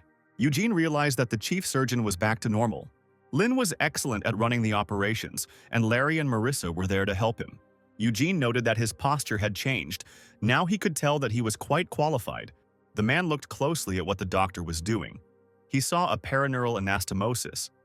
Eugene had heard that he could only perform the M-Tang technique. He didn't know that Lin was also good at applying a paraneural suture. The more he thought about his seam, the more interesting and terrifying it seemed to him. A few minutes ago, Lin was playing around, but immediately became responsible. He is young and smart. Was it really just because he was his son-in-law that Vice Director Pan asked Lin to carry out this operation? Soon, Lin reported that his work was finished and invited Larry to continue. Eugene tried to stop him. He wanted Lin to finish the operation himself. He said that his relative was a businessman, so he really needed a healthy hand. The hero agreed and asked if Eugene wanted him to make a small or a large scar. After the surgery, Larry went to investigate. Looking at Dr. Pan's previous performance, he thought that something was wrong.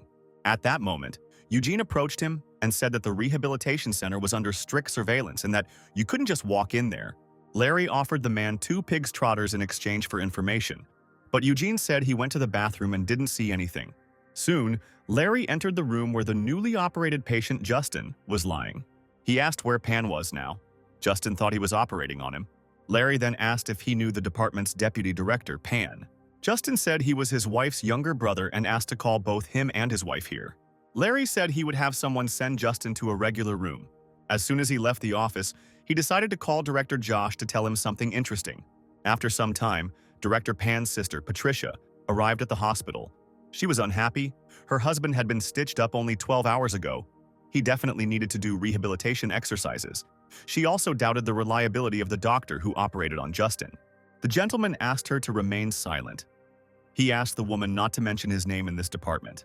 The man understood that if Lin had not been a good surgeon, he would have had to operate on him himself. He didn't want to admit it, but this bastard was clearly better than him. Patricia screamed. Her husband, he did not sleep yesterday because of terrible pain. He got up for rehabilitation today before dawn. Pan replied that if he started rehabilitation now, there could be bad consequences. The chief surgeon understands this better than he does. Justin suggested listening to his doctor. Pan left the office. Josh and Lin were already waiting for him at the door. The director asked if he was visiting his relatives here. Pan had to answer that he was really there because of his relative. Josh replied that he was fine. He then called Lin to go with him to check on the patients. The hero went to Justin. Patricia began to bombard the guy with questions.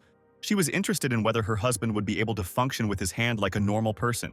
Lin replied that the problem of tendon fusion had been largely resolved, but that restoring full function to his seriously injured arm was quite difficult. Justin was confused because some patients had a similar situation, and everything was fine with them. The hero explained that getting an excellent grade is quite easy. Most of his patients get excellent grades after recovery, 98% in total. Under normal conditions, even if the patient received an excellent grade, this does not mean that his hand has recovered. It means that the patient is able to perform simple tasks and take care of himself. For example, he will not be able to move heavy objects. Tactility of the fingers may also not be restored. Justin then asked if he would be able to write, eat, shower, and use a computer. And Lin said that if rehabilitation was successful, the man would be able to do all of these things. Justin and Patricia were very happy with this answer and thanked the doctor for the operation. Soon, the system informed Lin that it had received another sincere thank you from a patient. There were 2 new skills in the chest: osteopathic manipulation and manipulation of the cervical spine. They were related to massage, and Lin really wanted to try it out. Osteopathic massage technique is the most commonly used non-surgical method of treating cervical spondylosis. Orthopedic manipulations of tendons are performed by pressing, rubbing, pressing, pulling, kneading, tapping, hitting, rolling, and pushing to relax the muscles. When combined with the technique of isometric relaxation from the sagittal plane, the clinical therapeutic effect will be so powerful that it will amount to more than 95%. Larry looked at Lin with bewilderment as he massaged his neck and shoulders. At that moment, Josh entered the office and said that he had wonderful news. He said they were running out of space in the recovery room. Tomorrow there will be a group of sanitary inspections organized by the city administration personnel. Josh fought for a place for Lin. The hero became interested in what they would do. The director said that they were going to a sanatorium for veterans to conduct a medical examination for the elderly, and that they could have a good rest in a pleasant group. However, Lena was not particularly impressed by this prospect. Josh was really angry because he fought for a spot for him, so he had to go. The next day, Lin and Chandler went to the Central Beach Resort. The man said he was tired after the medical examination. The hero noted that the structure of Dr. Chandler's cervical vertebrae had changed and massage would not help him. The man saw Lin reaching out his hands to him and asked what he was doing. However, the hero did not notice anything. He simply decided to silently use his cervical manipulation skills. At first, Chandler screamed in surprise, and then he realized that it was very relaxing. This pain had been tormenting him for 2 months, but now it was gone. Lin explained that this was a masterful manipulation of the cervical spine. Chandler couldn't help but express his admiration. In his eyes, Lin was the best in MANHUA. At that moment, one of the nurses from the sanatorium came into the office. She said that her cervical vertebrae were not in order and asked Lin to look at them. The hero sat the girl down on a chair and began to massage her neck. The girl liked the massage so much that she couldn't hold back a satisfied sigh. The stiffness in her neck disappeared in an instant. After this, a whole line of visitors and employees of the sanatorium lined up to see Lin. Everyone wanted to get a magical massage. At that moment, the director of the sanatorium, Tony, entered the room. He was unhappy with what was happening here. One of the patients said that Master Lin gives a really cool massage. She suggested to the director to try it too. Tony was puzzled. The patients in their hospital were quite weak. The treatment was focused on rest, and this was an incomprehensible type of treatment. The man didn't want to hear anything. These people were breaking the rules in his sanatorium. Then Chandler and the nurse joined the conversation. They also offered Tony to get a massage from Lin, and the man agreed. As soon as Tony sat down on the chair, the hero's hand touched his neck, and then the man felt something strange. He felt like he was sitting with his family on a comfortable sofa. Tony could barely hold back his contented sighs. The sensations were so good. Soon Lin finished. He said that the director had hyperplasia of the bones on his vertebrae. That is, nothing unusual. Tony said that the hero really had good technique. He allowed him to massage patients if they did not make noise. All the visitors to the sanatorium immediately ran to see Dr. Lin, so Chandler was forced to make them stand in line. Among the visitors was a green-eyed girl. She thought about how she could finally find such a precious young man in such a place. She couldn't wait to get her hands on him. Soon it was time for the girls to go to Lin. Chandler pointed her in the direction, but she didn't even look at the man. Lin looked over his shoulder at the girl and asked her to sit down. The woman introduced herself as Lana, an agent for the Blue Star Entertainment Company, and asked if Lin had ever wanted to be famous. However, the hero ignored her. He gave the girl some ointment and asked her to apply it to her neck and shoulders. Lana wondered if he hadn't answered, relying on his handsome face, but she decided to sit down. She said that Lin looks great. With such skin, he doesn't need to use makeup, just a little foundation, blush, powder, highlighter, and eyeshadow, and he will look just perfect on stage. Chandler looked at the woman in bewilderment. She was clearly pulling the wool over the great doctor's eyes. Lana wanted to ask Lin about what programs he watches, but the hero answered in monosyllables and with disinterest. The girl realized that it would be difficult to persuade him, so she decided to move on to plan B. Lin noted that the girl was shaking as if her cervical vertebra was hurting. He then proceeded to massage using cervical spine manipulation techniques. The hero was sure that Lana suffered from spondylotic radiculopathy. She must be working in one position. Soon, Lana realized that Dr. Lin had created such a comfortable environment that she forgot about Plan B. Then she said that she had never seen anything like it. The doctor's technique was simply mesmerizing. Then Chandler intervened in the conversation. He said that this was an excellent reason for Lin to remain a doctor. Lana continued. She said that they had organized a concert tour for the day after tomorrow and gave Lin tickets for front row seats. She then left the office, asking Lin to be sure to attend the concert. Looking at the tickets, the hero noted that Mariabella was the star his mother used to listen to. 2 days later, Lin came to Manhwa Stadium with his mother. Tanya never thought that she would ever be able to attend Mariabella's live concert. The security guards at the entrance checked their tickets and let them inside, informing them that VIP guests had arrived. Tanya said that if she had known about the concert earlier, she would have brought Robert here. Lin and Matthew were preparing to take their places when suddenly they were called. It was Lana. She greeted Lin and his mother. The hero was surprised that the girl was waiting for him. Lana said that she called him herself. She then leaned towards him and whispered that if the doctor joined the Blue Star Company, she would guarantee that he would become as popular as Mariabella in about 2 years. Suddenly, one of the security guards approached Lena and said that Mariabella and her dancers had suffered cramps during the warm-up. The girl didn't know what to do. The concert was about to start any minute, and then an idea came into her head. She asked if Lin could use his massage technique during cramps, and the hero answered in the affirmative. Soon, Lana brought the doctor to the dressing room where the dancers were sitting. Mariabella and her dancer Sheila groaned in pain and rubbed their legs. Lin said he would have to massage his entire leg. Then Lana pulled the guy forward. First, it was necessary to cure Mariabella, and then to deal with the dancers. However, Lin did not go after the girl. He said that he would cure them all. It's not too difficult. It would be nice if Lana sat them together and let him massage them at the same time. Lana was not used to seeing this. Lin really did not divide people into celebrities and ordinary citizens. The girls were seated on a chair, and their gaze immediately turned to the handsome doctor. Lin did not waste time and immediately began the massage. Lana watched the guy with admiration. He had a look of high responsibility, love for his work, and a natural healer. It seems that no matter how much she tries to persuade him, she will not be able to make a star out of him, so she should give up this idea. Soon Lin finished. The girls thanked him for his help. The cramps passed. Their legs no longer hurt. Then Lana finally decided to give up on Lin and give him the opportunity to do what he liked. At that moment, the system gave the hero a new gift. Moreover, it itself opened the chest without Lin's permission.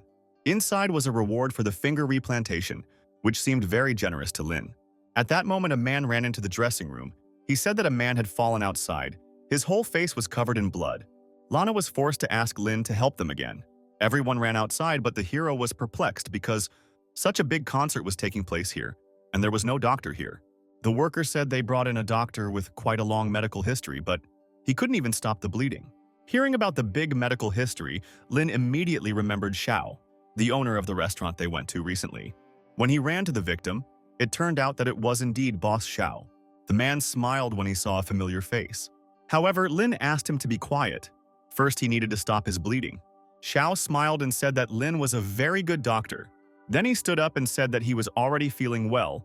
He would like to go to the concert because the tickets were quite expensive. Lin was surprised because the man looked worse since their last meeting. The hero knelt down and touched Xiao's stomach to conduct an abdominal examination. He then said that he shouldn't go to the concert today because he might have internal bleeding. Lin wouldn't be able to operate on the man without a scalpel, so they would go to the hospital now. Soon, Boss Xiao was sent to the Manhua operating room. Lin had already put on his white coat when Josh suddenly grabbed his hand. He told Lin to take a rest for the next few days. They had other reliable doctors in the hospital. Lin replied that he simply wanted to perform the operation. Josh stood his ground. He made the guy take a rest because now he has achieved perineural anastomosis. Most people think that he is a godsend for surgery. In the end, they talked and decided that Lin will do the finger replantation, and they sent him on rest so that Josh would have time to find a suitable patient for him. The hero smiled and said that he had thought about it. Then Josh asked Lin to listen to him and rest, and when he found a patient, they would work together again. At that moment, Vincent ran up to the men. He was pleasantly surprised to see Lin here, since he wanted to call him here himself. Josh guessed that the hand surgery department seemed to need some help. Vincent said the situation was urgent. The patient was a child. 8 of his fingers were completely torn off and needed to be restored. But the problem was that all the elite doctors were in the provinces or abroad. Lin thought, it will take 4 hours for each finger. It will take 32 hours to perform the operation. Moreover, the time for replantation of fingers should not exceed 25 hours. While the doctor performs the operation, it is recommended to cut the limb. Vincent said the plan is to open 4 groups at once to collaborate on finger planting. If Lin agrees, he will suture the tendons and perform perineural and non-neural anastomoses. Josh was sure the hero would do it. Lin changed his clothes and thought that he didn't have time to study the finger replantation to perfection. The first test would be in hell mode, but it was very exciting, and he liked it. Soon the men arrived in the operating room. Josh said that Lin would handle the stitches and anastomosis, and the rest of them should keep order and follow the plan. The hero decided to look at the MRI and X-ray. He soon came to the conclusion that he fully understood the condition of the nerves and the finger. But the most difficult thing remained. All the doctors were nervous. Someone made an incision in the wrong place. Josh called Lin over to him. The hero asked to put on him all the necessary items for the operation. He was ready to save the child. Marty was very nervous during the operation. Lin tried to reassure him. He needed to keep working as they were starting to treat the wound. The junior doctor of the hand surgery department, Felix, was present at the operation. He needed time to prepare mentally. He asked the second and fourth groups to report on their progress. The junior doctor in the hand surgery department, Howard, was finishing cleaning the wound. Lin was in the fourth group. He was already finishing with the bones and preparing for internal fixation. Felix was shocked. Lin Jian worked much faster than he thought. They were still treating the wound, and he had already finished. The man praised everyone for their excellent work and asked them to continue. So the operation continued. All the doctors worked tirelessly. For Lin, everything was completely familiar, and after a fairly short time, he announced that he would allow his assistants to stitch up the skin. Everyone was extremely shocked by the speed of the doctor's work. Marty felt like he was back in the emergency room. Felix was amazed. He had just finished the anastomosis of the blood vessels. In Lena, it only remained to put stitches. Apparently, he was good not only in the processing and restoration of bones. Their boss usually spends 20 minutes on stitches, and this kid from the emergency room has already done everything and is ahead of everyone. This is not right. One of the doctors asked Felix why no one was checking Lin from the fourth group. Marty shook with fear. He felt the man's gaze on him. However, Lin asked him not to be distracted during the operation, and then asked Felix how he could help. The man understood that now was not the time to sort things out. The other 2 groups needed help. They have only reached halfway, and the most important part, the blood vessel anastomosis, is still not completed, and the neural anastomosis, which is even more problematic, will take them at least an hour or more to complete.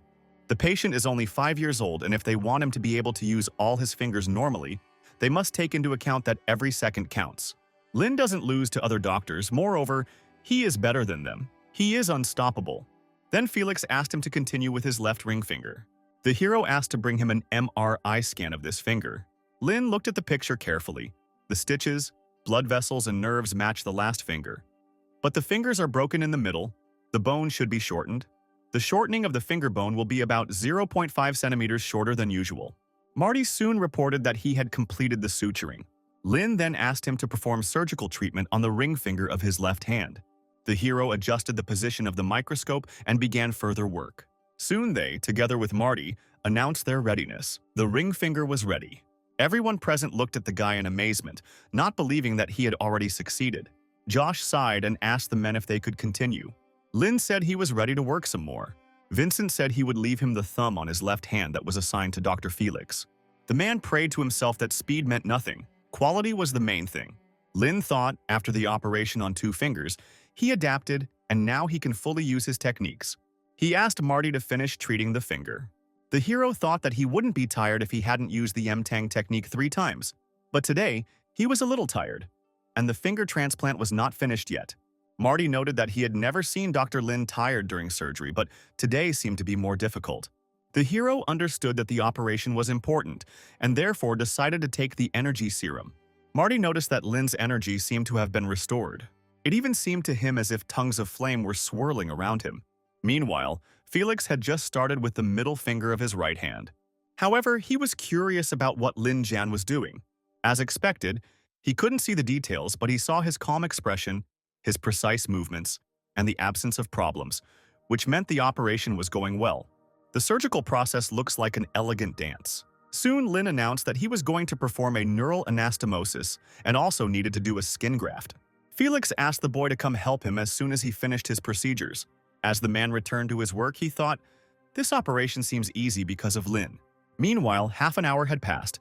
Felix felt that he had already lost his former strength, since he could not finish even 2 fingers. Then he asked Lin to go and stitch up the artery. The hero thought, he can analyze how much time he spent to try to increase the speed of the process. The replantation of the severed finger went perfectly, and soon the artery was ready. The whole team looked at the doctor with admiration. After some time, Lin announced the completion of the operation. The system opened up several new achievements for the hero. All of them were associated with praise from colleagues. Lin himself was very satisfied with this operation. When it was all over, the hero was walking through the hospital corridors and suddenly met Josh, who for some reason had not yet left. The man asked why Lin's mother didn't come home when the big star was waiting for him. The hero was surprised. He couldn't believe that his mother had been waiting for him all this time. Soon, Lin and Josh headed outside. As soon as the hero saw his mother, he asked why she waited in the office when she arrived. However, Tanya was too busy talking to some people. Lin looked at his mother in bewilderment. Apparently, she had arranged something for him, but without his permission. Tanya screamed in surprise. She didn't notice that her son had come here. Lana and Mariabella stood in front of Tanya. The girl asked why Lin never came to the concert. The hero said that he is a doctor, his patients are his priority, and he will not change his profession to that of an artist. Then Lana said that it was not she who wanted to find Lin. It was Mariabella's desire. The thing is that the girl wanted to ask for a repeat massage for her neck. Seeing the confusion on her son's face, Tanya pulled him towards her, smiling tensely. She asked to spend 20 minutes and help the girl with her neck. It was important. And then Lin agreed. He said goodbye to Josh. Tanya thanked the director for his hospitality and asked him to come visit them more often. Josh waved them off, thinking that he was glad he didn't get into any trouble with this big star in the end. Then the man thought that with such success, and even with successful operations, he could gain enormous popularity. The next morning, Lin went to meet Mariabella after returning to work in the middle of the night, having only slept a couple of hours. The nurses asked why Lin had come after such hard work, but the hero wanted to check on the patient. Then, one of the girls remembered that the head nurse had asked her to pass something on to the doctor. The girl said that Lin didn't have to go to work today. The boss asked him to go to the conference room. At that moment, another nurse ran up to them. She was looking for Lin, and as soon as she saw him, she immediately called Justin here. The man stood with a gift bag in his hands. He said that he had been looking for a doctor all over the hospital for quite a long time. As it turned out, the MRI showed that the suture was only 0.1 millimeters, and Dr. Lin's suture turned out just fine. The hero did not understand why the man was holding a bag in his hands, and Justin explained that he had bought a gift for the doctor. The nurse then reminded Lin that the manager was waiting for him in the conference room right now. The hero headed there with Justin and Patricia. Inside, everyone was getting ready for filming. Willow, the reporter, noted that this all sounded like the beginning of a good story, and she thought Dr. Lin was complicated. The girl introduced herself to the doctor, saying that she had come here for an interview. At that moment, Vincent approached Lin and said that they wanted to make a report about the operation they had carried out the other day. Willow realized that Lin didn't have the interview skills, so she positioned the men in the right positions in front of the camera to make them look good. When everything looked great, The girl turned on the camera and got ready for the interview. The other doctors were a little jealous. They also wanted to get into the newspapers and interviews. Willow asked Justin to clean the gift crayfish and give them to Dr. Lin, so the theme of the relationship between the patient would be much more meaningful and realistic. The hero was perplexed. In his opinion, this was already too much. Vincent was a little indignant. Lin looked like he didn't want to take part in all this, but this was all for the hand surgery department, so they had to agree on cooperation. The man told the boy that all this was needed for their hospital. Meanwhile, Justin managed to take a crayfish from the bag, which he was very happy about. Willow was busy filming and really enjoyed the scene where the patient feeds the doctor. At that moment, a doctor burst into the office and said that things were bad. The old smoker, Peter, who had a transplanted finger, had a deterioration in his blood circulation. Vincent was already prepared for the amputation, but Lin said that there was no need to rush. They all needed to get to the operating room. Luckily for Willow, she had managed to get a good report, so she did not object to the doctors leaving. Instead, the girl followed them. Vincent asked her where she was going to film her material. Willow asked if she could go into the observation room. The doctor stated that outsiders were not allowed there. Then he added in a whisper that if the girl wanted to film Lin, she would have to ask permission from the nurse at the counter or find Dr. Larry. Willow headed straight for the reception area where Larry had just left. The reporter showed the nurse her ID and said she was there to get an exclusive story with Dr. Lin. The nurse said that she didn't know the doctor very well, but the girl could find his good friend Layla in the garage. Willow was interested in this girl. Could it be that Lin had a secret relationship with her? At this time, Layla was directing the ambulances in the parking lot. They needed to urgently prepare for the next car. At that moment, Willow approached her, showed her her ID, and said that she came here for an exclusive interview with Dr. Lin. She asked Layla how Dr. Lin, while remaining an intern, was able to become the iron core of the entire hospital. And in the girl's opinion, the answer was simple. This guy was a genius. Willow was surprised by such a short answer. Everyone here was somehow mysterious. Then, Layla put her arm around the reporter's shoulder and said that when she first met Lin, he was treating her brother. Sometime later, the girl told the story from beginning to end. Willow could not believe that the doctor had such a huge impact on this hospital, and did not think that this story was worth publishing. The reporter decided that she should find Dr. Larry after all and returned to the hospital. The man was sitting in one of the offices. He asked what Willow would like to know about Lena. The girl asked him to tell her everything he knew about the doctor. Larry said that Dr. Lin from their department is the man who does what none of them can do. He works hard and spends so much time on surgeries that Larry once brought a diaper into the operating room to avoid going to the toilet. At that moment, one of the doctors entered the office and asked Larry to get ready. Dr. Lin was tired after the finger replantation surgery, and the doctor wanted Larry to perform similar surgeries with him. The man was puzzled, because usually Marty specializes in this and he works with emergency services. The doctor explained that Marty was now in the hand department, so Larry was the only one who could help Dr. Lin. As the man put on his clothes for the operation, Willow thought that she had found a material that she could sell, but she had to wait for Lin. Meanwhile, Vincent was talking to the patient's relatives. He suggested that they go into the room and take care of the patient. He told Lin that he could do without amputation, and he would call him when they had similar operations. Willow filmed everything that was happening. She was sure that Dr. Lin was the backbone of this hospital, and this was very valuable material. Larry soon arrived on the scene. Lin asked him if he was ready to perform the finger replantation with him. The man said that the M-Tang technique was very complicated. A huge amount of time had passed since their last joint operation, so he was only glad about it. Then Lin said that they would do 50 operations to start. He noted to himself that since the patient's family had thanked them, the system had given him a new mission. He had received a skill book, and now he had to perform 50 finger replantation surgeries. It was the first time he had seen such a task, but he could not wait for the reward in the form of a medium treasure chest. A day passed since then, and Lin and Larry's shift came to an end. The man was very grateful to the doctor for teaching him the new technique. However, Lin stopped him and asked him to be quiet. Willow was in the office. For some reason, she stayed in the hospital, falling asleep on the couch. Josh was sitting across from her at the table. He was also asleep, but he opened his eyes as soon as he heard footsteps in the room. He immediately jumped up from his chair and declared that he was waiting for Lin.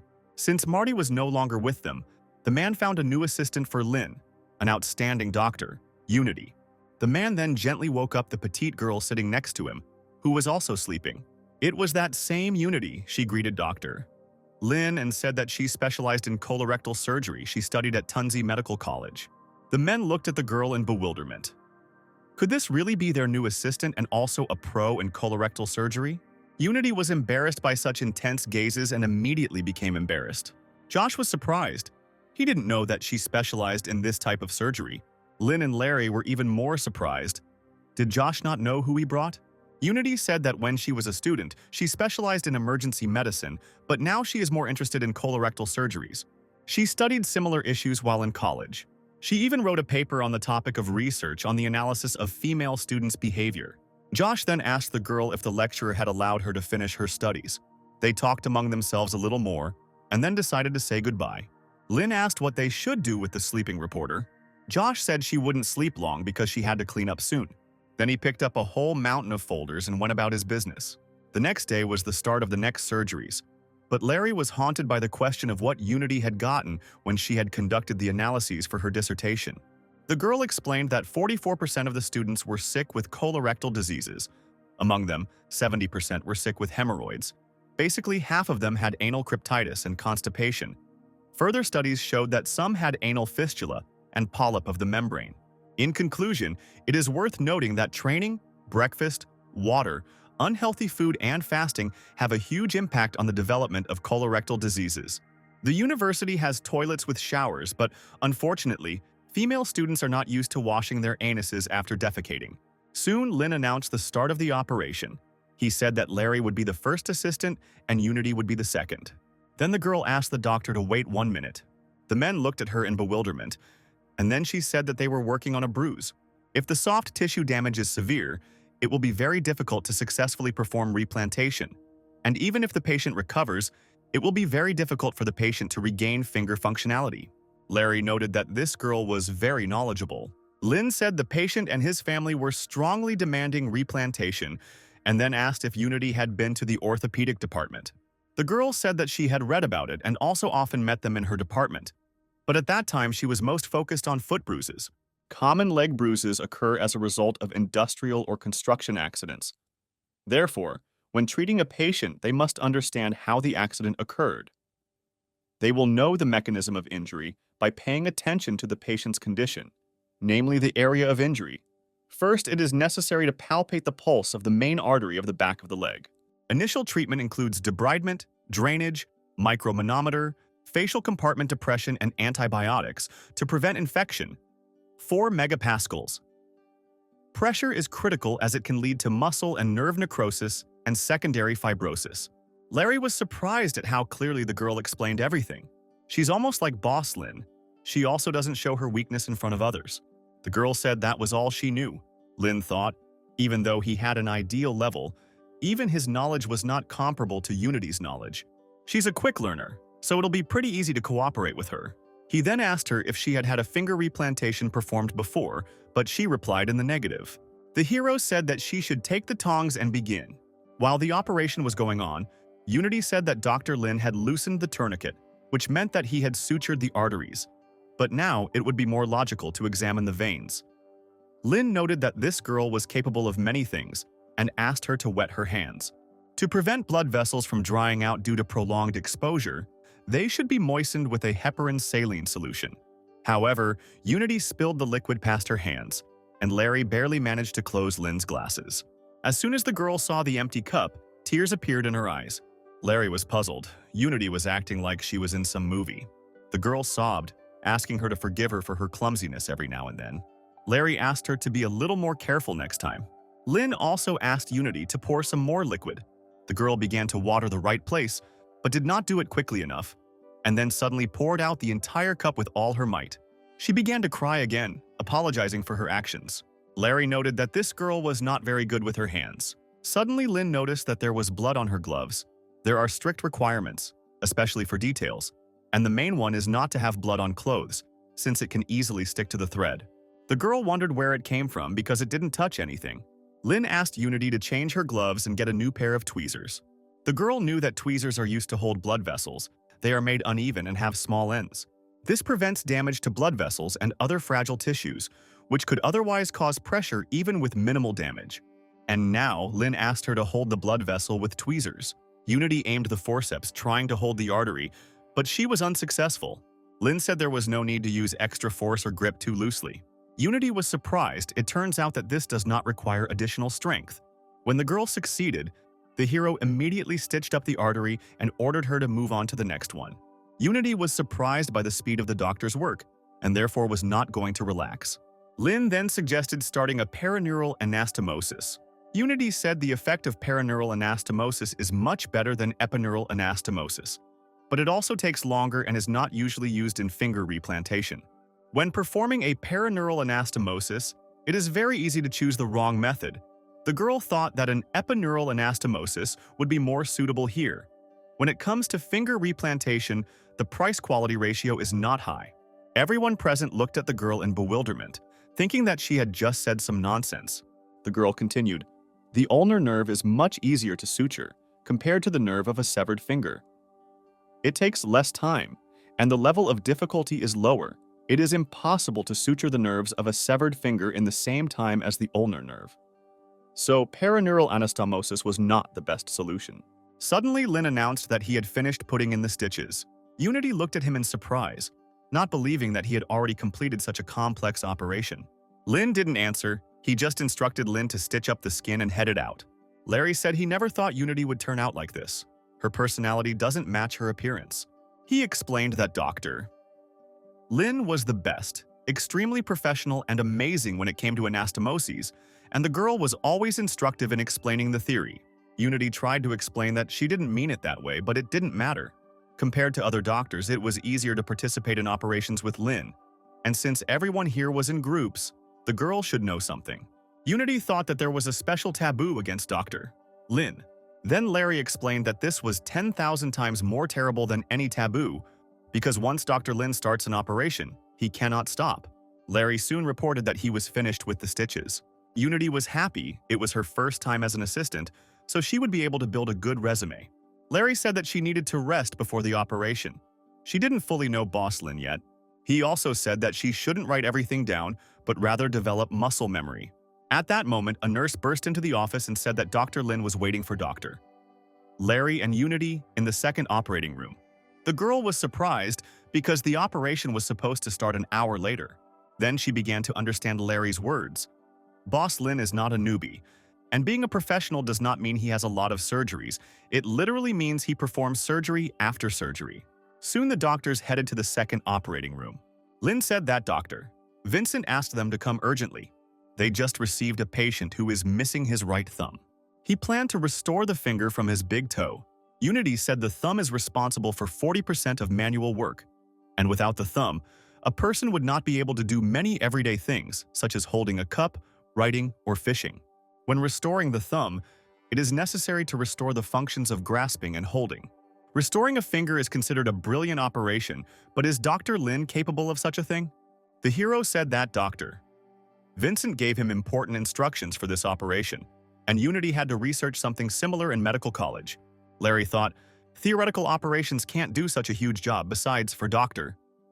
Lin, it's also the first time. Unity said the second big toe was the best option for recovery. Lin added that the patient was a worker. His hands were bigger than those of ordinary people, but unexpectedly his feet were small, size 36 or 37. Thus, in the hero's opinion, the right toe was the most suitable, so the task was to amputate the right toe. He asked Larry and Unity to treat the patient, but the girl again missed the tweezers and did everything wrong.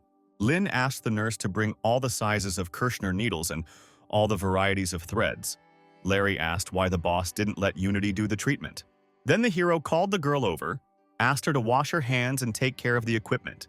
Larry soon concluded that the processing was complete. Lin then announced the start of the finger transplant operation. When the toe was severed, he asked Unity what she thought about the operation. The girl said that there is a deformation of the patient's big toe. Based on the MRI data, it would be better to perform arthrolysis and then osteotomy. Larry was unhappy.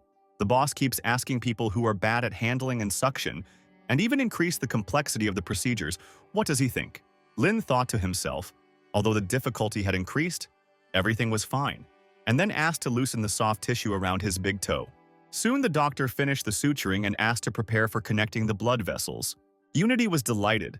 Lin's operation did not match her knowledge from books.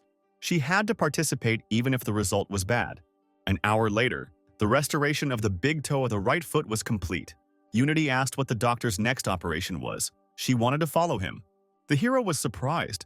This girl had a very strong desire to work. Unity said that she is well aware that her skills are very poor and that it reflects poorly on Dr. Lena. But even if she does nothing, she believes that she can figure out and write down surgical procedures. Lin replied that this was easier said than done. Brief reports usually required colorful description, extensive research, and careful discussions. Reports were not at all easy to write. He stated that the girl could write to him and teach him whenever she wanted, and could always join his operations. However, Larry needs to practice more with Dr. Unity and also spend time practicing his pig's leg suturing technique. After work, Larry practiced with Unity, and when new patients arrived, he returned to the operating room and worked on Lin's team. A few days later, everything was ready. Lin performed 15 finger transplants. The gift from the system felt a little different than the intermediate reward before, but the hero hoped that the intermediate reward couldn't drop an energy serum. Lin didn't mean that it was bad, but if the blue tube equaled 10 or 100 serums, then it meant that he wouldn't be able to sleep for the next 6 months. Inside the chest was another flask, but this time it was an unusual elixir that increased all of the hero's skills for 2 hours. The system meant all the skills that existed in the medical world, and the skills with the perfect level would be upgraded to the legendary level. Lin wanted to use the elixir right now. He was curious about what the effect would be. However, he then exhaled and thought that he might need it in the future, so it was better not to use it for now. Meanwhile, the operations were over for today, so Lin went to rest. The next day, the hero went to the reception to ask if there were any operations for him today. The nurse informed him that Director Josh had cleared his schedule not only for today, but for the next few days as well. Lin objected. He knew that the operations could be suspended, but he had spoken to the director before and knew that the recovery period for finger transplants was long, and there could be many complications. But the director had already submitted an application for new patients, and shouldn't it have been approved within 2 days? At that moment, Josh himself approached the reception desk. He was glad to see Lin, and then reported that there was a big difference between the supposed situation and the actual state of affairs. Seeing that there were already too many patients gathered in the corridor, he asked to give him a couple more days. He would do everything so that Lin could operate again.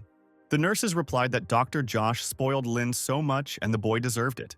Larry heard that they had no operations for the next few days and suggested that they take a rest.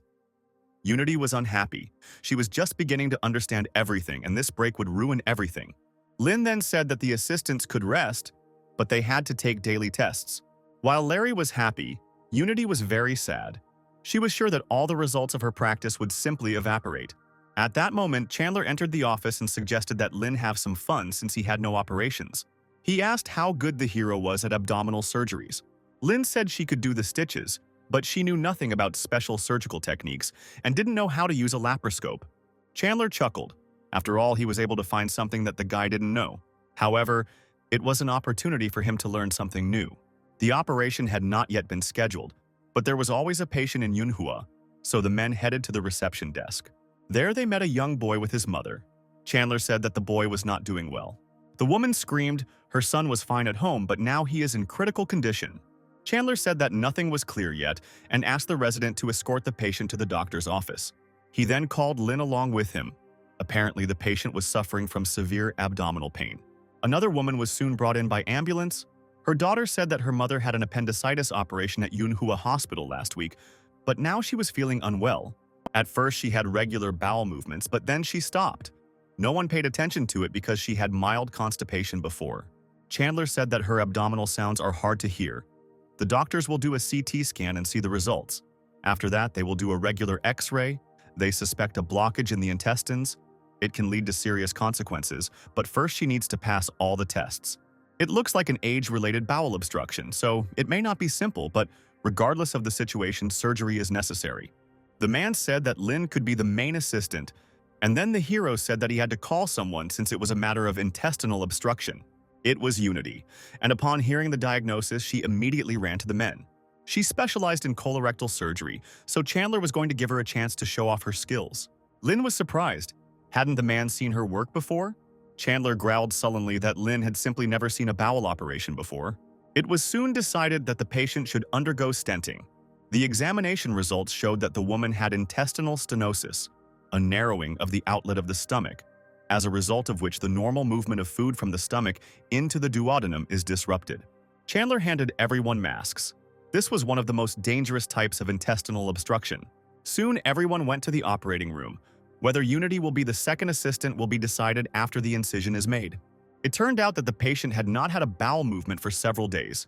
This woman is 64 years old. She managed to eat 2 large bowls in one sitting. Her family was very proud of her. When Chandler made the cut, it became clear to everyone why he asked everyone to wear masks. He said there were 2 pieces of news, good and bad. Lynn preferred to hear the good news first. Then Chandler said that the situation was actually very easy. But there was also bad news. If they did not get a consultation in the general surgery department, they would have to do it themselves. Unity didn't understand why this was bad news, so Lynn asked her if she knew what to do in such a situation. The girl replied that it was necessary to remove the excrement in the proximal part of the intestine. Chandler confirmed her words. The patient had not cleaned it for a week. There may even be previous feces that were not completely removed during defecation. Then Lynn understood what doctor Chandler was thinking when he invited Unity to the surgery. To everyone's surprise, the girl was only glad that she would have to undergo such a procedure. Chandler initially thought she didn't realize she was about to remove feces from a woman's intestines. However, Unity knew what she was in for. She had read a special research paper. When they remove the excrement, different areas become infected. So for this procedure, they use special plastic bags that are used to create surgical gloves. Then insert another plastic bag into the intestines before tying off the end of the intestines. So they push the material from the intestines into a plastic bag, and if there is too much space, they replace it with another one. Chandler then said that Unity should perform this procedure. The girl was very happy. She finally felt like a boss. Soon she began the procedure. More and more bags were dropped onto the nurse's tray. The girl was horrified by their number. Unity reported that these were only the overcooked portions, and that there would be more packets in the future. Soon the girl said that she was now in the lower part, and then she would move to the upper part and clean everything there. Time passed, and Unity was still going through this foul-smelling procedure, completely immersed in the process. Chandler was angry. The patient's stomach was open long enough. The girl should calm down after all. This is an operation, not research work.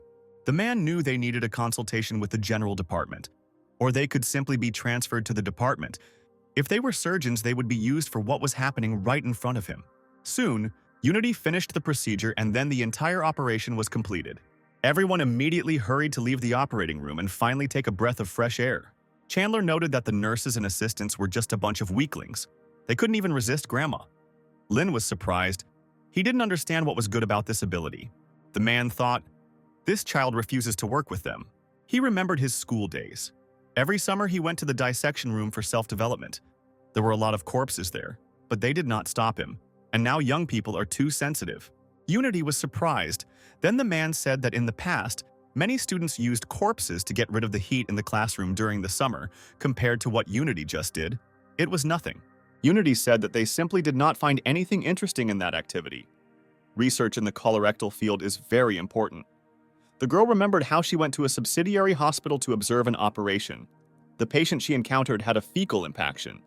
That is, this is the group that cannot be removed by defecation. Chandler said he knew what it meant. The girl wanted to continue and tell more about this incident. However, the man stopped her. He didn't want to talk about feces anymore. Unity apologized. She got too carried away and forgot that there were people who didn't like what she was interested in. Chandler replied that it was okay, most people didn't like what doctors liked, and that was okay. When everyone left the operating room, Unity thanked Lynn for allowing her to participate in this operation. The hero said that everything was fine as long as she was interested. Then everyone decided to take a rest after a very exhausting operation. Unity decided to buy some pig's trotters for Dr. Chandler and eat them with him. When the man was sure that the girl had rinsed her hands before choosing food, he sat down and thanked her for the treat. He also invited Lynn to eat the trotters with them. The hero's face turned pale and he declared that he did not want to eat. He said he didn't like some of the ingredients. When everyone had finished eating, Chandler called Lynn along with him to wait for the next patient. The patient was said to have appendicitis, but the man knew that the guys had never removed an appendix before. The nurse brought the patient in on a gurney. Chandler immediately began examining. The pulse was not clear. The man suspected that it was the appendix. He said that he would do a scan. It was necessary to clearly diagnose the patient's condition. In any case, other symptoms would appear, and now they should go back and wait in the operating room. Soon, the scan results were ready and the nurse gave the folder to the doctor. Chandler examined the images but could not find the appendix. Lin noticed that the doctor was in a bad way and decided to help by using his MRI analysis skill. The system told the man that the patient had an intestinal obstruction and not an appendix at all. Unity came closer as soon as she heard the diagnosis. The men exchanged glances and then decided to suggest that the girl begin the operation. Unity was incredibly happy. She felt like God had blessed her today. After some time, the next day arrived. Charlie, Lin's classmate, was cleaning the hallways. New interns were coming soon, so he needed to work more and keep an eye on them as much as he could. He and Lin studied together. He and Charlie achieved nothing, but he became a professional. The guy decided to work harder so that he could catch up with him soon. Charlie was so deep in his thoughts that he didn't notice how he accidentally bumped into Larry. The guy quickly apologized, and the doctor immediately realized that he was an intern. Suddenly, Larry took Charlie by the hand and pulled him along, saying that now he would do everything as he said, and then they would do something else. As the doctor walked down the corridor, his patients came out to greet him and tell him how they were feeling. Charlie was pleasantly surprised. He never thought that this would happen to him. He finally met patients in real life, and it turned out to be much more interesting than described in textbooks. Larry soon became exhausted and found it very difficult to examine so many patients. But Larry was very happy. He had never seen patients, and when he met Larry, he finally met them. Larry realized that he couldn't miss this chance and led the guy further, saying that after the inspection they had some more things to do. Soon the doctor brought the boy into the office, where there were boxes of pork and chicken legs. He said Larry needed to wash them and brush them, and then trim their nails. The guy asked if they needed pork trotters and chicken legs for him. Larry said he would find out if he stayed in the hospital longer. He also asked the guy to take a microscope when he plucked and trimmed the claws. Charlie was immediately motivated. This was his first serious assignment at the hospital. 3 hours later, he had cleaned all the paws. Larry returned to the office and was pleased with the work done by the intern.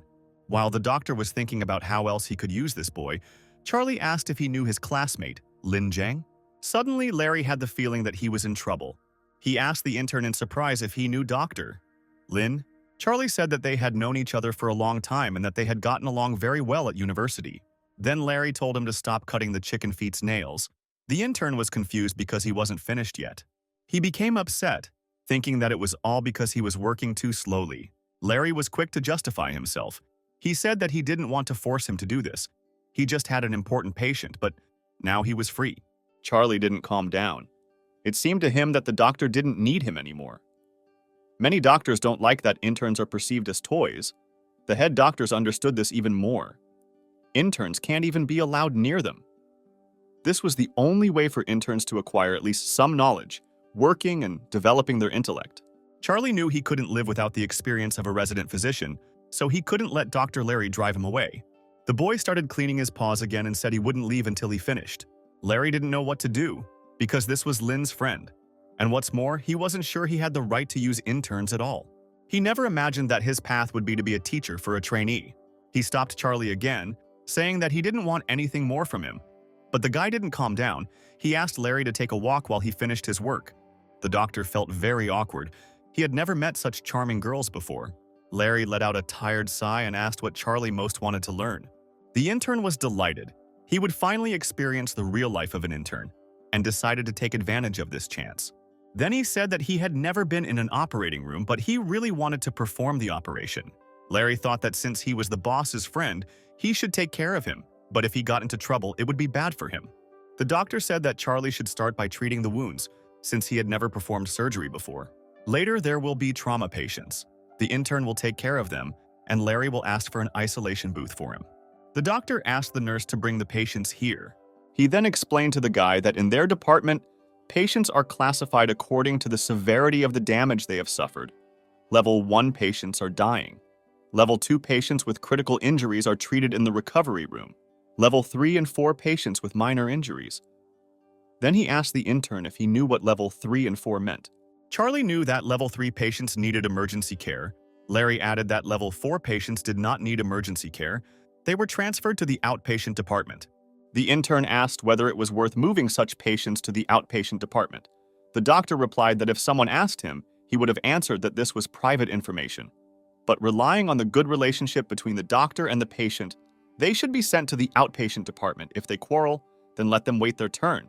they will have to be treated anyway. So Charlie is better off not creating unnecessary problems.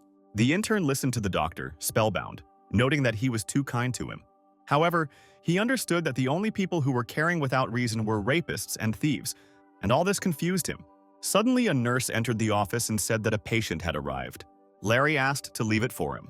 He asked Charlie to watch his further actions and remember them. When the doctor began to treat the patient's wound, Charlie was horrified. At the university, they had been shown something completely different. Larry explained that the cadavers in the anatomy room are in formalin for a very long time, and their patient is still fresh. As soon as Charlie heard this, he immediately threw up. Larry managed to push him away at the last second so that he would not accidentally contaminate the patient and his wound. When it was all over, the intern apologized for what had happened. As it turned out, he had hemophobia, a fear of blood, and this meant that he would not be able to operate. Charlie got angry. He wanted to operate because surgeons were considered the coolest doctors, and he saw a lot of blood at the university and he didn't feel sick. Larry asked him what he felt when he saw the blood. Charlie explained that he was simply disgusted. He had seen a lot of blood. He had been in the medical research department when he was an intern and had helped draw blood from patients. He hadn't felt anything then, and when he and Lynn were studying, he had been one of the few who had taken apart bones. Larry suggested that today was just a coincidence. Perhaps the guy hadn't had a long rest. He should take a break and come back tomorrow. The next day, Charlie came to the hospital again. He waited for Larry to hand him the tray, but he was still not there. Suddenly, the guy noticed a familiar figure to his side. It was Lin John. Charlie couldn't get through to his classmate, and Lin said he was in the operating room. Unity and Vanessa were puzzled. This boy was behaving too frivolously with the doctor. Charlie was glad to find Lin at work. He said that he had been to many different departments, doing many different things to see how operations were carried out. The hero realized that his friend wanted to see the operation, and then asked another doctor to refer him to a patient from the hand surgery department who needed the M-Tang technique. Soon, Charlie found himself in the operating room, his eyes immediately lighting up with interest. Lin gave instructions to his assistants, and the intern watched carefully, still in pleasant shock from finally being here. The hero announced the start of the operation and made the first incision. Charlie watched the operation very carefully at first, but as soon as the patient's skin began to be pulled tight, he suddenly felt beads of sweat running down his face. Vanessa noticed in time that the guy felt ill. She pushed him away from the operating table to prevent his vomit from getting on the patient or the doctor. Lin calmly asked for the cleaners to come and then continued the operation. Vanessa yelled at Charlie. This guy had the nerve to come to surgery with hemophobia, so now he's going to have to clean up this place. When the operation was over, Lin went out to his friend who was in a terrible mental state. He didn't know what to do. In the future, he wouldn't be able to operate. He wouldn't be able to feel the whole atmosphere of the hospital. The hero said that Charlie threw up because he saw dry muscles and tendons. He needs to concentrate on the operation itself, and only then will he be able to get used to it. The guy didn't know if he could even close the wound. Lin offered him osteopathic massage. However, Charlie was not sure about that either. He was afraid that at this rate he would soon be kicked out of the hospital, and he wanted to be as happy as Lin. So the hero said that he would introduce his classmate to Dr. Unity. Soon the hero brought Charlie to the girl, explaining that he was in a slightly specific situation and asked Unity to take care of him. The girl was intrigued by this peculiar case. Her eyes lit up with interest. Suddenly, a doctor entered the office and said that Director Josh was calling Lin. Unity said the doctor could go and she would take care of Charlie. When Lin walked out into the hallway, he saw Josh and Larry. The guy was holding a phone. There was a video of a report that was recently filmed in their hospital. He made it onto the Daily News, which was quite popular on television. Josh confided that their department wasn't the only one paying. The hand surgery department also chipped in. He explained that these articles were intended for a large audience, so they were obliged to pay. Lin suggested making a new branch since they had so much money. Josh chuckled, thinking that this kid only thought about surgeries, and then said that they would be opening a new department very soon. He then entered the office where Vincent was waiting for him. The man noted that Josh seemed puzzled by something. The director asked to dispense with formalities, since Vincent was not really worried about him. Soon, Lin entered the office and asked if Dr. Vincent needed anything. The man replied that the guy had done a good job. His operation had been a huge success and had even been featured on the news, so he offered Lin to be his assistant in some things. Vincent decided to tell him in confidence that they were talking about freelance surgeons. Lin knew that they flew to other hospitals to perform surgeries. These doctors were renowned experts in their field and the best in their region. Logically, there are two reasons why a hospital would hire such a surgeon. Either the hospital wants to improve their skills with his help, or they simply need help due to the serious condition of the patient. But whatever the reason, it cannot be said that he was hired based on skills. If we take the first option, the hospital needs a surgeon with a high reputation. This can motivate other doctors or establish a long-term relationship between the hospital and the surgeon. And the second reason is that the patient will know who is treating him and will trust him completely. Lin said he knew Vincent wanted to help him, but in terms of market competitiveness, he was not yet someone outstanding. Compared to doctors in Beijing, Shanghai, and Guangzhou, Lin had no advantage at all. The director thought. Lin is not afraid of difficult tasks. He is afraid of the doctor who will work with him. Then everything will be simpler. The man said that the hospital actually invited him, and since he had been to several places, he was tired, so he and Lin could go together. The operation was not complicated, just two-finger replantation. The fee would be 10,000 yuan. He had already bought the tickets, so they could split the fee. Lin asked why they didn't call someone close to them since the operation was not complicated, and Vincent replied that the patient was sent to the Yiwan County Hospital, which was a 5-hour drive away. But if they took the high-speed rail, it would take less than 2 hours. They would go straight there and be back in time for dinner. The hero was worried that he didn't have a license to do such things, but the man said that the most important thing was to be polite to the other doctors. Soon the men arrived at the right place. Killian, the director of the orthopedic department at Yiwan Hospital, was already waiting for them. Other doctors and nurses came out with him to meet the men. They wanted to see Lin in person. He was so young and already a specialist, he looked great despite the fact that he worked tirelessly.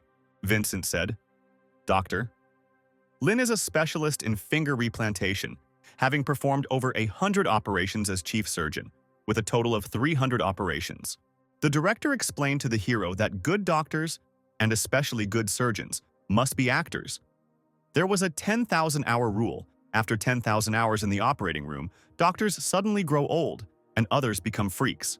Killian was surprised. Lin was so young and handsome with a good medical history. Vincent said that recently, Lin Zhan had performed 3 or 4 fingers at a time. The results were excellent. He had made a lot of effort to invite him here. Lin then asked if they needed to consult first. Then Killian smiled and led the men inside, and indeed, they had business matters to take care of first. The consultation soon began, and for half an hour Vincent explained the situation to the doctors at Yiwan Hospital. He said that lately he has felt like finger replantation surgeries are identical. The men smiled and agreed with the director. He then said that the plan remained the same. But doctor, Lin had something to add. None of the doctors expected this young guy to say anything sensible. Then, Lin stood up and said that the patient's blood vessel was displaced. He may have a ruptured venous arch of the spinal cord. During the operation, they need to make an incision and repair it. All the men present were shocked. This guy not only has a great appearance, but he is also an excellent doctor. Killian was shocked. This vessel is not the most important in the context of finger replantation. How did this guy know it was torn? If he can do this, then his resume is not fake. He can even become higher than Vincent's boss. Then Killian decided to ask Lin how he understood this. The hero said that there were clear signs of a rupture of the venous arch of the spinal cord. They should not waste time chatting while the patient's condition worsened. And as for the surgical plan, if they deal with the venous arch of the spinal cord, they would either make an incision and stitch it up, or they could not stitch it up. Here the doctors realized that they wouldn't be able to pull this off. They don't even know how to read MRIs, and this guy is saying things that are completely incomprehensible to them. Vincent said that Dr. Lin is excellent at reading MRIs, so it wouldn't interfere with their plan. Killian then replied that he would not allow Lin to be the second assistant. He would make him the main one in this operation. Then he sent the men to change clothes and go to the operating room. In the locker room, Vincent whispered to Lin that there would be fewer of them than usual, so they needed to be careful and more diligent. Lin thought, this is the so-called low-risk plan for multi-vessel replantation. The core of the replantation is the blood circulation. If the blood circulation worked normally, the other finger could be saved. Blood is the main energy supplier for muscles. Without it, muscles suffer from necrosis. However, connecting multiple vessels means that the surgeon must either extend the operating time or save it. Replantation of one finger is much easier, but when it comes to more than 2 fingers, the surgeon must calculate the time spent on connecting the other fingers. Everything is planned down to the smallest detail, even rest. Soon, all the doctors arrived in the operating room. Killian was ready to begin. Lin and Vincent demonstrated perfect teamwork, with the director noting that he felt so comfortable with Lin during the operation, as if someone was giving him a foot massage and singing him tea. He felt like he was running a marathon, like he was being supported by thousands of people. There was a cool breeze and calm, a relaxing feeling of the weight of the bottle in his hands, and ahead of him was the finish line and glory. All the other doctors were in shock. They had never seen anything like this. This guy doesn't kiss other people's asses. It's his ass that gets kissed. He has excellent skills. He's the only one in the world who can perform surgeries with such ease. After 2 hours, Vincent said he was tired and suggested that Lin switch positions. Killian was shocked. Could it be that the specialist had accepted his patronage? Dr. Lin will work in the place of Wang's boss. And if such a practice ends in failure, the hospital will be held responsible and they will have to pay financial compensation. Vincent shouldn't let Dean practice, but what purpose does he serve by giving his place to this guy? He decided that it was not worth asking the boss this question. He would rather ask Lin himself. He approached the guy and asked what he was going to do. Then the hero said that he had no strategy. Killian then asked what he knew about this patient, and instead Lin turned to the nurse and asked her to pour the heparin solution into the vessel. He then explained to Killian that the patient's vessels were now slightly fixed and he would carefully stitch him up. Killian thought that Vincent should have known that such vessels were difficult to stitch up, and yet he refused his position, which meant that he was not confident in himself and gave the job into Lin's hands. This means that Dr. Lin is much better and stronger than Vincent, and he is the real boss in their hospital. Killian was so shocked that he was speechless. Vincent knew he had called Lin here to test his abilities. He said the guy was stitching up arteries much faster, and then said he needed 4 more stitches. This patient has the blood vessels of a 70-year-old. If Vincent had to resuture the blood vessels, he would do a great job. But it would take quite a lot of time and effort. The operation could last an hour, or even more. If Lin accepts the challenge, he won't have to stitch up the old vessels. Killian watched Lin work in silence, as if the guy had grown extra arms. Soon the hero said that he had finished stitching up and could now stitch up the nerves. Vincent said he would leave it to him even if the outcome was not successful. Killian stood there in confusion, not fully understanding that the operation was already over. Then Lin asked him if he wanted to stitch up the skin. The man noted that Dr. Lin was a good team player, and since he couldn't understand what the men were talking about, he would have to lower himself so that he wouldn't get into trouble later. When Killian looked through the microscope, he was stunned with amazement. The blood vessel was in place. There was an excellent nerve anastomosis and an excellent position of the broken wrist. The operation was indeed over. All that was left was to stitch up the skin. Surgeons at large hospitals don't always have the opportunity to stitch up the skin, so the man agreed to do it.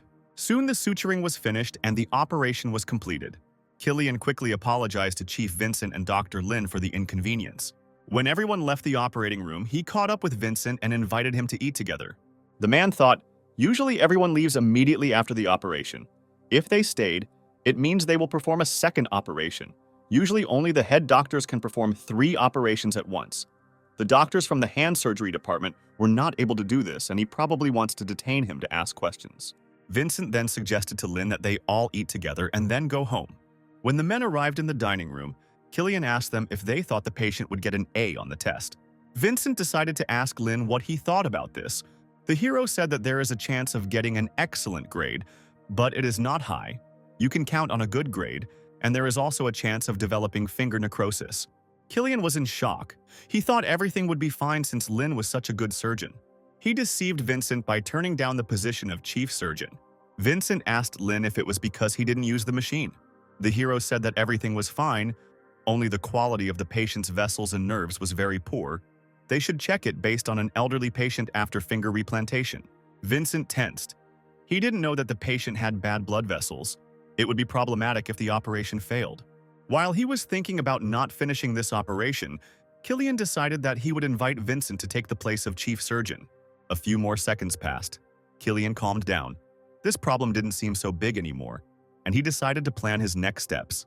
He asked Lin what grade he thought the patient would receive, and he thought to himself that excellent and good grades were satisfactory results. If the score is lower, there will be many consequences. The functionality of this finger will be slightly better than amputation. We can say that the finger will not function at all. In other words, when the patient went to a famous doctor, it meant that the patient hoped to be cured. This is not just a passing level. If the surgeon does not reach, then the patient does not agree, and their hospital does not accept such.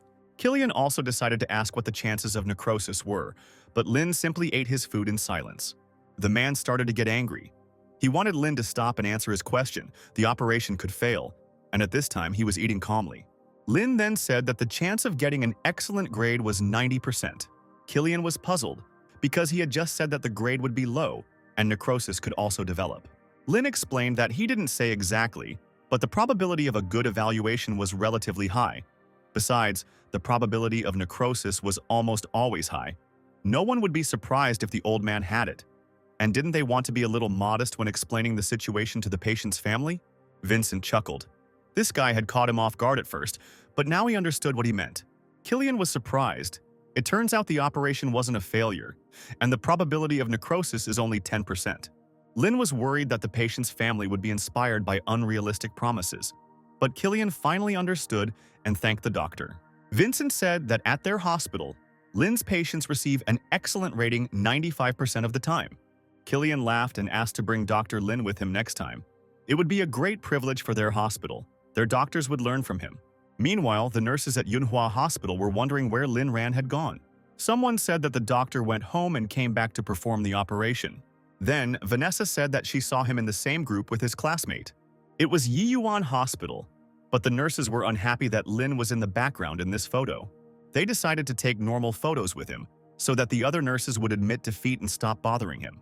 The next day, Lin returned to the hospital and was immediately greeted by a crowd of nurses. They asked Lin to take a photo with him, but the hero was not very interested in it, but still looked at the camera. He asked if there were any patients with missing fingers today. Vanessa reported that the worker had lost 2 fingers in an accident and would be arriving at the hospital soon. He was from the city. His family had already arrived at the hospital. They were a woman and a little girl. As soon as the woman saw Dean, she asked if her husband had arrived yet and who would perform the operation on him. Vanessa said that the ambulance was still on the way. Then the woman introduced herself as Helena, the victim's wife. Lin greeted her back and said that he had not seen the patient yet, so he did not know the whole situation. Helena started crying. She wanted to tell the man their story. Her husband Victor works hard for the family. Her father died 2 years ago from cancer, and with his death he left them a huge debt. Victor's father also died of cancer, and unfortunately, he also had debts. So Victor began to work day and night to pay off the debts. Even when he rests, he works. Her husband helps their family a lot. He is not afraid of difficult and hard work. And now he has lost his fingers, so Helena is left with a small daughter without a hard-working husband and money. Lin thought that their story was really very sad. If the patient is not cured, it will be very difficult for their family. Lin then asked everyone to prepare and perform an MRI scan as soon as the patient arrived. The system informed the hero of a new mission. He needed to make a perfect stitch in order to receive a medium treasure chest as a reward. Soon Larry reported that the patient had arrived at the hospital, and Lin sent the man to prepare for surgery. Vanessa soon reported that the MRI was ready. Lin looked at the picture and thought about what kind of seam is considered ideal. It is impossible not to leave a seam. No one even paid attention to this, since it is impossible. People are not able to restore a finger to perfection. After all, they are not transformers. And from an aesthetic point of view, it is impossible to create an ideal seam. Lin decided to call a spade a spade. He hoped that he would succeed with the help of the serum.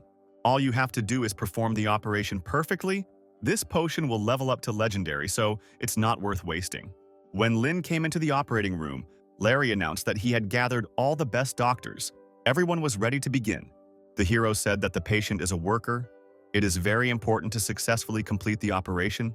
Everything needs to be done at the highest level. They will also conduct a short consultation before the operation. Everyone present was horrified. If Dr. Lin wanted to conduct a consultation, it meant the operation was very complicated. Lin tried to calm them down. He said he just wanted everything to be top-notch. The doctors decided to take another look at the MRI results. Lin noted that the wound was not complicated. The change was minor, and that surgeons had often made mistakes in the past and were not resilient enough. They were careless. He could use better medical materials and equipment, thereby possibly increasing the chances of perfect surgery. Soon, all possible preparations were completed. Lin decided to finally begin the perfect finger replantation. Suddenly, the hero felt as if he had missed something. The hero asked Vanessa to call pharmaceutical sales representative Juan from his phone. As soon as the girl dialed his number, the man immediately asked what happened to Dr. Lin. The hero said that he needed the best materials and instruments for microsurgery, in particular for finger replantation, and he needed them right now. Huang said that the Changxi Medical Company provides the best materials and instruments for microsurgery. Then Lin said that he didn't care about the price. He wanted the best materials and equipment within an hour. Huan said that there would be no problem with this. If Lin wants to try it right now, he can recommend Medtronic. They have a fairly large variety of materials and tools, and the price is not high. However, Lin didn't have time to figure it out. He said that he was currently conducting an operation. Juan immediately jumped up from his seat and ran to get the equipment. However, Lin had one problem. He had no money at all. And Juan stumbled and fell to the floor at these words. After that, he stood up, sighed, and said that it was no problem. He would arrive in an hour. After that, Vanessa hung up. The job was done. Lin was glad that he remembered this in time. The so-called ideal suture is not only in surgical procedures, medical equipment, and materials are very important for effective work. Mainly, the problem is their price, which is faced by the patient's family. Although the patient does not decide anything, but all this is absolutely necessary for the operation. Companies were at a complete disadvantage selling drugs or medical equipment, but their huge capital allowed them to promote the products. When a company promotes a new product, it gives doctors a lot of concessions. This is a common occurrence for doctors. Vanessa asked if they could continue, and at that moment someone walked into the operating room. One of the nurses said that the equipment and instruments had already been delivered and were free. Juan said he would deliver it in an hour, but less than 20 minutes had passed and he was already here, which meant there would be no more problems with finger replantation. And then Lin began the operation. Helena and her daughter sat near the operating room. The woman cried without stopping. She didn't know what to do if Victor became disabled. Then he wouldn't be able to work, and they wouldn't be able to pay off the debt. She was very worried about her family. Rumors will soon spread throughout the village. It will be good if they only come for her and her husband. But what if, because of the debts, they do something to their daughter? After some time, the doors of the operating room opened, the patient was taken out, and the operation was completed. Helena immediately ran up to Lin to ask how everything went. At that moment, Josh came up to them and said that everything went great. Both Lin and Helena were surprised to see the director here. Josh smiled widely and said that he saw everything. The operation was successful. Helena couldn't believe her ears. She asked again if her husband's fingers were okay. Josh repeated that everything went great. Now they need to concentrate on rehabilitation. If it goes well, then Victor will be able to work. Helena cried with happiness. Thanking the director, she asked her daughter to bow to the man as a sign of gratitude. Josh said there was no need. They were just saving lives and now they needed to let the patient rest. Helena said goodbye to the director and headed towards the exit with her daughter. Josh told Larry that Lin was too worried about the patient. He even thought that they were related. But Larry said that the doctor was more worried about the terrible financial situation. The director said that if the patient understands the costs, then everything is fine. Besides, he can use trial products. How could he use so many products at one time? Larry understood what the director was worried about. He was afraid that Lin might use imported equipment. Then, he said that the doctor was not yet accustomed, and Larry could not yet say whether he preferred domestic or imported equipment. Josh said he shouldn't get used to it or he won't be able to fully recoup his expenses. The director also said that this patient needs more attention. They should see how he feels after the procedures. Larry didn't understand why he had to tell Lin about the consequences. Now they would have to worry about being hated. If he were in Lin's place, he wouldn't say anything about money. Larry was annoyed. He didn't even touch the equipment. But all the questions were asked of him. Only Lin used the products and made decisions, and he was the one left holding the bag. Soon the man went to the patient's room where Unity was already there, checking the patients in the book, checking all the smallest details, such as the color of the fingers and the amount of blood. Larry didn't understand why she was checking patients so aggressively. She had already gone through many rooms. When the girl noticed Larry, she said it was his turn. The guy laughed it off, saying he just dropped by to see how things were going. Unity said she wanted to write a research paper comparing imported products. Larry saw the girl writing papers, and her latest work was published in an English magazine. Unity said that she didn't need to publish in an English journal, a Chinese one would do. Then Larry realized that he was the only one who needed to write a research paper to become a physician, and he hadn't done anything yet. A week later, an announcement came from the emergency department that academician Tobias and his colleagues from the Chinese Academy of Engineering would be visiting Manhua Hospital. All the major departments suddenly took up this. Academician of the Chinese Academy of Engineering is the highest level a Chinese doctor can reach. Jacqueline spoke at the conference and she said that it was a very difficult goal to achieve, but they still hoped that the academician would help them improve the reputation of their hospital. Josh understood, simply put, anyone who showed up with this academician would become a popular doctor in the hospital. If he secured the support of the academician of the Chinese Academy of Engineering, he would be able to realize the dream of creating a large emergency department. Their department was worthy of it. When the day of the academician's visit came, Clyde got up early in the morning to wash all the tables in the office. The academician arrived that morning and met with all the heads of departments, visited the hand surgery department, the oncology department, then the orthopedic department, the surgical department, and will soon visit them too. The man thought that he had to start performing operations at 9 o'clock. On the one hand, it was good. On the other hand, it was bad, because his lunch would be delayed, which meant that he would not have the opportunity to meet this gorgeous academician. Then Clyde decided to turn to Dr. Chandler for help. He asked if it was possible to split the operations between today and tomorrow. The man lied that he had back problems and was unable to perform 2 operations at once. Then Chandler said that in that case, Clyde would take 4 of his shifts tomorrow. Clyde asked to be allowed to meet with the academic since the doctor didn't want it. But Chandler asked him to stop bargaining. Some people agree even when he offers 5 shifts. As it turned out, only doctors and chief physicians were allowed to meet with the academician. Others were busy with other things.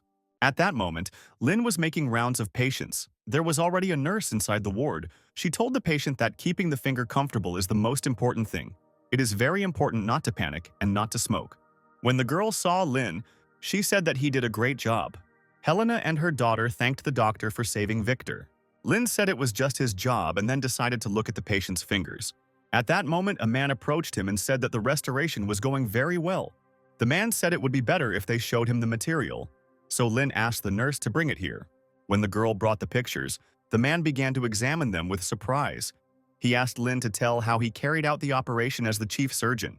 At that moment, Josh entered the office and asked why boss Tobias was still here. They had been waiting for him for a long time. The hero was surprised. Could this really be the same academician Tobias? The academic said he had heard that the emergency department had begun to practice finger replantation operations, and he would like to see it. Josh was glad that Tobias noticed them. But Clyde was unhappy. It seemed to him that the man was spending too much time in this department. Everyone around was saying that Lynn's progress in finger replantation operations was simply excellent. Clyde chuckled in displeasure. He was sure that there were simply no suitable patients today. In fact, he was also not bad at orthopedic operations. When everyone gathered in the conference room, Tobias was shown the materials on the operations. The man noted that the operation performed 7 days ago looked great. The patient's fingers were recovering quite well. He would like to hear how it all happened. Josh asked Lynn to tell him how it all happened. The hero said that he spent more time than usual. The patient had severe vascular thrombosis. Josh noted that this kid doesn't know most of the surgical techniques, but he has a lot of great professionals around him. If he makes a mistake, he will immediately get advice, and everything will be fine. Lin Jiang talked with academician Tobias for more than 10 minutes, and the man found out that it was a routine finger replantation operation. So, thanks to his capable hands and excellent skills, the hero did a quality job. Josh thought to himself that Lin was just an angel. He would go far. Then he looked at Tobias. He looked incredibly pleased. Then Josh said that Lin Jiang is the backbone of their hospital. Of course, his skills are top-notch. Tobias said his skills were too good. Then he asked if it was true that they had so many patients in the department. Josh said that's true. There are more and more patients, so they are planning to expand. After applying for more rooms, they were out of luck because there are only beautiful hospitals left. The project has just started, and based on their statistics, patients stay between 40 and 50 days. Tobias thought that these patients needed a long period of time for rehabilitation, but basically all the big hospitals wanted success and popularity. He said these guys had an advantage because the emergency room is the only place where patients have to stay for a long time. And with those skills and advantages, they can solve problems for free. Then he told Lin that they had one patient, he had a sports injury. They didn't go to the main surgeon because they needed someone more qualified for this operation, so he decided to offer Lin a try. The hero and Josh looked at the man in bewilderment. not knowing what to answer. At this point, the system informed Lin that the task of creating a perfect seam had been completed and gave him a medium treasure chest. Josh thought it was best to ask questions like these as clearly as possible. Then he asked Tobias to tell him more about the operation. The man said that the operation plan was almost ready. They just needed a chief surgeon. Josh sighed. Lin had never been involved in anything like this before. He doubted the boy would be able to adapt. Then, Tobias said that it was easy to adapt. The whole problem was in skills. He had heard about the M-Tang technique that Lin used. Their Center for Orthopedic and Sports Medicine was preparing to perform tendon surgeries, and the man suggested that the hero try. Josh was surprised. Tobias knows about Lin's technique. It's just a miracle that he went to their department first. However, the hero said that he only worked with the tendons on his hands. Tobias said the guy has a good foundation. If he increases the intensity of his training, it will only take a few months to get used to the leg surgeries. He will be quite comfortable at his research institute. They have a lot of patience and excellent equipment. Then Josh realized everything. Tobias was openly trying to lure Lin to his side. Manhua Hospital is considered the best in Jiangxi province, but it is still far from the whole country. They have a lot of patience, but the Tobias Center has even more. Joshu could only hope that Lin would not give in to temptation. Then the hero said that he liked practicing in Manhua. It was comfortable, familiar, and usual for him, so he didn't want to go anywhere. At this moment, the system granted Lin a new skill, the technique of suturing the Achilles tendon at a perfect level. For a second, the hero felt new data being introduced into his brain. He felt like he had mastered the technique of suturing the Achilles tendon. Tobias continued. He said that their center practices some of the most advanced technology in the country. Their surgery is always in demand, so only famous athletes visit them. Lin could come to them for a few months. The hero said that he was able to restore the Achilles tendon. They didn't need him as the chief surgeon. He would practice in Manhua, and he needed Tobias's help. He asked to provide him with patients with various types of Achilles tendon ruptures. The doctors present in the office were perplexed. This guy dared to just make a deal with such a great man. He became so confident in such a short time. It seemed to them that this kid didn't know the rules at all. How could he be so irresponsible? And why did this academic remember him so much? Tobias suggested that Lin first visit his institute, and then he could decide where it would be more convenient for him to practice. Josh was seriously excited. Lena was being offered something that everyone in their hospital dreams of. However, the hero only shook his head. Josh was deeply touched that Lin had chosen him no matter what. The man said that it would be better for Lena not to go. He should take someone with him. Josh pointed to Larry. He would follow Lin to Shanghai and coordinate all matters with him. The man was incredibly surprised that he was chosen. Tobias said their original plan was to find a professional doctor. Josh said they would cover all of Larry's expenses, and after a brief pause, Tobias agreed. All the doctors present were pleasantly shocked. Lin Zhan was a professional, which meant that soon their department would be on the front page of all the magazines. Tobias asked to settle all matters before leaving. They will fly to Shanghai the day after tomorrow. Josh said that Lin could go and not worry about her family. In the evening, while Lin was packing his suitcase, Tanya gave him instructions on how he should eat and what to do in emergency situations. And although the hero said that he was no longer a child, the woman said that for her, he would always remain a baby, and that it would be better for him to get a good rest and sleep before the trip. She suggested that Robert take his son there, but the man began to explain all the details, which caused a small argument between the spouses. After some time, Lin and Larry flew to Shanghai, where they were met by a certain man. It was Samuel, a student at Ju Institute with excellent skills, who greeted the men and said that the teacher had asked him to meet them. Samuel introduced the doctors to the famous Fuan Stadium in Shanghai, where their national football, basketball, badminton, and baseball teams like to train, and their research institute was also responsible for sports health. He also said that he could get an autograph from Lin's favorite athlete, but the hero refused. Samuel said that if the doctors stayed longer, they would see that popular sportsmen were people like them. When they were free, they would give autographs to the students. And then he pointed his finger at the star player of their badminton team. Lin noted that the man looked healthy. Samuel said that he was always healthy and it would be better not to jinx him. Lin wondered why he had to look at him if he was already healthy. The man asked the doctors to rest first. The hero objected. He can rest at any time, but he was not sent here to rest. Larry supported Samuel, because if the doctor wants to do a great job, he must first rest. This is far from Manhua. Lin nevertheless agreed to take a rest, but even after several days he did not see any work for himself. while Larry, meanwhile, was jogging at full speed in a large stadium. Then the hero couldn't stand it anymore. They had been on vacation for a very long time. He asked Larry to go to the institute and ask about the surgery schedule, or he would do it himself. Larry said they were sent here for further training. Even if they don't do anything, they will still be qualified doctors. Everything will be fine. Lin looked at his comrade gloomily. He hadn't had any operations for a long time and he couldn't bear it. Larry soon went to the reception to ask Samuel when they would start the operation, since he was only allowed 2 days of rest. They only arrive for 4 days, and if the doctors don't hurry, Lin's boss will have to return to Manhua. Suddenly, Dr. Roland, a surgeon at the research center, approached the man. He was outraged by such arrogance, because Lin Zhan was just an intern, not a boss. Samuel wanted to stop the man, but he pushed him away. Roland had nothing to hide. In recent days, he had spent more time on research than on clinical practice.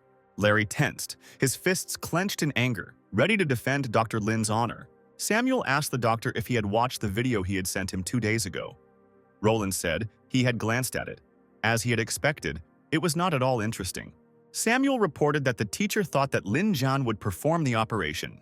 Roland said that this was absurd. Lenny didn't need a normal Achilles tendon, he just needed to run 100 to 200 meters. Lin's plan was very dangerous and Roland didn't agree with it, since it was a big risk. He admitted that the intern's technique was indeed good, but he had never performed leg surgery. Then Samuel realized that the doctor had already seen everything, which meant he must have known about Lin's incredible success. Larry said that the finger replantation is his first microsurgery, and it will only get easier from here. The success of his boss is no joke. Samuel added that Lin was assigned as a teacher, and they can't guarantee when he will come back, doctor. Roland should just tell Lin about the operations. The man had no choice but to agree. Soon Lin arrived at the building and asked where the operating room was. Roland decided that he would now test his abilities because this guy was not in Manhua at all right now. Lin froze for a second. Not knowing what to answer, Roland thought he was scared. Meanwhile, the hero was thinking that the director allowed him to choose whatever he wanted, but the number was limited to 1 or 2 cases. But it turned out that you could choose anything, and this was great news. Then he asked if everyone was ready for the operation, and Roland panicked. He didn't expect Lin to act like that. The hero thought about it. Since everything here is new to him, he first needs to adapt to each aspect and create stability. He then asked to be given the simplest medical case. Roland thought it was a good choice.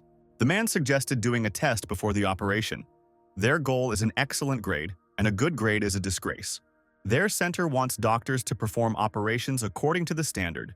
Then these operations are criticized. Roland did not want them to use any habits, and he does not need to explain anything during the operation. However, Lin did not listen to his speech. He was immersed in analysis. Roland continued. He said that when they reach a certain level, they become the chief surgeon. If they are incompetent, it is within his rights to replace them whenever he wants. When that happens, they have no right to complain, because everything is based only on facts.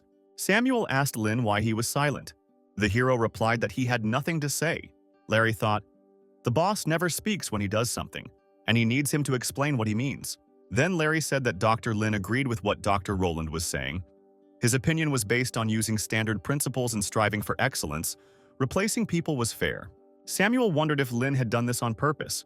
He couldn't believe that he didn't understand that this was a hardship, especially for him. The hero said that everything was fine as long as he could perform operations. Roland was going to see how he would handle the first operation. He said that today they will perform an Achilles tendon repair surgery. The patient is a 38-year-old woman. She has an Achilles tendon rupture. The examination shows that she has multiple ruptures. First, they will conduct an examination and then make a surgical plan. Lin was very happy that after a few days he would finally be able to work. Soon the operation began and the men set to work. Roland watched Lin's movements carefully. There was nothing unusual about them. The hero did all the procedures even before Roland asked him to. All the nurses got along with him very quickly.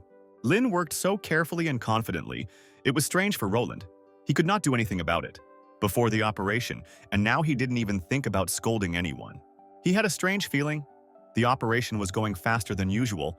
When the doctor just started thinking about something, Lin was already finishing it. The pace was too fast for Roland. He couldn't keep up when he was performing operations. He liked the feeling of completion and achieving something. He expected that the operation would seem difficult to Lin, and that he would make a mistake. The chief surgeon's authority over young doctors was to improve on the mistakes made by the trainees. The intern at the small-town hospital had never performed leg surgery before, and it was soon time for the next step. And the man wondered if Lin would make a mistake. He said it was time to stitch up the patient. Roland thought about it. In order to do this procedure, he needed an assistant, and now he wanted to see what Lin would do. He carefully watched his position. It seemed he was going to pinch the tendon. Then the man decided to change the operation plan. Then this child would definitely make a mistake due to incomplete adaptation. He really wanted to see the mistake and scold him. But then he could put the patient's life at risk. Then Roland told Lin to take out the tendon. The hero did as he was asked, thinking to himself that Dr. Roland had used a modified Kessler method. The man couldn't believe his eyes. Everything was going well. He then took out a tendon stripper and asked Lin if he knew what it was.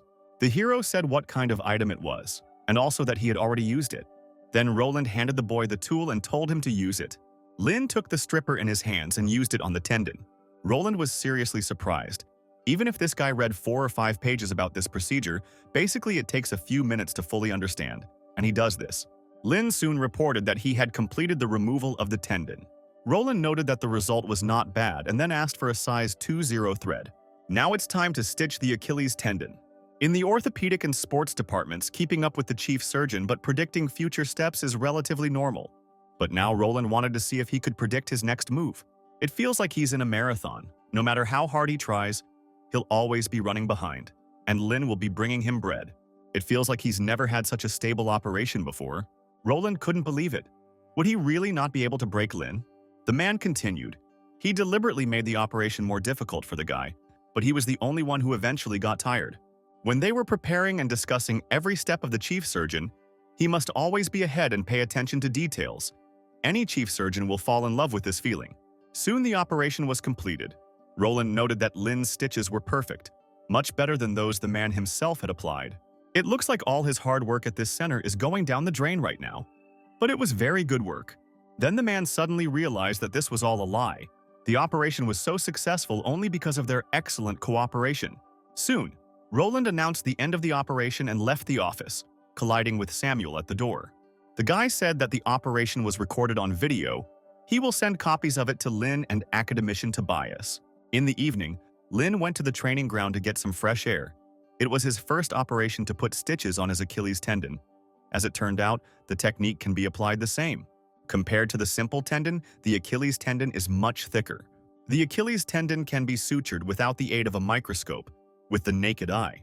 The Achilles tendon is subjected to a lot of stress, especially during running. And the main problem with rehabilitating the tendon is that it has to bear a lot of weight. This is quite a complicated operation, especially for ordinary people. If you follow the doctor's instructions, everything will be fine.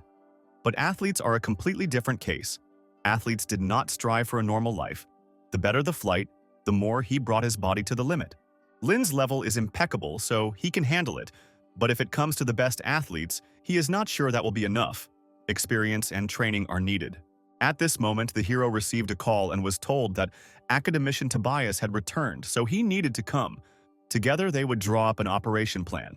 Larry told him that he would be the head doctor, and then their problems would finally evaporate. However, Lin was puzzled as to why they were suddenly having problems. They traveled 1,000 miles, all the way from Manhwa to Shanghai. No one knows them, and they had to go through a lot of hardships. Larry didn't cook stew for several days. Then he asked Lin to bring him a robe. It's at the nurse's station. Larry went there, but they refused him, saying they didn't have his size. At that moment, a nurse came out of the office. Lin asked if they had gowns. The girl immediately rushed for the robe and handed it to the doctor. She was very happy to do him a favor. When everything was ready, the men went to the right place. Tobias was already waiting for them. He was ready to start since everyone was gathered. The man said that the patient is 32 years old, single, works as a traffic inspector, was injured a few hours ago. His right heel is swollen, therefore he cannot move it. Terrible pain, he is unconscious. Does not suffer from any memory loss. He is not sick. There is no urge to vomit. His breathing is fine, there is no heart problem, no urinary tract infection. He then introduced Lin Terrence, a popular orthopedist who graduated from Shanghai Fudan University Medical College. Tobias also said that he gave him the right to stop Lin's operation. He wanted to ask the guy if he agreed with this, but the hero was perplexed. Would he really be the chief surgeon? The academician said that this is what he had planned. Terrence wanted to show Lin the patient's medical history and his test results. But the hero said that he wanted to check everything himself since he would be performing the operation. He said that he would look at the MRI scan transcripts himself. Lin thought, each specialist interprets MRI images differently depending on his specialty. The level of analysis of the hero's MRI should be no worse than others, especially since there are only images of limbs. Lin is responsible for this operation and does not want to make any mistakes. Terrence doubted that this guy could read MRI scans, but decided to give him a chance. Lin thought about it. He hadn't seen so many pictures since he first started using this skill. Then he decided to apply his MRI analysis skills. He found out that the injury was somewhere between the first and second level. Surgery was only needed for the Achilles tendon. A standard suture could be applied. Terrence was shocked. Everything he said was absolutely correct. His plan would be perfect for the upcoming operation. The director was right. Dr. Lin really is very unusual. Then Tobias said that Dr. Terrence would be Lin's chief assistant today. The hero called Larry along with him. They needed to change clothes for the operation. Terrence looked after the young doctor in surprise. Tobias grinned. He really was completely confident in himself. Then the academician said that he would go to the observation room, and he would leave today's operation to the men. The doctors were discussing the news that Lin Jian would be the lead surgeon today. Apparently, new blood was needed for development. Talent was certainly valuable, but trained skills were no less important. Then, one of the men suggested going to watch him work from the observation room. Roland followed the men, curious to see if Lin could pass the director's next test. Meanwhile, preparations for the operation were underway in the operating room, and nurses were helping Lin put on his surgical suit. They carefully checked the doctor's list of instruments and clarified all the details with him. The doctors watching the operation were shocked. They had never seen nurses so kind.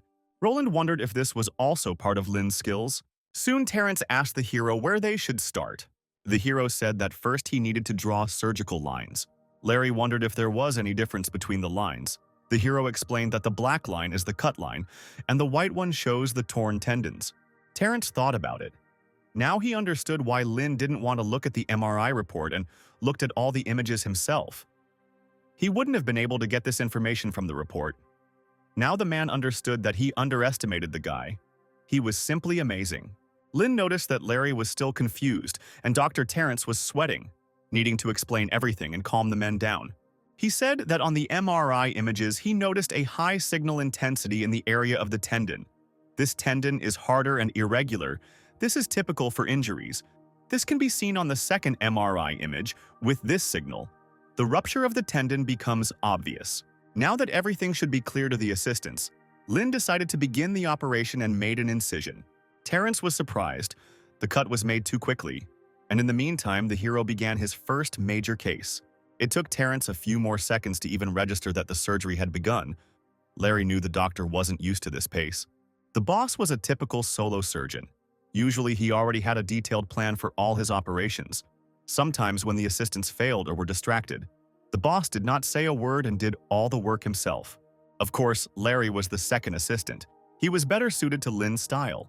Then, the hero said that it was necessary to put a through suture.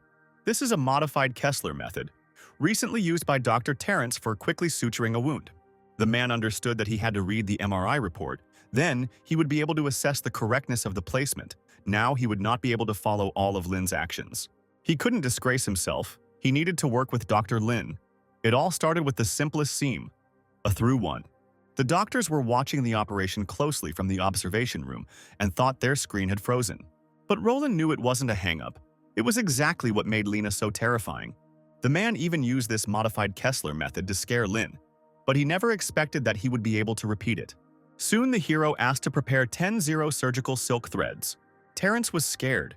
These surgical threads, although considered thick, are still 3 times thinner than the 4 threads that Lin had not used before.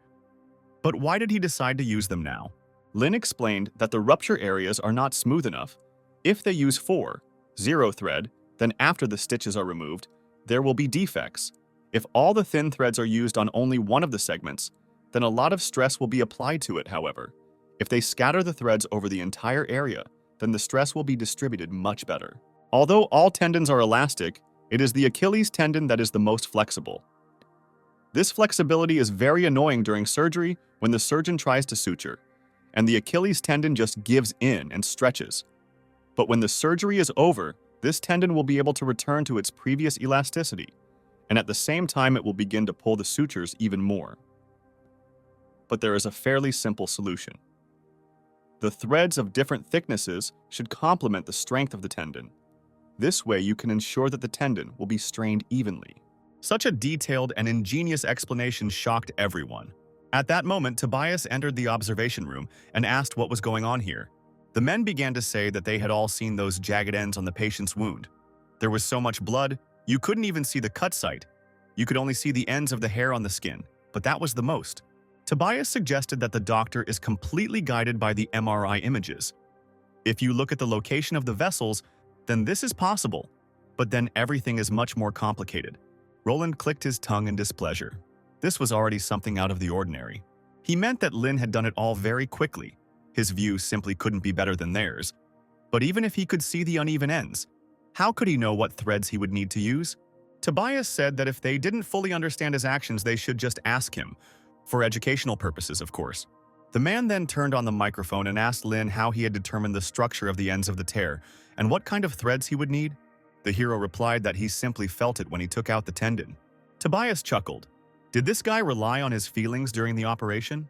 Lin then said that he was constantly massaging people's tendons, fascia, and muscles. He could roughly estimate the muscle tension using his hands. It shouldn't be much different. Terrence thought the guy was joking, but Lin was serious. The man understood that if this was true, then it was simply incredible. Then Lin asked to serve him the 3-0 thread. Terrence had been worried when he had performed his own Achilles tendon surgeries, and he had also relied on his own feelings. And now, as he watched Dr. Lin work, it seemed to him that he was doing everything correctly. Suddenly, Roland grabbed the microphone and shouted that Lin had to remember his duties, so he had to stop the operation right now. Then Terrence approached the man and told him to just watch and learn. Roland was furious at such an impudent answer, and meanwhile the operation continued. Terrence realized that without their influence, he would not have seen Lin's real talent. This man was simply amazing. Suddenly the man was interested in something. The suture on the tendon sheath is so flat and does not bleed. Did Lin always use such sutures, or was it just an accident? The hero thought that even though he was a master at the technique of applying sutures, apposition sutures were not the best option. But when it came to the Achilles tendon, he had a head start, so he replied that he always did that. The doctor thought that Dr. Lin was very straightforward. Terrence then decided to be honest with the man and asked him how he practiced to learn it. Lin replied that he practiced on bananas. Terrence couldn't believe his ears. Was this really true? Larry thought that Lin was difficult to understand, but he had more outstanding skills. Soon, Lin reported that all the stitches were in. He asked his assistants to prepare the plaster. Then Terrence thought that something was wrong here. Why was he, a doctor, acting like a student and thinking that putting on a plaster cast was a reward? The men in the observation room watched in awe as the surgery was completed. Dr. Lin was incredible. He was a true example for the next generations. Tobias asked Roland what he thought of Dr. Lin's work, whether it exceeded his expectations. The man was angry. At the most crucial moment, Farley's treatment should not go to another, but he could not lie in front of everyone. The man then said he needed to watch several surgeries, but Tobias said Farley's surgery needed to be done as soon as possible. They couldn't watch surgeries forever. Roland thought that Farley would also want to see his chief surgeon at work. It would be worth calling him here, Tobias agreed. It was decided to call the man here. Soon a man in a wheelchair arrived at the office. It was Farley, the star athlete. Roland greeted the man and introduced him to Dr. Lin, then said that they needed to talk. He said that Dr. Lin was specially invited by the director to their research center to be the athlete's surgeon. And even today, he did an excellent job with the operation. Farley said he was pleased to meet the doctor, and Lin responded in kind. Then Roland said that he was Farley's attending physician. He should have said that Lin's operation today was excellent. But the difficulty of Farley's operation was completely different. It was much more difficult. The athlete decided to say it straight out. He was afraid of getting new tendon ruptures. So at the slightest doubt, he would ask to change the doctor. After all, it could be very dangerous for him. Roland hoped that Lin would perform a few more surgeries identical to today's so that they could make a final decision. And if Lin met their standards, he would become Farley's surgeon, but if he didn't, they would be forced to consider other options. Farley liked the idea. Roland said that they would like to observe Lin's working style to be completely sure of the results of his operations. So it would be better if he performed about 10 operations. Lin replied that he could start now, when the patients arrived. Roland was surprised, but still said that he would organize it right now, but Lin needed an hour and a half. He wanted to have a snack. Roland tried to stop him, because Lin still needed to know the specific requirements for permission to carry out Farley's operation. However, Lin replied that he did not want this. It doesn't matter to him. It was academician Tobias who invited him to take the place of chief surgeon for this operation. But if the patient does not agree to the operation, he is not going to force him. After all, he is not his attending physician. Roland was shocked. He felt like Lin didn't understand that he would need to perform 10 more surgeries before he would be cleared to Farley. Lin replied that everything was fine. He could handle even more than 10 operations. Farley thought, after injuring his leg, he had visited many doctors, but no one had been as indifferent as this guy. Roland asked the hero again if he would agree to any operations. The guy answered in the affirmative. Then the man shouted, if the news that Lin would be performing the operation on Farley leaked out, everyone would immediately want to be treated by them. If the hero really wanted to be the athlete's doctor, he should think more about his work. Lin said that was stupid, they wouldn't have enough beds anyway. The hospital can do 3 to 5 finger transplants every day, but it rarely does 5 in a day. But patients need about 40 days to recover, and the hospital has about 70 beds, possibly 100 if they are brought in from other departments. Roland was shocked to hear about 3 surgeries a day. But Tobias explained to him that at MANHUA Hospital, Dr. Lin could perform an average of 10 to 12 finger transplants a day. Now Roland understood why there were not enough hospital beds. He was angry. The director should not lie to him. But he also worked as a surgeon, and performing 10 operations a day is too much. No normal doctor would agree to this. Anyone would simply die from such an amount of work. An ordinary microsurgeon will need 2 hours to operate on one finger, but a person is not a machine. With each operation, the surgeon will get more and more tired, and the transplantation will take even more time. Transplanting 7 fingers in one operation is already a challenge for any microsurgeon, and transplanting 10 or 12 fingers is something impossible. Roland then asked Lin why he joined their research institute. The hero said he wanted to watch the development of the Orthopedic and Sports Medical Center and understand their method of performing surgery. Roland sighed wearily. They saw them off like all normal people, but he didn't say it out loud. Farley then asked how long it would take for Lin to start. The hero decided to ask what Dr. Roland thought about it, since he himself didn't care about it. The man asked him to make sure that he had completed all the operations, and that was it. Soon it was night, and Farley dreamed of Lin saying that he didn't care about the operation. The man woke up in a cold sweat after all. It was an operation on his leg, and he definitely cares about it. At the Sports Medicine Center, Dr. Roland fulfilled all his wishes, even the completely senseless ones. They even renovated the room to suit him, but Lin was different. Farley hadn't thought about it before, but no clinic, even the best one in the world, could simply return him to the stadium. These are just half measures.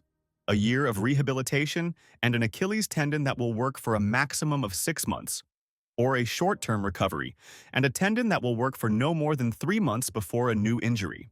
Farley didn't want this, so he decided to meet with Dr. Lin. Soon it was morning, and Roland was enjoying his breakfast at the rehabilitation center. Then one of the doctors told him that Lin Jiang had already performed 6 operations on his Achilles tendon. It was said that he spent the whole night on it. Hearing this, Roland stood up and walked out of the dining room. He couldn't believe that this guy hadn't stopped operating since yesterday. It felt like he was being made fun of. The man opened the doors of the observation room, where doctors had already gathered. They watched Lin's operation and were very interested in watching him work, as everyone said that it was normal for him to operate on patients at 3 a.m. Roland was furious. All the nurses should be mad at him by now, but instead, they gave him a hospital cap with rabbits on it. He wondered when Lin was going to finish and how many patients he had. His colleagues explained to him that he put all incoming patients on a waiting list. Apparently, he was going to operate on them all. Roland was shocked. He asked him to do 10 surgeries, and this guy was going to do them all in one go. Doctors reported that Lin's assistant was so tired that he simply could not move, so other workers decided to help him. Meanwhile, Lin worked tirelessly on the patients. He thought that before he came to Shanghai, he could only do 1 to 2 operations a day. There were too few patients, but now there was so much work that he could do at once, and it was incredible. At that moment, a nurse entered the observation room and said that Farley was waiting for Roland in the office. When the man arrived at the office, the patient Tobias and Terence were already there. Farley said that Lin worked all night and he was watching him. He wanted him to be the one to perform his operation. Roland asked him not to rush. If he decided everything so quickly, then a lot of rumors would spread. But Farley said he didn't care. He wanted Dr. Lin to operate on him. A day later, before Farley's surgery, his fans gathered in front of the clinic, trying to give him moral support. Some were against the man being treated here, although this center is one of the best sports medicine institutions in the country. But there are many hospitals abroad that are much better than this one. Health is too important. Farley should not take risks, even if someone's reputation depends on it. Harry, a bespectacled man watching the fans from the hospital, thought Farley should have warned them first. They could have talked it out and done a pre-release news story, but it could have been worse. They just need to give a couple of interviews and they can turn the situation around in their favor. Farley asked if Dr. Lin was ready, and when they could start the surgery, Roland said that there was no problem with that. The clinic was ready, but they still needed to confirm all the details with the man's sports team. Harry said that everything was happening too fast. They should inform the heads of the team. Farley thought they knew he was in Dr. Tobias's clinic, but the man explained that they still had to report every action to them because Farley was one of the main members of the team. Everything depended on him, so it was logical that they needed to notify his team about every detail of the treatment. Farley said he can choose his own doctor and doesn't need anyone's permission. Then he asked when Dr. Lin would come to them. Roland said that he was still in surgery. He had already called him twice. Harry was surprised. Farley's operation was about to begin, and the doctor was performing other operations. Roland decided not to argue. Tobias would come here soon and explain everything to them. An hour later, there was a knock on the office door. It was Tobias. He said that Dr. Lin was still in surgery. They had so many new patients today, but the doctor remembered Farley's situation. He wanted to prepare everything for him in the best possible way. And for this, he was going to do all the surgeries at once today.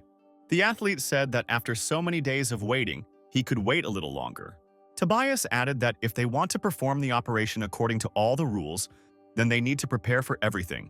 For example, Farley will have to eat a special diet the day before the operation. This will reduce the danger during the operation. The man decided to ask what the percentage of a successful recovery would be for his surgery. If Dr. Lin performed it, Tobias asked him a counter question. Does Farley want to continue playing sports, or has he decided to quit everything?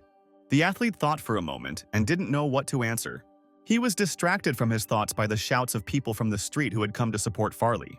Tobias continued that if Farley was going to retire, they could use a standard rehabilitation plan. Then they could guarantee that the risk of re-rupturing the tendon would be below 30%, no matter who performed the surgery, after which the man would be back to full fitness.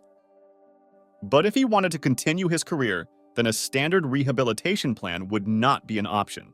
Farley understood this. He just couldn't calm down. At that moment, Lin entered the office. Farley smiled at the doctor and asked if he would operate on him in these clothes. The hero noted that the athlete was in a good mood today.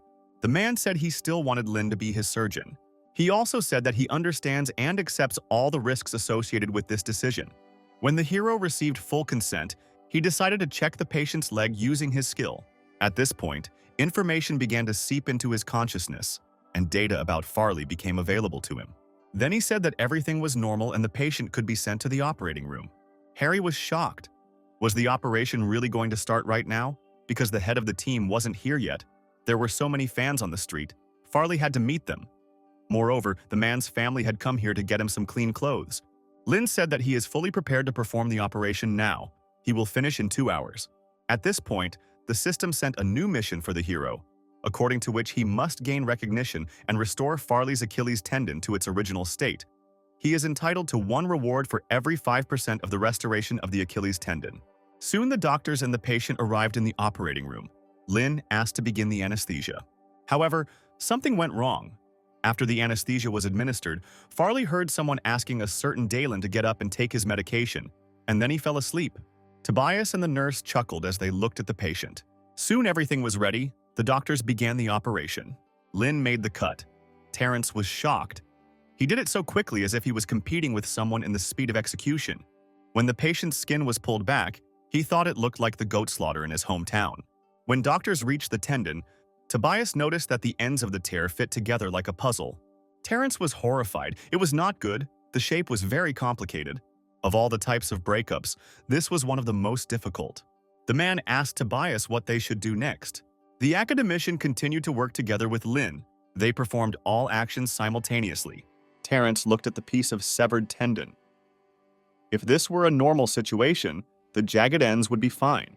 Some might even use them as a base to reinforce the suture. But now the patient is Farley, an athlete whose Achilles tendon is under strain that is not comparable to normal people. After a standard operation, his tendon simply would not be able to withstand this load. Now his tendon was a centimeter shorter than it had been. The anesthesiologist then asked if the man would be able to run at all after this. Tobias said if they do everything right, there shouldn't be any problems. Doctors and nurses watched the operation closely in the observation room. They did not understand what was happening, apparently. Something happened during the operation, and the doctors decided to act according to the original plan. The thing is, Doctor, Tobias's initial plan is to maintain the blood supply to make sure the tendon is intact. Blood supply to the medial side of the Achilles tendon occurs via the posterior tibial artery. Then it divides into 3 or 4 small arteries that are not visible to the naked eye, and the vessels on the sides of the tendon are not much different from this one either. The only difference is that the blood supply there is on the back of the fibula, and you want to avoid hitting any of these veins. There are about 8 small vessels and a lot of different arteries, and Dr. Tobias is hoping that they can bypass all of those vessels to keep the Achilles tendon as safe as possible. If everything works out, the probability of full recovery will be much higher and the time frame will be shorter, which will reduce all undesirable consequences from open surgery to a minimum. But this is impossible even after 10 years of practice. It is impossible not to touch any of these vessels during such an operation. It is impossible, even if you use something like the Da Vinci operating system to mark all the actions. With a real incision, it still will not help. And the location of the vessels in each person is quite individual. It is difficult to bypass them. One of the doctors remembered the director saying that work on the vascular system would be done at the very end. But if they accidentally touched too much, nothing would work. Theoretically, small vessels perform a compensatory function, even if they are cut. After a while, the body will restore blood supply through new vessels. But Dr. Tobias believes that such a recovery would be too long, and the surgery itself would not be of such high quality. In Farley's case, the surgery was performed on the Achilles tendon, the part of the human body with the poorest blood supply. It is simply impossible to hope for a quality recovery under open surgery in such a place. Doctors are not magicians. While the doctors argued in the observation room, in the operating room, Lynn finished straightening out the Achilles tendon. Now their task was to stitch the tendon, so they had to begin their difficult work. Terrence said it was almost impossible, but Lynn replied that if we talk about working on vessels, it is very similar to this. They started practicing on rat tails immediately after arriving in MANHUA. But the difficulty of finger transplantation is higher because transplanting all 7 fingers requires a lot of work on the circulatory system. But even that complexity simply cannot compare to working on the vessels around the Achilles tendon. Dr. Tobias's plan was to reconstruct all the actions during the surgery on each side of the tendon. He wanted to make sure that all the vessels would be restored. Even if they could not restore a couple of vessels, the effect of the surgery would be significant. However, Lynn was determined to do everything to preserve all the vessels. He hasn't been working at full capacity for a long time. The man asked the nurse to change the thread to a thinner one. Previously, he had only had to work with 2 or 3 important blood vessels, but now he could work with a complete circulatory system. It felt like he was given the opportunity to play the most important part in a finger transplant operation. This feeling was very refreshing. Tobias asked Lynn to make sure homeostasis was achieved, and he wondered to himself, was the guy really planning to completely restore the circulatory system? He asked the hero to select a few of the most important vessels for stable functioning, but Lynn said that he wanted to make a spare channel for blood supply. They were planning to restore 30 to 40% of the circulatory system, but they can bypass a lot of small vessels, which will greatly help in restoring the blood supply. Tobias was surprised this kid wasn't even trying to follow the plan. Apparently, he is trying to improve it. It's good that he's so confident, but he shouldn't go too far. Then the man gave the go-ahead, but Lynn had to make sure of the quality of his work. The probability of vascular spasm was still too high, and the only useful vessel was a working vessel. Lynn thought, the reason why patients who had minimally invasive Achilles tendon repair recovered and were discharged faster is because the vascular system around the Achilles tendon is preserved. As long as the Achilles tendon is sutured and the adhesion works well, it can recover to its original state. In fact, the plan was to turn the Farley Achilles tendon repair into an operation to repair the Achilles tendon and the blood vessels around it. But it is 10 times more difficult. Tobias was confident in Lena, but still very worried. Roland was dissatisfied. In his opinion, the director did not have much faith in this plan. No doctor would believe in it. An argument broke out between the doctors again. Some agreed with the man, while others thought he was just making a mountain out of a molehill. One of the doctors said that this operation was not planned by Lin. He was just an executor, nothing more. One of the doctors was extremely surprised by such a statement. Lin's skills were incredible and his talent was simply unmatched. He was a first-class surgeon, and the man wanted to try to reach his level as soon as possible. However, no one could argue that the doctor worked very quickly. Terrence thought, this plan included maintaining the functioning of the vascular network and at the same time reducing the time of the operation itself, which meant the chief surgeon had to work not only with high speed, but also with high precision. Before that, he flew around the world to find the right surgeon. Operations of this level are fast and precise. They cannot be performed by ordinary 30-year-old doctors from some local clinic. They have too little experience for this. It turned out that doctors all over the world are about the same, perhaps only a little better. Terrence managed to meet with many famous surgeons, but they refused the operation which was planned by another doctor, especially since they had enough of their own work, and they did not need money. The director really made the right choice in choosing Dr. Lin. The hero said that if they finished this part, the vascular system would be ready. He has made the first of 2 vascular channels, and he only needs to make the second one. Suddenly, Lin felt a strange feeling. He asked Terrence to check the vessels while he changed his gloves and washed his hands. The doctor watched Lin leave, noting to himself that he paid so much attention to detail. The hero thought he had only recently read the research and therefore understood how much attention this operation required. The feeling he got when he touched the forceps indicates that the gloves are worn out. Studies show that when heart surgery takes less than 3 hours, gloves tear 30% of the time, and during 5-hour operations they tear 65% of the time. Also, if you do not wash your hands during this time, a huge amount of bacteria will accumulate on your hands, which can lead to undesirable consequences if the gloves are torn. Many hospitals want their surgeons and assistants to change gloves every 4 hours. But there are those clinics that require changing gloves every hour and a half, and they must avoid all possible risks. Soon, Lin returned. Terrence reported that he checked everything. The vessels were working fine apparently. Everything went quite well. Then Lin decided to remove the clamp and take a look at them. He saw that the blood was flowing well and the stitches were holding up well. Larry, along with the other doctors, were quick to praise Lin for a job well done. The system reported an increase in the level. The tendon can recover by about 75%. For an operation of such complexity, this is very good. And if the recovery and all procedures are carried out correctly, then this percentage will be even higher. But for Farley's level of stress, even this may not be enough. Then Lin said they needed to make another vascular channel. Everyone present was in shock. Terrence tried to stop him. The work done was enough, they could finish the operation earlier. It would be even better for Farley's body. He understood that if the operation was completed so early, it could be said to have been successful. But if he continued and made another vascular channel, the result could be disastrous. Lin wasn't sure if this was enough. The capacity of these vessels could be compared to the blood circulation in 2 fingers. Tobias wondered, in theory, if they continued to increase the strength of the tendon, it might impact how they deal with problems with the bones and muscles around them. It was like an army. A standard amount of supplies could ensure survival, but only an excess amount would give the ability to attack. Lin said they need to make sure there is enough blood flow. That's their top priority. So if doctors are worried about complications, they can worry about that later. At first, all the doctors were shocked by this statement, but Tobias announced that the operation was continuing. When the hero received consent, he immediately began to carry out his plan. Lin asked to wipe his sweat, but the nurse noticed that he wasn't even sweating. However, she realized that it was Lin's hair that had escaped from under his cap and was tickling his face. All the observing doctors were amazed. They didn't think that Dr. Lin was so stubborn. He even argued with Tobias. He had no doubts about himself at all. Then one of the doctors said that Lin was currently installing a second vascular channel. The men thought to themselves that they would have been sitting over this procedure until the next day. But Lin handled everything so quickly. Something was bothering the hero. Sweat kept appearing on his forehead. This had never happened before.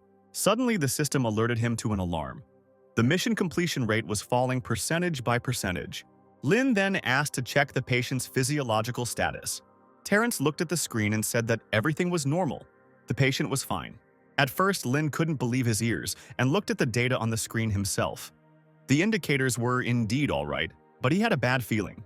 Lin thought about whether he could stop the surgery right now to keep the regenerative capacity of the Achilles tendon at a higher level. Restoring 70% of its function would not allow the treatment to undergo high-intensity training. But it would be more than enough for everyday life. Lin could still change the plan to the one Tobias had made, but he had other goals. But Farley didn't want conservative surgery, otherwise he wouldn't have waited so long for it. Changing the original plan would mean that Lin had panicked. And besides, there was no evidence that other plans would be more effective. Then the hero said that they should continue. High-level Achilles tendon repair, or finger replantation, it doesn't matter. With his experience points, the most important thing is restoring blood circulation.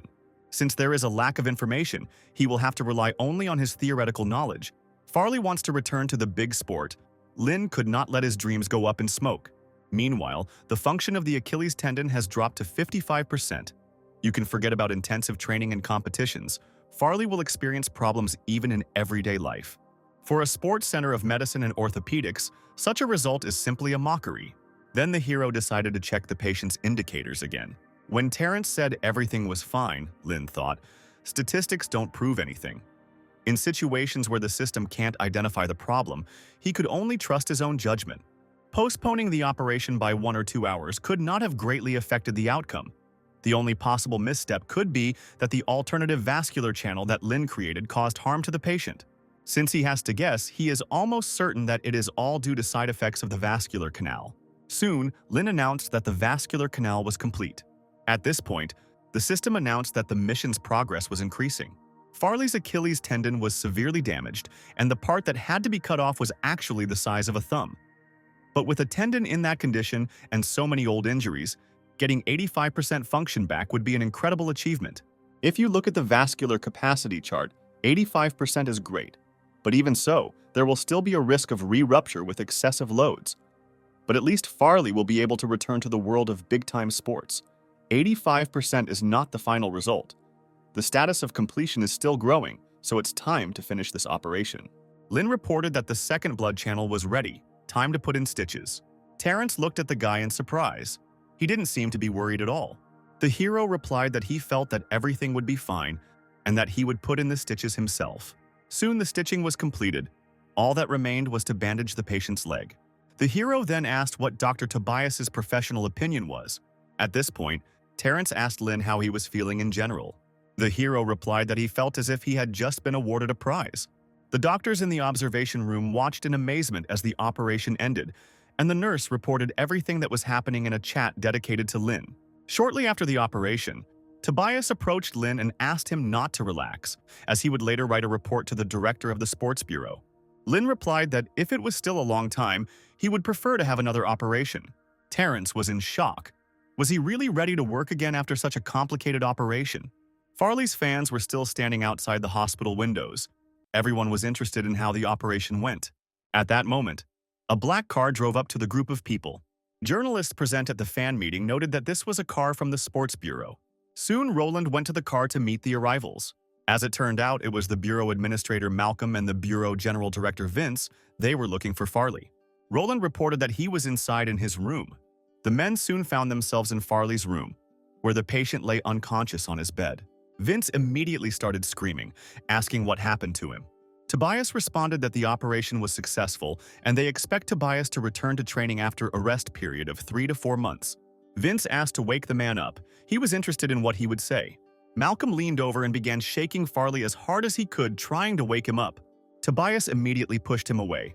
The anesthetics had not yet left the patient's blood. He would not be able to speak normally, and even if the anesthesia wore off, he still needed to rest. It would be better for them to talk outside. Vince looked at Farley with displeasure, but still agreed to leave the room. The men went to a more comfortable room. Malcolm asked why Professor Tobias had undertaken to operate on Farley without informing them. The man said that the athlete had been in their hospital for so many days. The media knew about it. The bureau should have known too. They didn't make a secret of it. Malcolm didn't like Tobias's prevarication. They had to wait for the bureau to give their approval for the operation, and the fact that they were doing it now was ruining all their long-term plans. And they also wanted the surgeon in charge to explain himself to them. Terrence said that he is operating now. He wants to finish all the operations scheduled for today. Vince was extremely annoyed, but agreed to wait. He asked Malcolm to call some reporters he knew and an expert. Half an hour later, reporter Kevin and the bureau's expert Hank arrived at the hospital. At that moment, Lin entered the office. As soon as Kevin saw the surgeon, his eyes immediately lit up. He saw the perfect model in this guy and immediately began to photograph him. But Hank was less positive. He didn't like the fact that the surgeon was such a young guy. In their business, everyone who wants to be called an expert and climb the career ladder must look down on others. So the man approached Lin and asked if he had operated on Farley. Tobias introduced Lin to the men, the heads of the sports bureau, general manager Vince and director Malcolm, as well as expert Hank and reporter Kevin.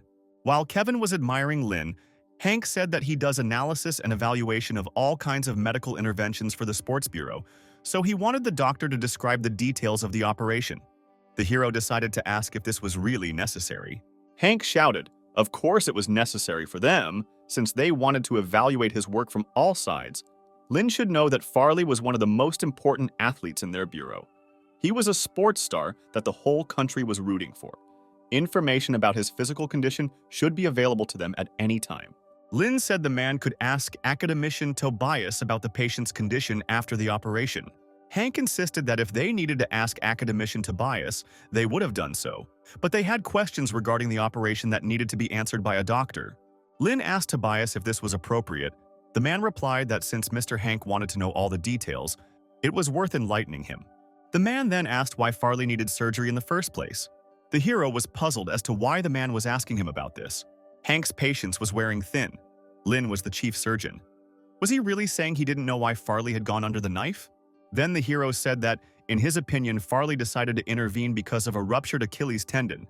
If Hank is interested in why he wanted this operation, it is better to ask him himself. It has nothing to do with medicine. Kevin chuckled at the way the young doctor had put the expert to bed so well. Then Hank shouted, saying that if Lin covered for Farley, he would only lose the bureau's trust, and their cooperation would end there. The man thought, many young doctors like Lin want to raise their prestige and become famous by operating on athletes, using athletes to make connections and increase their income. Lin thought that the most preferred target for Achilles tendon reconstruction surgery is athletes. But the main target audience is still ordinary people.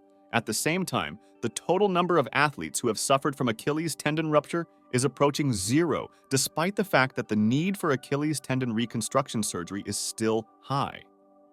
So it is impossible to operate on an athlete at full capacity without first earning a reputation among ordinary people. He is not training in Shanghai and has no plans to pursue a career as a sports doctor. Hank was getting angry. This guy had been silent for so long. Who did he think he was? Terrence intervened in the conversation. He said that his cooperation with the Bureau had been very fruitful, and in the case of Farley, the operation had also gone smoothly. Hank once again asked Lin to describe the operation in detail, and Lin replied that he had acted according to a plan developed by academician Tobias. It is a technique of Achilles tendon repair using a lateral midline incision. They made an access. Hank screamed. He wanted to hear the difference between his plan and the classic Achilles tendon repair technique. Lin then said they had recreated the vascular network in Farley's tendon. He showed the man in the picture the places where they had made the shunts. Hank was shocked. He didn't understand why they decided to take such a dangerous path. Malcolm and Vince were also surprised, wondering if it was really that dangerous and why Farley didn't need resuscitation. Terrence said that their plan was indeed risky, but the result was good. So far, the operation has justified itself. Hank replied that even if it was so, no doctor could guarantee that Farley would get better after the intervention. Obviously, he believed that doctors should not have used such dangerous methods. Lin replied that it was indeed a risky operation for Hank, but from their point of view, such a risk was appropriate.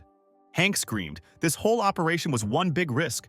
The hero decided to ask the man if he was an expert in Achilles tendon repair techniques. After all, if he is not a specialist in this field, then what is the reason for his interest? Hank couldn't believe his ears. Was this guy really challenging him? Lin said that a complicated and risky operation that can be done successfully. It is an interesting operation. Its algorithm seems risky to Hank because he does not know how to perform it. That is why it seems to him that success is impossible. It is absolutely normal to have such thoughts. Then Hank screamed. He's been a consultant to the Sports Bureau for 10 years. He doesn't need to be an expert to be privy to the operation plans. Lin chuckled. It really wasn't necessary. He knows that there are many people in the world who are not lucky enough to become doctors, let alone surgeons. Hank was unable to learn how to operate, so he switched to another medical specialty. This is a good opportunity for career growth, so he does not need to be shy. Hank was furious. He wanted the administration, doctors, and medical representatives to lick his boots to gain favor, and this guy is talking about embarrassment. Lin explained that becoming a good surgeon requires a lot of luck, and even some famous scientists, having realized their inability to operate or having difficulty developing their skills, have changed professions to forensic scientists, therapists, researchers, or rehabilitation specialists, and have achieved success in this field. At that moment, Hank felt that Lin had grabbed him by the quick. He had nothing to answer. Vince didn't understand what Hank was doing. Couldn't he talk to the young doctor? Then he decided to ask Tobias himself. He was interested in when Farley would recover and to what extent he would recover. Tobias said the surgery went very well and the chances of recovery are very high. But Vince was interested in the exact level of his recovery. The man knew that local competitions meant nothing, but Farley would only be able to compete in international races if he could train again. Tobias decided to find out what Lin thought about it. The system informed the hero that the mission's progress was 91%. Then he said that one could hope for a good result, but he could not confirm anything. Vince said his words meant nothing and that Hank needed to be given a full examination. However, Tobias objected. Even if they examined him now, they would not be able to draw any conclusions. While the men exchanged angry glances, Lin said that he had 2 more operations scheduled, so he wanted to go and get some work done. Hank wouldn't let up. He kept insisting that they needed to find out what was going on with Farley before they left.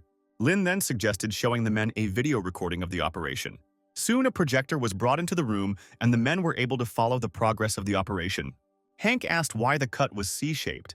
Tobias said it was necessary to speed up healing. The next shot left Hank furious as he saw doctors cutting out a huge chunk of Farley's tendon. Tobias said the torn fragments had become too thin to be used, as it would only delay healing, not to mention possible inflammation. He also reported that suturing the vessels took a long time. They were very thin. An 8-fold resolution was used on the microscope. Suddenly, Hank noticed that the shunt was made very carefully. Lin's posture during the operation was confident and his movements were fast. For such a surgeon, such a plan was really not bad. Then he asked if the continuous blood supply method really worked. Terrence said Farley's blood supply was now excellent, and his temperature and other parameters were normal. Hank could only admit that this was a very good thing. Apparently, Farley had a chance to become completely healthy. Lin then asked if he could go to his surgeries already. Tobias smiled and put the young doctor down. Kevin watched him go. Did this guy really enjoy operating that much? When the hero left, Tobias asked if the gentleman reporters would like to gather material for an interview and take a look at the demonstration room to see Dr. Lin in action. Soon the men came into the observation room to watch Lin at work. He performed the operation as gracefully as if he were playing the piano. Tobias said that if Hank had any questions for Dr. Lin, he could press the red button and ask them. He then asked if there were any other patients in the hospital with ruptured Achilles tendons who could be brought in for surgery. Lin said that they were done with Farley and now they had to go back to Manhwa. If there were no more Achilles tendon rupture patients left today, then he didn't know if he would have a chance to practice again. Tobias was a little surprised by Lin's words about his departure. When the men separated, the academic asked Terrence to contact other hospitals and find more Achilles tendon rupture patients for Lin. They needed to find at least a couple of people. Tobias was leaving for Beijing tomorrow for a conference, so Terrence would have to hold Lin in his place. They couldn't wait for another injured athlete to show up. By that time, Lin would no longer be here. The man thought that plan was originally created only for Farley, and he thought it would be difficult to carry out, but Lin coped with it and got a good result. And while the guy was busy with operations, the man could think through his plan in more detail. If he can turn it into a full-fledged surgical technique and call it the Tunya Achilles tendon repair technique, or simply the Tunya technique, that would be just great. And it would also be great to give a couple of lectures at a few universities on a book called the Tunya Surgical Strategy and Selective Methods of the Tunya Repair Technique. Then Tobias asked Terrence to keep an eye on Lin and make sure he stayed. He couldn't be let go to Manhua so easily. He had to stay in working condition, let him operate, but not to the point of harming himself. Terrence said that Lin wanted to have finger replantation surgery. However, Tobias said to only deal with Achilles tendon tears, he doesn't need all those fingers. If the plan can be proven to be effective in treating athletes, Lin could make a ton of money. There are still reporters here wanting to interview him. Lin doesn't want to talk to them anymore. Terrence needs to find a way to get him a meeting. He needs to tell him that this will get them more of the patients he needs. Terrence liked this plan. It was sure to work. The next day, Lin came to Terrence's office. He asked how many patients he would get in exchange for one interview. The man said that he would have to give 5 interviews. For each of them, he would give Lin 5 patients. The fee for them would be charged to the head surgeon, so he would get the same amount of money as he would have gotten in MANHUA. The hero said that he would allow them to take one more additional interview, and after each one, he would go and operate at least 4 times. Terrence said that in that case, he would go and arrange the first 2 meetings so that Lin would have time to prepare.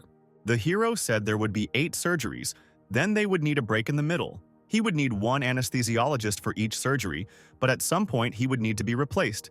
They would need at least 2 teams of nurses or 5 nurses rotating. When the doctors and nurses heard the number of surgeries they would have to perform today, they immediately felt sick. Larry's eyes were already watering from fatigue and the desire to sleep. He told Lin that they hadn't had such intense shifts for a long time. He wasn't used to it. He wanted to eat. The hero let him go. He himself was going to perform one more operation, and then he and Larry would meet in the cafeteria. All the doctors and nurses who had been on the long shift were very happy to finally have something to eat. Terrence and Lin soon arrived in the dining room. Larry was busy preparing his favorite dish, stew. Terrence didn't understand what was going on, so Lin explained to him that Larry was making the stew he was used to eating in MANHUA. The man quickly scolded the doctors and nurses because they would not be able to operate on a full stomach. They would feel sick after eating pork ribs when they cut the muscles. Then the doctors unanimously declared that they would lay down their lives for Dr. Lin as long as they had this wonderful meat. Terrence let out a tired breath and hit the wall. These guys couldn't be fixed. Soon, Lin returned to operations, and without noticing, he had already collected 20 chests. Then he decided to open them all at once. Among a pile of energy serums, there was a chip with the skill of microscopic technique of epineural anastomosis at the master level. Lin told Larry that they would need to meet in the staff room tomorrow morning. The man thought he had misheard, and the doctor meant the day after tomorrow, since they had spent the entire day performing surgeries, and he needed rest. The hero understood that Larry and the nurses did not have the energy serum, which is why they were so exhausted. That's why he agreed to take a break, because there are not endless patients either. When Lin returned to his room, he found out that in all of Shanghai there were only 2 patients with Achilles tendon ruptures per day. If you add in patients from neighboring cities and counties, he can operate on about 20 to 33% of fresh ruptures per day. For a city that has dozens of level 3 hospitals, this is clearly not enough. As it turned out, Lin slept until noon. When he woke up, he headed to the hospital where Terrence was waiting for him. He said that Lin had worked all day yesterday, and the man was worried that he might overwork himself. Then the hero smiled and said that he was not tired at all. Terrence said that they had received a notice from the accounting department. The money for the operations had been credited to Lin's account in accordance with the rules of their center. 9 Achilles tendons would be about 1,000 yuan, but that was still a lot. Lin said he had not received any notice and now he would like to talk about the interview, but Terrence said he was in a sticky situation. The hero asked if this was connected with the debt in the form of patients he had not operated on yesterday. Terrence said that Lin was unlucky today, but Lin didn't let him finish. He said that in that case he would book a ticket to MANHUA and fly out tonight, and that he would like to make an informal round of patients before leaving. Terrence hurried to stop the guy, but the hero did not understand what he should do here. The man thought he had seen many doctors who reasoned logically. Usually they asked for a raise or a TV subscription, good food, good drinks, and good service. Some even demanded awards and publications, and usually they all left with nothing. But he had never met a doctor like this. He didn't just ask, he demanded more patients, but his threats were meaningless. The man stood up from his chair and said that today he could give Lin 5 new cases of Achilles tendon rupture. That was the limit of his capabilities. Lin agreed, saying that if there are no more Achilles tendon patients left, a man could look for those with finger or flexor tendon injuries and not necessarily limit himself to that. Terrence promised to make the calls, and so the work in the operating room was in full swing from morning until night. Lin said another operation had been completed. Larry asked why he had so little energy compared to him. Lin chuckled and said that there were no more patients left, so they needed to go on rounds. The men went up to the 15th floor, and suddenly Larry heard strange sounds. They came from the ward. He told Lin that it was suspicious because there was no one in that room. When the men opened the door, they saw a bunch of people in the room, drinking and having fun. Farley was behind them, with Harry standing next to him. Lin said that they showed up for a round. Farley said that his friends had come to visit him. They had been fooling around all this time. That's why they were late. All because they hadn't seen each other for a long time. The system informed Lin that the mission was 91% complete. The hero was surprised. Could it really be that in a few days the progress of recovery had only increased by 1%? It seemed that neither the operation nor the care could affect this. The hero said that an MRI was needed to clarify Farley's condition. The man became worried because Dr. Terrence said that his recovery was going smoothly, so why did he need an MRI? Lin said the man was recovering faster than usual, and if things continue as usual, he should be able to return to high-intensity training soon. However, Harry shouted that this was not an answer. Lin then said he expected the recovery rate to be higher, so he wanted to get an MRI to know what was going on. Farley screamed because Dr. Lin had just told him that he was recovering faster than usual. The hero replied that the recovery progress was good, but he expected more. It should be excellent. Farley let out a sigh, apparently due to the fact that he hadn't been resting properly for the last couple of days. The athlete's guests immediately became tense. It seemed to them that the man did not want to celebrate with them at all. Lin replied that they, as doctors, just want to provide qualified medical care and peace to the patient. First, they will do an MRI and then draw conclusions. Farley then shouted at his friends to listen to the doctor and turn off the music. Soon, when the rounds were completed, Lin was about to head to Terrence to beg for more patients. Soon, the men came to the room of one of the patients. She soon had to go to surgery, but she decided to eat. Larry hastened to say that you can't eat before surgery. The patient was a discus thrower from the Beijing City team. Her name was Susan.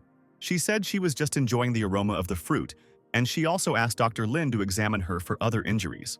She said she constantly feels discomfort in her neck, and the doctor says it's all cervical spondylosis. Then the hero offered to stretch the woman's neck. He understood that Susan had to use her cervical spine a lot to throw the discus. After 3 minutes, the girl felt that her neck was completely fine, and now she was absolutely sure that Dr. Lin could handle her tendon. She said she needs to be as fit as a fiddle by the National Games next year, and if she doesn't win any awards, she'll have to quit the sport. But she didn't want to leave. She can't return to her hometown. She's already old and won't be able to get married. Susan even suggested simply cutting off her leg so that she could at least get to the Paralympic Games. Lin said the woman's Achilles tendon was only torn, so the damage was not too serious. And thanks to their strategy, she would only need 4 months to recover. If there are no problems, they will perform the operation tomorrow morning. The next day, Susan was taken into surgery where Terrence felt Lin had made the opening incision too long. The hero said the edges of the woman's tendon were a little nervous. It would be safer if they increased the access a little. The men saw that the tendon was not completely torn. Everything was fine. Lin said the Achilles tendon had to be cut first. Terrence wanted to help him, but the hero said he would do it himself. He remembered the previous location of the vessels so that he would be able to touch them as rarely as possible while he was cutting the tendon. Most of the vessels that were damaged last time could be saved. He could reduce the complexity of reconstructing the vascular network by avoiding small vessels. So this time, he would create a similarly complex vascular network, but with a larger number of vessels. Terrence was surprised that this guy really memorized the location of all the vessels. Lin said that was impossible. He only remembered the ones surrounding the Achilles tendon. After some time, the hero announced the end of the operation. He said the woman's progress would be better than Farley's. All the doctors were incredibly happy with such a good prognosis. Then Tobias thought, 2 consecutive cases of using the plan ended in victory. This will significantly increase Lin's value, but will he want to stay? 2 days passed since then. Larry asked Lin how he was not afraid to promise them that the woman would definitely recover. The hero replied that there were no problems with the operation. The prognosis was also not alarming. If the rehabilitation goes well, she will definitely be healthy. Since no problems are expected, it's time for them to pack their things and get ready to leave. Larry said he had bought tickets for 9 p.m. They would arrive home at 12. If they had time to sleep, they would be able to start work in MANHUA in the morning. Lin thought he was currently the only surgeon who had successfully used the Tobias plan. Tunya would always want the best as long as he practiced surgery, which meant he could leave the sports medicine and orthopedic center without fear of being replaced. Besides, all the beds here were over capacity. Lin was embarrassed to admit it, but he even reserved spare beds for patients. The trip to Shanghai was worth it. The hero gained experience and his skills improved beyond measure. Thanks to Farley, if there is another such athlete, he will be able to raise the patient's recovery progress by another 1%. Soon, the hero returned home to MANHUA. In the chat dedicated to Lin, They reported that the doctor had returned, and all the nurses dreamed about how they would like to greet him. Soon Lin came to the hospital. The girls told him that his work had already been published in the journal. The hero picked up the magazine to look at his dissertation in person. The nurse said that the doctor was simply amazing. He already had 2 publications. The other doctors were perplexed. This girl was clearly sucking up to Lin. Suddenly, the reception desk received a call, and the doctor said that a level 3 emergency had occurred and that the intensive care unit needed to be prepared. Lin immediately dropped the magazine and ran to the ward. He knew that emergencies were divided into levels. Level 1 was extremely dangerous cases, Level 2 was dangerous cases, and Level 3 was relatively serious cases in which at least 3 people were seriously injured or killed. When the hero entered the corridor, he saw Dr. Chandler on the floor. The man was very scared at first, not expecting to see the guy here. He then asked how much money Lin had received in total for his work in Shanghai. And the hero replied that he had received just under 200 yuan, and then asked what the emergency was. Chandler said that some robber was running away on the wrong side of the road and crashed into a sedan. 3 people died on the spot, and the robber himself was injured and will be here soon. Lin asked if there was anything they could do to help, but the man said he was definitely out. At that moment, Josh ran up to the hero and called Lin to him to see the patient. As the men walked towards the exit, Josh said that he had recently seen Lin on the Shanghai news. The hero said that they questioned him for 15 minutes but showed only 3 seconds. It was very boring. Then the director said that the patient they were transporting was a robber, but Lin already knew about it. Josh explained that he robbed an adult toy store and then killed the driver of a compact car along with his mother-in-law and father-in-law. The police were also on their way here. His leg was seriously injured, but his vital signs were normal. He asked if Lin really wanted to participate in this. The hero replied that he would definitely operate on the man. Josh was afraid that a young man like Lin would have a different opinion on the matter. Josh himself used to be a military doctor, and when they received an order to treat someone, even from the enemy side, they had to obey. Then one doctor said that treating enemies at least creates a good image in public, and it is better to shoot criminals on the spot and not waste medical resources on them. Josh chuckled. They wasted half their lives in universities to treat people, and if they wanted to judge someone, they could have gone into law. Soon an ambulance brought the man. Josh said they should all work together. The trauma team hadn't arrived yet, but when they did, they would go straight to the OR, and that included the trauma team. Soon, everyone arrived in the operating room. Josh said that the brain was fine, they could start general anesthesia. The abdominal organs were not damaged. It was necessary to make external fixation of the left arm and use a plaster cast, but the left leg will have to be amputated. The damage is too extensive, trying to save it is pointless. Josh suggested that Lin perform the amputation of the left leg together with the doctor from the traumatology department. The hero said that he had never had to perform an amputation above the knee. The director said that in this case it was a great opportunity to learn. Amputation is quite a broad field, especially when it comes to forming the stump. It needs to be made cylindrical, based on aesthetics, and also make sure that it is not subject to wear.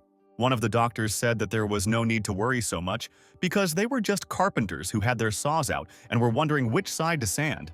He asked Lin to move closer, as he needed to see this stage of the operation. First, they were cutting the subcutaneous tissue and cutaneous fascia. Once the muscles are exposed, they will cut away the femoral muscle group and then remove the femoral artery and vein. Soon the men had almost finished sawing through the tibia and fibula, and the amputated end was ready. All that remained was to form the muscle flap. Lin asked the doctors to let him get stitches. Josh asked the guy if he remembered the course of the operation. The hero replied that he remembered almost everything. The man watched Lin work. He was glad that here in Manhua, the boy was able to gain new knowledge. Soon, when the operation was over, Larry asked Lin why half the beds were empty. The hero said that there had been none for more than 15 days, and all the patients who had been operated on using the M-Tang technique had already been discharged. The guy thought about it. He hadn't realized before how valuable the time spent at the patient's bedside was. He should have put more care into them. He wouldn't let that happen again. The hero headed to the ward of one of the patients. Apparently, he was already getting ready to leave the hospital. As soon as the man saw Lin, he said that his finger, which the doctor had operated on at the time, had healed perfectly, and he had been discharged yesterday. The man heard from the nurses that the doctor would be returning soon and decided to wait for him. He also said that a lot of patients leaving the hospital asked to thank the doctor. At this moment, Lin received a notification from the system. He received as many as 11 praises from patients. He received 2 skill books at once. Both skills relate to reducing scars on the skin. This is a cosmetic suture technique.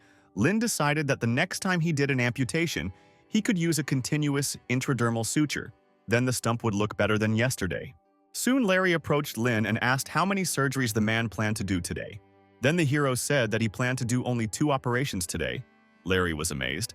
Had operations really lost their charm for Lin? Lin said they need to use the wards more efficiently. They only have 40 beds. They will add more and get a maximum of 80. They can no longer operate on all the patients at once. Otherwise, there will be downtime. At that moment, Josh entered the office. He said that times were hard now, but he managed to get additional places for their department. This will be known soon. Other doctors were shocked, since they had only recently increased the number of beds. Then Lin said that Professor Tobias's department had 180 beds. They added 50 to 60 more, but for their production capacity, this is still not enough. Their department has something to strive for. The doctors were unhappy. If this Lin John wants more beds, then let him work as a farm laborer himself if he likes it so much. Josh advised Lin to focus not on the quantity of surgeries, but on their quality. He shouldn't worry about the rest. Moreover, the guy's reports came out pretty good.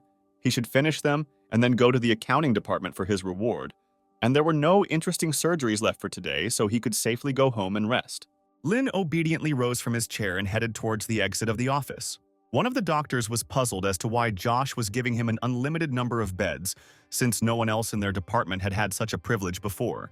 Then Josh smiled and said that Lin had called this department his own, and this meant that he considered it his home and was proud to be one of them. The doctor chuckled, but he knew that if Lin went into surgery mode again, there wouldn't be enough beds in the entire hospital. But Josh said that they should solve problems as they came up, because the hospital should be interested in hiring experienced doctors to perform more surgeries. After all, they could find their niche in the medical world and increase their influence. They shouldn't be afraid to take on more patients if they have such a talented surgeon. When Lin came home, the first thing he noticed was the smell coming from the kitchen. As it turned out, the parents were cooking meat today. Lin was surprised because his family only eats meat if something significant happened. And then Robert said that their clinic was opening its own acupuncture business in the beauty industry, all thanks to Dr. Marvin. The doctor said that it was all thanks to Lin's good friend who provided them with patients. As it turns out, even now they still have patients. Robert said that Lin could go and serve them right away, but Tanya silenced him. Her son needed to eat first. The man urged Lin to hurry because people needed him, and he needed money. Tanya yelled at her husband, saying that her son would eat slowly. Then Robert finally calmed down. Soon Lin finished eating, then put on his white coat and went to meet the patients. Camilla, Ashton's friend, came to the clinic. The girl was not very happy that she was brought to such a small clinic, since she was not sure that her wound could be cured here. But the guy hastened to assure her otherwise, saying that the doctor here was just a miracle. He said the girl could call him Dr. Lin. Ashton left Camilla with Lin and decided to leave the premises. Then the hero took the girl by the head, intending to conduct an examination. Marvin was watching all this, and as expected, as soon as Lin touched the wound, it immediately healed. Lin said that for a full examination, the girl needs to remove all her makeup. Marvin noted that the choice of ligature thread was ideal. And although the cosmetic suture technique is not particularly complicated, it still takes about 3 years to learn how to sew correctly. Suddenly, he noticed that Lin had already started stitching the wound without discussing it with the client or asking Marvin if the thread would suit her. Then Marvin was even more surprised. As it turned out, Lin finished the subcutaneous stitches in just 3 seconds. The hero decided to choose a different thread, since a thinner thread is needed for an intradermal suture. Marvin noted that now he works very smoothly, but at first he acted lightning fast. Everything was stitched without a hint of a scar. Robert walked into the room, proud of how well his son was doing. Marvin agreed. The work was indeed excellent, Doctor. Lin truly came from a family of doctors. Robert said that Dr. Marvin had been working so hard lately, so it was decided to call Lin to stitch up some of the man's patients when he was home, and Marvin would be able to go home early and get some proper rest. The man thought Lin's skills had long since gone beyond the ordinary, if only he could learn his technique. Then he said that he would stay here in case his help was needed, since he was not eager to go home early. He was not that tired, and extra shifts were not a problem for him. Robert was very happy with this answer, realizing that Marwan was willing to work overtime. Lin told the patient that she might feel tightness on her face. He had to create it to firmly match the edges of the wound. In this case, the scar would be smaller, but the girl still needed to be more careful when caring for her skin. Marvin added that Dr. Lin had just used a very special and extremely complex technique, and there was no doctor in Manhua who could do something like that. Lin wondered if he had done everything correctly. The skin surface would heal better under the mechanical scar. The variation in recovery progress could be about 31%. Marvin continued, saying that the method Lin used to hide the loss of the skin area seemed to be better than a transplant. Lin asked Camilla not to wet or touch the wound and to remove the threads in time. He then asked Edith to put a bandage on the girl. Once everything was ready, Camilla asked the doctor to add her as a friend on one social network so that they could more easily contact each other if something happened to the wound. However, Lin said he does not add regular patients as friends. The girl was offended, considering it discrimination, but Lin explained that there was no reason why ordinary patients should contact him. If he had transplanted 3 fingers to the girl, it would have been a different matter. The next day, Lin returned to the hospital. Larry and Unity prepared for him the duty reports and assignments for the last couple of days. Sitting down at the computer, Lin noted that Unity had very detailed reports. The girl said that while she was busy with reports, Larry was busy cooking. At that moment, Josh entered the office and said that an important patient was flying to them by helicopter and that it was time for them to go see him. The hero then got up from the table and headed towards the landing pad. Soon, Clyde also arrived there and asked which insurance company sent a helicopter to them this time. But Josh doubted it was the insurance company. Clyde said that such a pleasure costs from $30,000 to $40,000 per trip. Moreover, rich people always take insurance with full coverage of all expenses. But he was interested in what happened to the patient. Then Josh said that she had abdominal pain, as well as external injuries. Clyde wondered if it would be funny if it turned out to be just food poisoning or her period, but it was better than a volvulus or appendicitis, because the more advanced the case, the more dangerous. For those who can afford to arrive by helicopter, a misdiagnosis can be a great excuse to create a national scandal. But if it is just a fly blown out of proportion, the doctor can become a laughingstock in the eyes of management and senior colleagues. Soon a helicopter appeared over the men's heads, landed on the platform, and soon a patient emerged from there. It was Valerie, a young girl and the 7th daughter of a wealthy second-generation family. Her assistant, Ollie, immediately helped the girl onto the gurney. Clyde noted that the girl was dressed very richly. Her entire image consisted of things from famous expensive brands. The girl herself looks quite refined thanks to her facial features. Josh heard the man's words and ordered him to watch his language. He was extremely infuriated by such a dismissive attitude towards the patient. He spoke of her as if she were a commodity. Then Clyde hurried to approach Valerie. Since he was her attending physician, he asked where exactly the girl was having pain. Valerie said that she had a severe stomach ache and that she had also injured her arm. Clyde chuckled, assuming that the girl had simply been cutting fruit with a knife and had hurt herself. Valerie replied that it was not a knife but a screwdriver. Then the man said that he would scan the wound a little later, and now he asked the girl to describe her stomach pain. She said that she felt bloated. She told me that I ate oysters in Paris. Then there were meat dumplings, red wine, dessert, more Italian cheese and fish. In Turkey, she ate meatballs with vegetable broth. In the evening, 5 or 6 portions of Bavarian sausages during the flight. They were very tasty. Clyde chuckled. So the girl visited 3 countries in 2 days and then returned to China. While the man was wheeling her around on a gurney, the girl noticed Lin standing nearby, and her cheeks immediately turned red. Valerie pointed her finger at the guy and said that she wanted this doctor to take care of her. The smile on Clyde's face immediately disappeared. He looked gloomily at Lin and said that he would debride the wound a little later. The girl looked at Lin lovingly and introduced herself, explaining the meaning of her name. Lin smiled and also introduced himself to the girl. Valerie approached him and began to recite romantic poems that she had recently read in one of the books. Clyde was shocked, even when he was trying to get his wife. He didn't use as many techniques as this girl is using now. He stated that the patient could not wait any longer. She needed to go to the procedures, and they would discuss poetry later. Valerie was soon taken to the hospital. Clyde still couldn't understand how Lin could get a girl in a Chanel dress to talk to him about Chinese poetry. And now, she wanted him to heal her. The man said that the doctors from the surgical department needed to conduct a consultation. Valerie's assistant didn't understand why this was necessary. Then Clyde said that the ultrasound machine was already turned on, but they were still not allowed to perform the diagnostics. Then Ollie asked to bring a female doctor to conduct the examination, because the girl would have to undress for the ultrasound.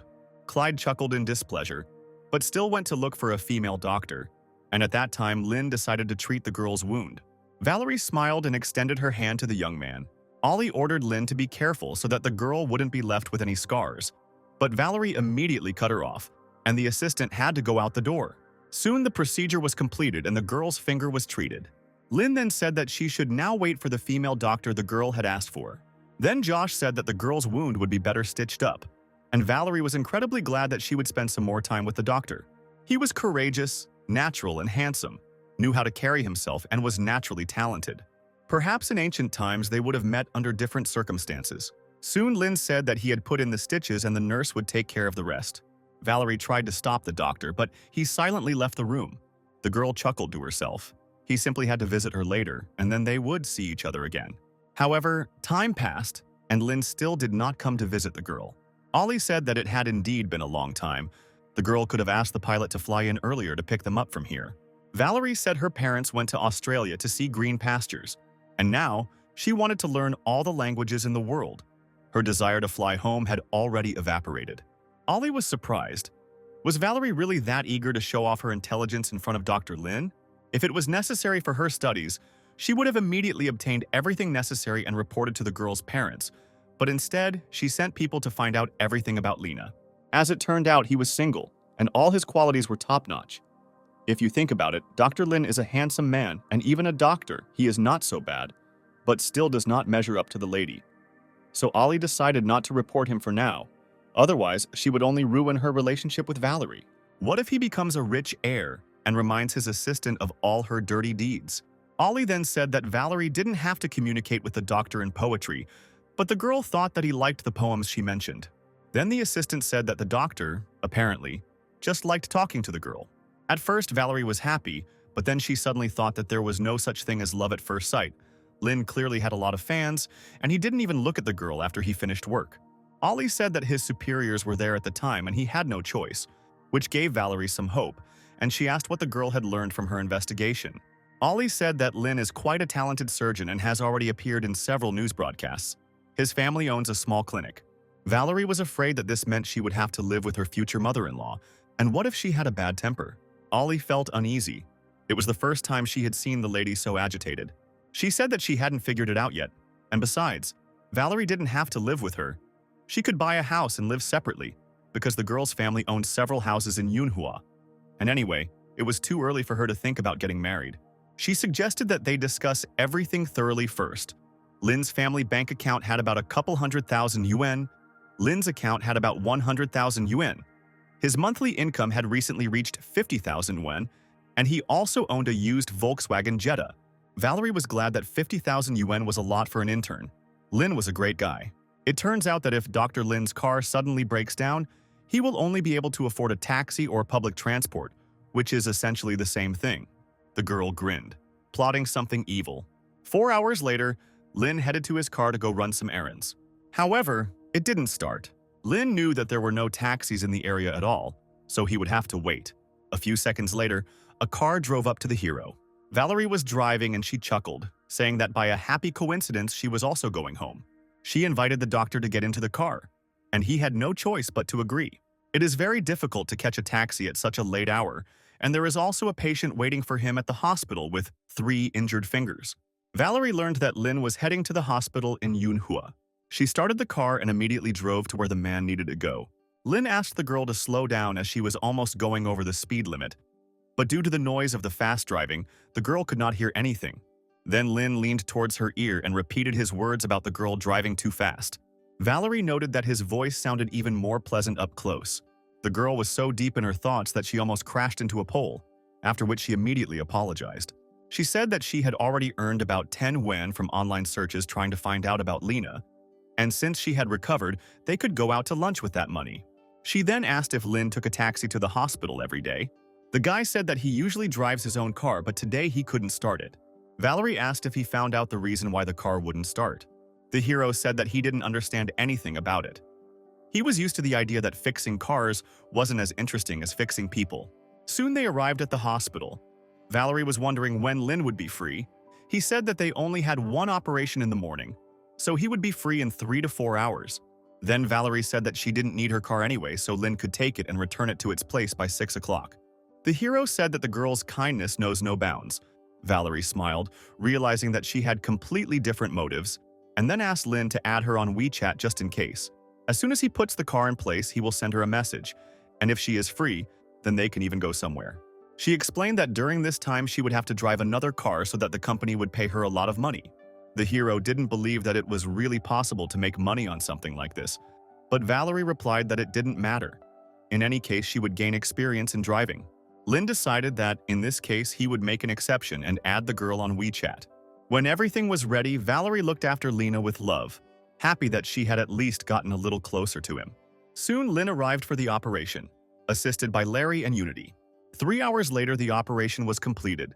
The girl could not even imagine that one day she would participate in a finger transplant operation.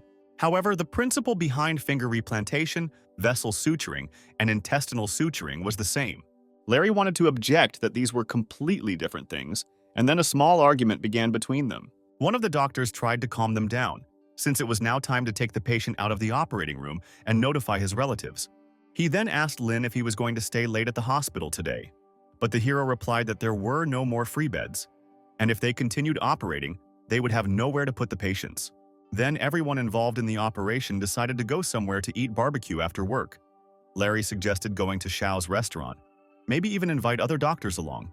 Lin asked how many people and vehicles they would have. The doctor said that if there were less than 10 people, he and Lin would be driving. But the hero said that his car had broken down, so he would call a taxi. Lin wrote Valerie a message that he was not going home yet. Instead, he was going to lunch with his colleagues, so he did not need a car, in response to which the girl asked him to wait for the driver. When everyone came out to the parking lot, an expensive car was already pulling in. Doctors were perplexed. Do taxi drivers really drive such beautiful cars now? When the car pulled up to the doctors, everyone saw that there was a girl sitting behind the wheel. It was Valerie. She asked everyone to get into the car. Lin was surprised. Could it really be her again? Valerie said she happened to be driving past the hospital, so she decided to stop by and take the boys to dinner. Suddenly, one of the doctors remembered that this girl had been taken to the hospital by helicopter yesterday. After some deliberation, it was decided that Dr.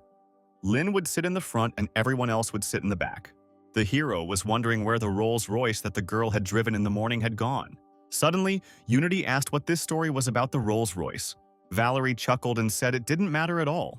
She then asked Lin if they were going to the barbecue restaurant because it was so popular. At that moment, Lin received a call from Dr. Chandler, who asked everyone to return to the hospital immediately. As it turned out, a public incident occurred, and there could be a big resonance. Valerie hurried to turn the car around and headed towards the hospital. She asked if she could join in and watch the operation, but Lin couldn't promise that. Then Valerie said it didn't matter. She just wanted to be close to Lin. She didn't need special treatment. She suggested just imagining that she went into the hospital to get a bandage. Soon, everyone returned to the hospital. The doctors hurried to put on their white coats, and Lin immediately asked Chandler what had happened this time. The man chuckled when he saw that the lovely Lady Lena, who had arrived by helicopter, could not bear the separation and came with him. He then said that there had been an attempted hijacking, there were casualties, the city's attention was now focused on the incident, and they could only wait for an ambulance and guess at the details. According to the latest news updates, at least one person was killed and 4 were injured. An ambulance from the district hospital has already arrived at the scene. They will provide first aid, but it will take a long time before the helicopter arrives. There are patients with serious bleeding. The head of the department hopes that Lin will take care of this. The hero asked if they had enough blood for transfusions. It will be able to limit blood loss, but patients with severe bleeding will still need transfusions if even 2 victims have the same blood type, and Manhua may not have enough supplies for everyone. Chandler said they don't know the details of the hijacking, but the world around us is very dangerous. Anything can happen. Valerie understood this perfectly well. Her family holds anti-kidnapping training for her once every 6 months. If she doesn't pass it, she loses the right to walk alone. At that moment, Josh entered the office. He said that they had learned that among the victims, there was a seriously injured police officer and 3 carjackers. Another carjacker was killed. In addition, 2 teachers and at least 7 students were injured. All with minor injuries, the rest escaped with abrasive injuries. The criminals were sent to the People's Liberation Army Hospital, but the injured policeman occupies a central position in the Drug Enforcement Agency, so the leadership asks them to do everything possible to save him. They have already transfused about 20 bags of blood, mainly red blood cells, and their reserves are running low. Pressure control has not yet been achieved. Suddenly, Lin noticed that the patient was losing blood uncontrollably. So many bags were wasted. Seeing this, Josh immediately called Lin over to the gurney. The hero immediately jumped on the patient's chest to perform emergency resuscitation. He asked to prepare a diagnostic laparotomy. Soon everyone arrived at the operating room, where real chaos was taking place. It was necessary to do a blood gas analysis, monitor blood pressure and pulse, and also get a report from a CT scan. All the doctors worked hard to save the patient. Josh said that the lucid interval had long since passed and hemostasis was still far from ideal. Lin needed to try to stop the bleeding manually. He had to examine his lungs with his fingers to see if there was a rupture, and if there wasn't one, they would inflate the lungs with a ventilator and sew up the diaphragm.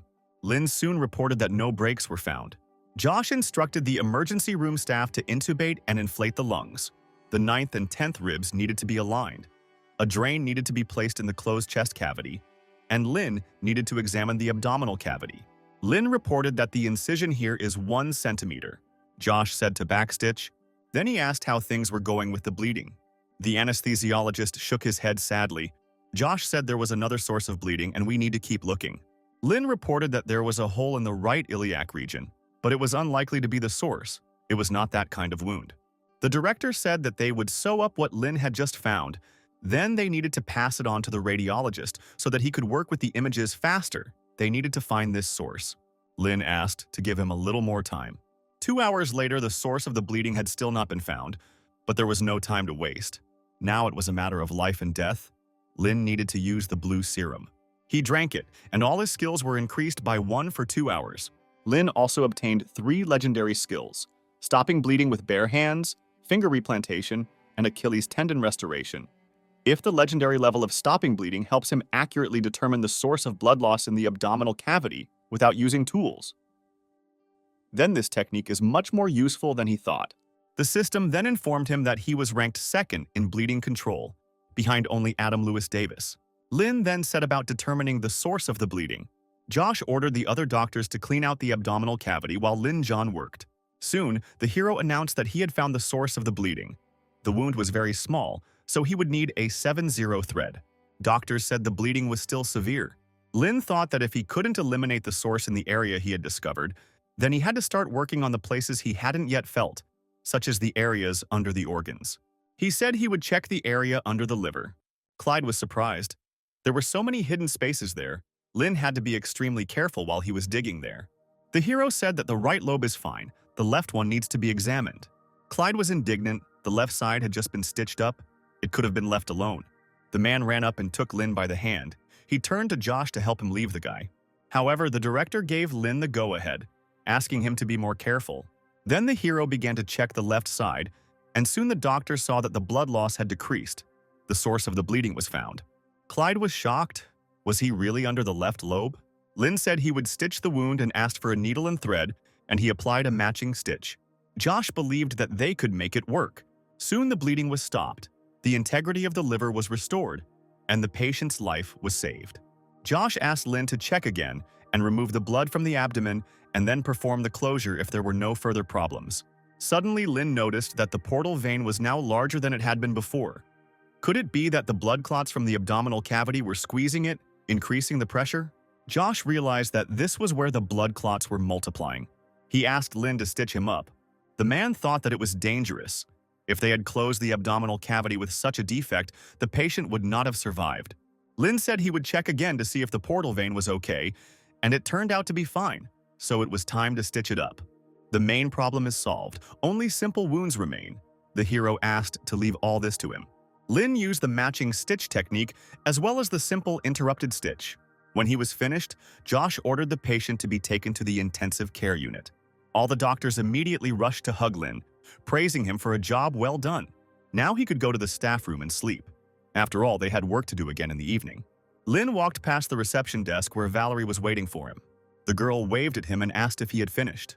The hero asked how she ended up there. Valerie said that she came for a checkup and got off early, and was now ready to buy Lena a snack since he was tired. She also asked Marisa if she wanted something to eat too. At this moment, the system sent Lin a notification. This meant that he still had 28 minutes left until 3 skills were at legendary level. Lin had just tested the legendary bleeding control technique, and it had worked great, even if it hadn't worked on the finger injury. but losing the legendary Achilles tendon technique was sad.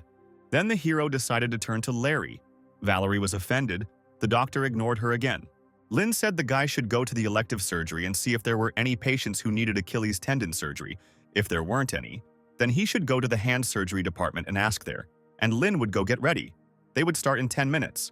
Valerie decided to ask when the doctor would be free. The hero said that there was only half an hour left. Valerie and the nurses blushed with emotion. Lynn was so touchingly tragic. Soon, Larry said he found a patient with a torn Achilles in the trauma department. When Lynn arrived in the operating room, the doctor asked him if he really had operated on Farley. The hero answered in the affirmative. Then the MRI results were handed to him. He studied them, using the skill of perfect analysis. The patient asked if his tendon was worse than Farley's. Lynn said his tendon was twice the normal length, while the patient's tendon was only 2/3 the average size. The patient was upset. Even though the doctor answered his question, he still wasn't happy. Lynn said the patient appeared to be confused and asked Larry to check on him. The man began asking him basic questions about his name and age, and the patient answered normally. Then he asked if he remembered how he got the tendon injury. The man said that he was being chased by debt collectors. They cut him. The bride demanded a ransom of 300,000 yen, and he went to quick money. After he paid the ransom, they had no money left for the wedding or for life in general, so he had no choice but to continue living in debt. In the end, he was unable to pay off the debts. They came for him, they chased him, and he ran. In the end, he fell down the stairs right on his foot. Lynn then asked if his tendon was actually injured as a result of the fall and not the knife injury. He then said that the patient had deliberately given them false information. Now he was wondering if it was even possible to give him a general anesthetic. Maybe they should ask the neurologist to come and see if he had any contraindications. But the doctor said that there was no need for that. Instead, they should give him a regional anesthetic so that they could talk to him. However, Lynn said that general anesthesia was needed, the error in his information was too great, he could easily lead them in the wrong direction. He then used the legendary Achilles tendon repair technique, and 18 minutes later the suture was complete. All the doctors and nurses present were in shock. Could he really have done it in less than 20 minutes? Meanwhile, Valerie and the other nurses were discussing Lynn at the reception. The girl was happy about how wonderful the staff at this hospital was. Marissa said that not only is the staff great here, but even the medical representatives come to see Dr. Lin often, whether they have business with him or not. Then Valerie realized that this was the shortcut to the guy's heart. She picked up the phone and called someone. The girl asked to buy a pharmaceutical company with medical representatives. It would be better if she did business in Manhua City. Valerie chuckled. That way she wouldn't have to pretend to be a patient or a driver. Soon, at a meeting of medical workers, it was announced that from that day on, Ms. Valerie would be the new chairman of Yunli Medical Company. The girl asked who was responsible for running the business in the company. Everyone immediately looked at the girl with freckles, Elaine. She thought she was the top manager, but apparently she wasn't trying hard enough. Judging by the tone of the new boss, she was going to fire her. Elaine walked up to Valerie, bowed politely, and introduced herself. Then Valerie said that she had an important task for the girl. Then she said something in her ear. 2 days later, Elaine came to Valerie with a report. She reported that everything went well. She handed Valerie the phone, which had an open chat room with Lynn's fans. The girl was happy. Having first-hand information was an impressive step towards world domination. She thanked the girl for her excellent work and then sent her to the finance department to get money. She was going to buy her phone back and give her 13,000 yuan on top of its value. Valerie was very happy. Now the real fun would begin. For the next 2 weeks, Lynn tried to perform an average of 2 surgeries per day. The nurse said they were overloaded and had nowhere to put patients. Nurses also cannot take care of such a large number of patients, and doctors' rounds last for hours, and the emergency department requires that beds be kept as reserves. Lynn said that filling 101 beds was already a great result, so Larry suggested that he take a break. The hero said that if they don't discharge anyone today, then they will only operate on emergency patients, for example, within 1 day. Josh thought, they don't have a single bed yet. If their structure can't meet the needs of doctors, it's his failure as a leader. Then he turned to Larry, because he is not only Dr. Lin's assistant in operations, but also helps him in other aspects of life, such as mental health or a healthy lifestyle. There is no one else to help him. Lin gives himself entirely to surgery. He can easily neglect other things, and his support should help him cover these things. Larry said that Dr. Lin doesn't really need them. There are plenty of girls who are ready to shoulder this knife. Josh decided that it would be even better that way. At that moment, the man received a call. It was academician Tobias. He said he was calling to convey an invitation. The Sports Medicine Center is very grateful to Dr. Lin for helping him, which required him to rearrange his schedule. This time, they are organizing an international conference to exchange experiences. And Dr. Lin was chosen as a guest speaker, and Tobias hoped that Josh would allow him to come. Besides Farley's operation, 15 days ago a video was released of Lin, operating at MANHUA Hospital. Tobias watched it and was shocked. Lin is more than worthy of the position of speaker. Even questions from foreigners will not be a problem. Josh thought that even though traumatology was time-consuming, it would be nice if Lin participated in the conference. Then he gave his approval for the guy to go to Shanghai. Meanwhile, Lin was walking through the hospital corridors. Even after all this time, the operating room was still full of people. Suddenly, the system informed him of several awards at once. Lin wondered what such a gift was for, since no one had been discharged today. Lin's patients said that they had completely recovered in these 15 days, and everyone thanked the doctor for his excellent work. Lin decided to open all the chests at once. He suddenly noticed that their light was different from normal. But could an ordinary treasure chest unlock a rare skill? As it turned out, it was the skill of a perfect tracheotomy, one of the most useful skills in emergency surgery and resuscitation. However, there are not many chances for a young doctor to practice in China, so Lin decided to test his progress as a surgeon. The system reported that his scalpel skill is currently ranked 765th in Yunhua City, and his bow grip is ranked 558th. Lin knew he needed more practice, but since he had no patience, maybe he should practice on a piece of meat. Suddenly, a policewoman was brought into the hospital on a gurney. Her name was Chelsea. She was injured, but begged them to save her dog first. The nurse asked her not to move or she would lose more blood. The vet from the station was on the way. Chelsea insisted she was fine despite her leg wound. The girl screamed that her dog, Kashtan, was also injured. He's only 2 years old. But he has already saved 3 people. This time he smelled drugs and was attacked. Then Lin said that he would take care of the dog. The system informed him that for saving the police dog, he would receive 6 standard treasure chests. Suddenly, Chelsea passed out and her dog was almost in a coma. Lin asked to take the patient away and he would take care of the dog. He needed a tracheotomy. Soon the dog was brought into the operating room. Lin asked if they were sure they were using the right anesthetic. The doctor said that propofol could be used for animals too, thanks to industrial chemistry and Roger James, but it needed to be combined with another drug. The anesthesiologist who has a dog said it was midazolam, which is a mixture of sodium chloride, disodium edetate, benzyl alcohol, and sodium hydroxide, but first the dog needs to be examined and given oxygen. Lin performed auscultation and percussion on the dog. He soon reported that the dog was taking 14 breaths per minute, but he did not know what the norm was for dogs. The nurse looked it up on the internet and it said that the norm was between 10 and 30 breaths per minute. At this moment, Chandler, standing at the door, chuckled. Lin finally remembered that he was an intern and asked a question. Soon the doctors were ready to give the intramuscular injection, but the skin needed to be prepared. We need to shave off all the fur and quickly, the dog is already having difficulty breathing. The other doctors were surprised that the man was a veterinarian, but he said he was just friends with one of them. Soon, the nurse prepared the dog's skin for the injection. Lin announced the start of the operation. Chandler watched him closely. Respiratory failure and precoma are indications for emergency surgery, but emergency is when the ability to breathe independently is completely impaired. But was a tracheotomy really necessary? Such operations are fraught with complications, and even more so in the case of emergency surgery. He was afraid that Lin was hasty, but it seemed he was wrong. Soon the dog's breathing began to improve. Lin was good at everything, no matter how much others made fun of him. His skills were his main support. Then the hero said that the dog's life was out of danger and that the stitches had been applied. Chandler asked if Lin had done this before, and the hero said that he had just learned how to do it. The breathing problem is over, but there are still lacerations on the paws. Plus, the anatomically dangerous area behind the ears is damaged.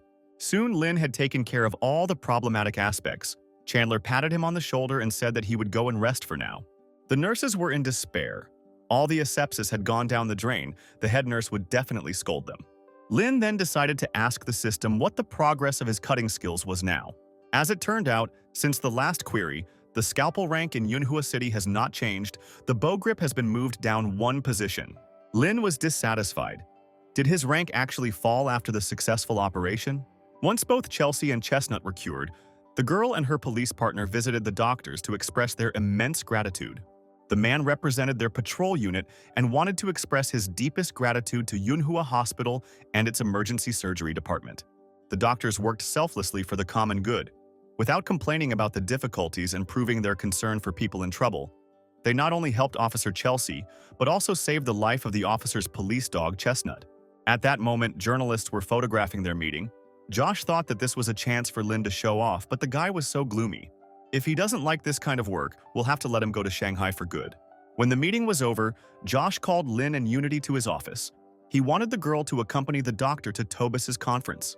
The hero was not against it, but he was worried about the number of invitations. Josh said their department would cover all the costs of the flight. It was not safe for Lin to go alone.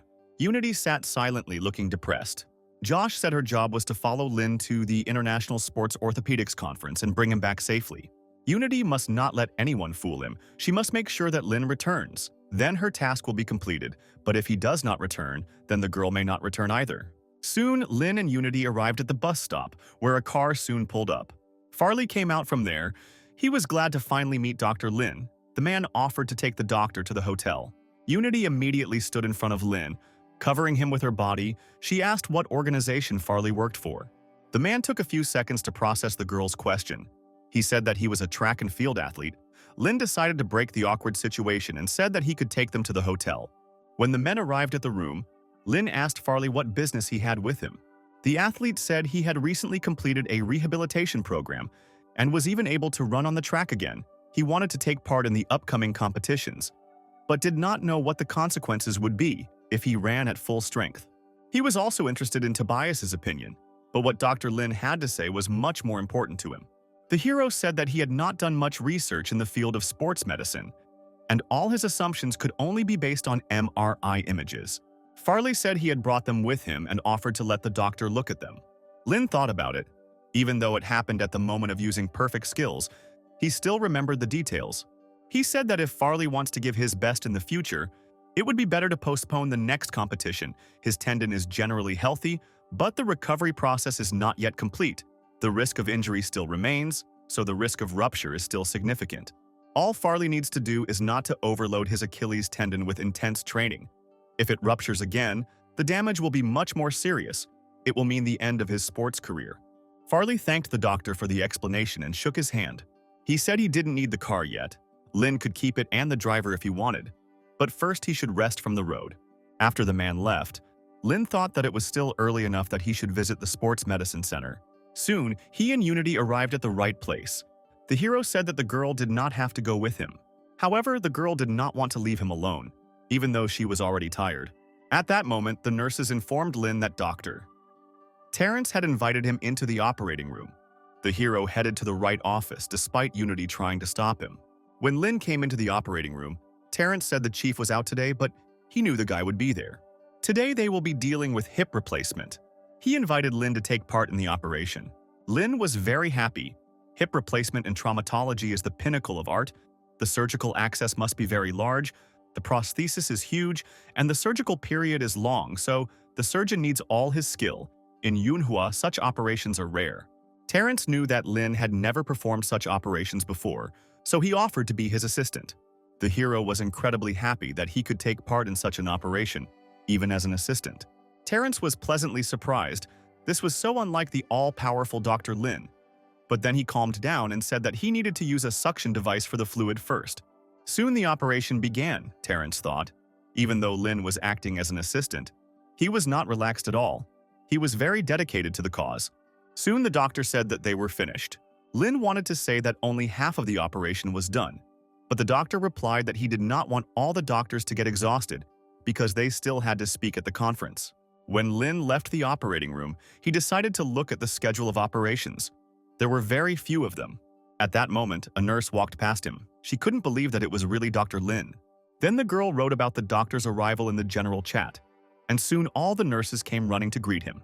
The man said that he had only arrived today.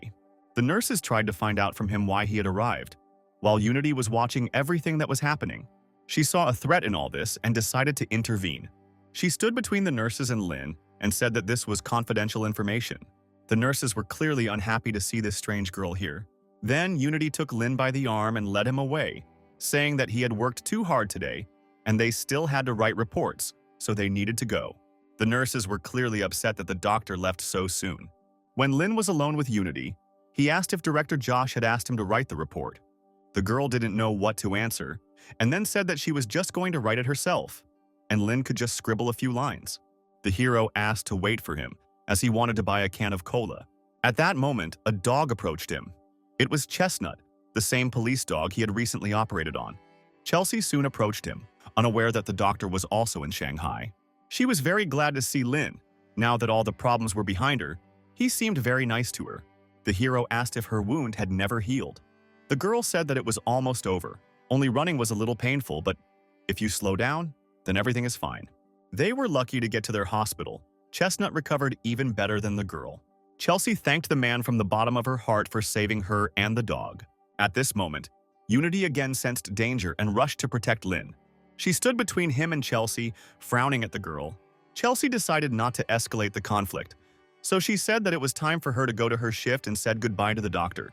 Unity suggested that Lin return to the hotel. When Lin got to his room, he decided to order delivery because he was hungry. However, before he even had time to call there, a man came to his room and said that Lin's order had arrived. He said that his choice was included in the gift system from their store. All that was left for Lin to do was sign. As it turned out, the order included a whole box of the most delicious food. Unity was surprised. Did Dr. Lin really order that much? Lin invited the girl to eat with him. Unity really liked all the dishes. Then the hero said that he apparently won some kind of prize. Apparently, fortune smiled on him today. The girl noted that she felt as if she had experienced a sense of déjà vu. At that moment, she heard someone approaching their room. Unity immediately remembered Josh's words about her not having to return without Lin. And now, when she saw the silhouette of the girl in the blue suit, she was really scared. She couldn't let the stranger take Lin away. As it turned out, it was Valerie, and by another coincidence, she ended up in the same hotel as Lin. Unity immediately covered Lin with herself to protect him from the girl. Valerie said that they had already met at the hospital, so the girl could relax. Lena was curious about what brought the girl here. She said that she was helping a family with one of the businesses. When she learned that an order had come from Mr. Lena, she decided to check if the stars had aligned. The hero said that he never managed to place an order, but the girl somehow found out his number. Then Valerie replied that they had been running a delivery service for a long time. She just checked Lin's phone number. Then she decided to ask what the doctor's schedule was today. He said the sports medicine center had nothing planned today, so he was just planning on playing mobile games. Valerie decided to ask him what he was playing. Lin said that he often plays Kings of Glory now, and then asked what her rank was. The girl immediately jumped up from her chair, saying that she had not played very much, but now she remembered urgent matters and decided to leave. Standing near the elevator, she thought that games were her Achilles' heel. She didn't have time to play, but Lena must be interested in something else. Valerie then decided to call the mysterious Dr. X, as she needed advice on a medical matter. The next day, the girl came to the hotel to meet Dr. Lin. She said that she wanted to give him something very necessary. She followed the advice of her friends and asked the man not to be afraid. Valerie said that the Educational Foundation had allocated funds to several universities, and she had applied for Lin to obtain a qualification that would give him the right to engage in educational research activities. But everything had to be under the auspices of institutes and healthcare institutions that met the requirements. Lin didn't understand what was going on here, and then the girl opened the doors of the room and invited him to see for himself. Inside, there was a table covered with a thick white cloth. Lin and Unity couldn't believe their eyes. Was it really a corpse? Valerie said she had made arrangements with someone at the sports medicine center to reserve the dissection room, and now Lin could use it. Unity was incredibly happy with such a gift. Only every 10th clinic in China can afford to dissect corpses, and human bodies as a teaching aid are much more useful for understanding. Even the first 100 operations cannot compare with this. Soon the doctors started the operation. They were very happy because they would finally be able to learn how to work with a corpse. Lin thought about it. He had a poor understanding of the anatomy of the lower limb. His work on the Achilles tendon, according to Tobias's plan, could have been even better if he had at least a few dissections under his belt beforehand. There is no need to talk about knowledge of anatomy in general. The structure of the circulatory system and nervous system of the whole body is something that he has yet to study. Unity said she would focus on a specific area, and so the doctor spent the entire night dissecting. The next morning, Tobias returned from Beijing. Roland met him. The international conference was already open, and the academician asked if Lin Zhang was ready. Roland said the guy went into the dissection room last night and never came out. Tobias wondered if he really had a corpse with him. He needed to call him urgently so that he would come here faster to prepare for the conference. Roland went to the dissection room to report the academician's return and that he was already waiting for Lin. The hero opened the door. His entire robe was covered in blood. He said that the man had come here just in time. Lin grabbed Roland's hand and pulled him inside, asking if he could lend him his body for a while. The man agreed, but was puzzled as to why Lin had asked him to stay.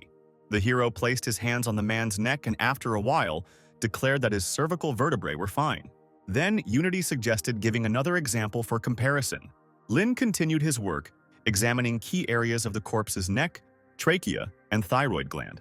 Roland knew that the conference had already started, so he had to hurry Lin up. He said that the academician had arrived, and with him were the patients with Achilles tendon ruptures. They were waiting for Lin to operate on them on camera. They were part of the conference, so he should prepare. However, the hero said that the patients should wait until he finished with the corpse.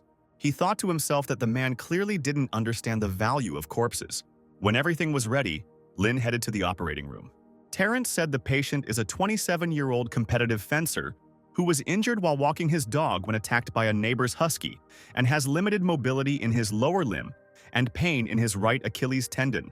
An MRI confirmed a ruptured right Achilles tendon. There was no information in the records about the presence of old injuries. Then Lin decided to proceed with the operation. Everyone present at the conference was amazed by the extraordinary speed and precision of the doctor's work. Terrence knew that Dr. Lin was beyond competition. In such a short time, he had become much more confident and faster.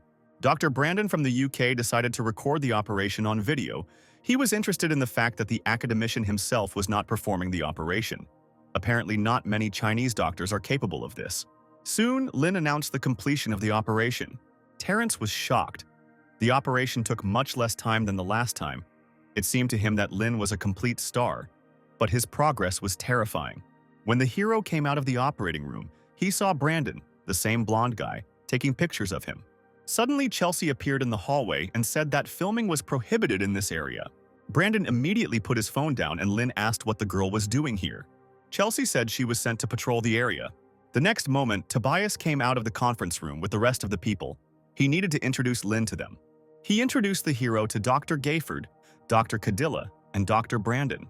He then introduced Lin to them, saying that he was one of the most outstanding young doctors in China and that he was very talented in finger transplants and Achilles tendon surgery.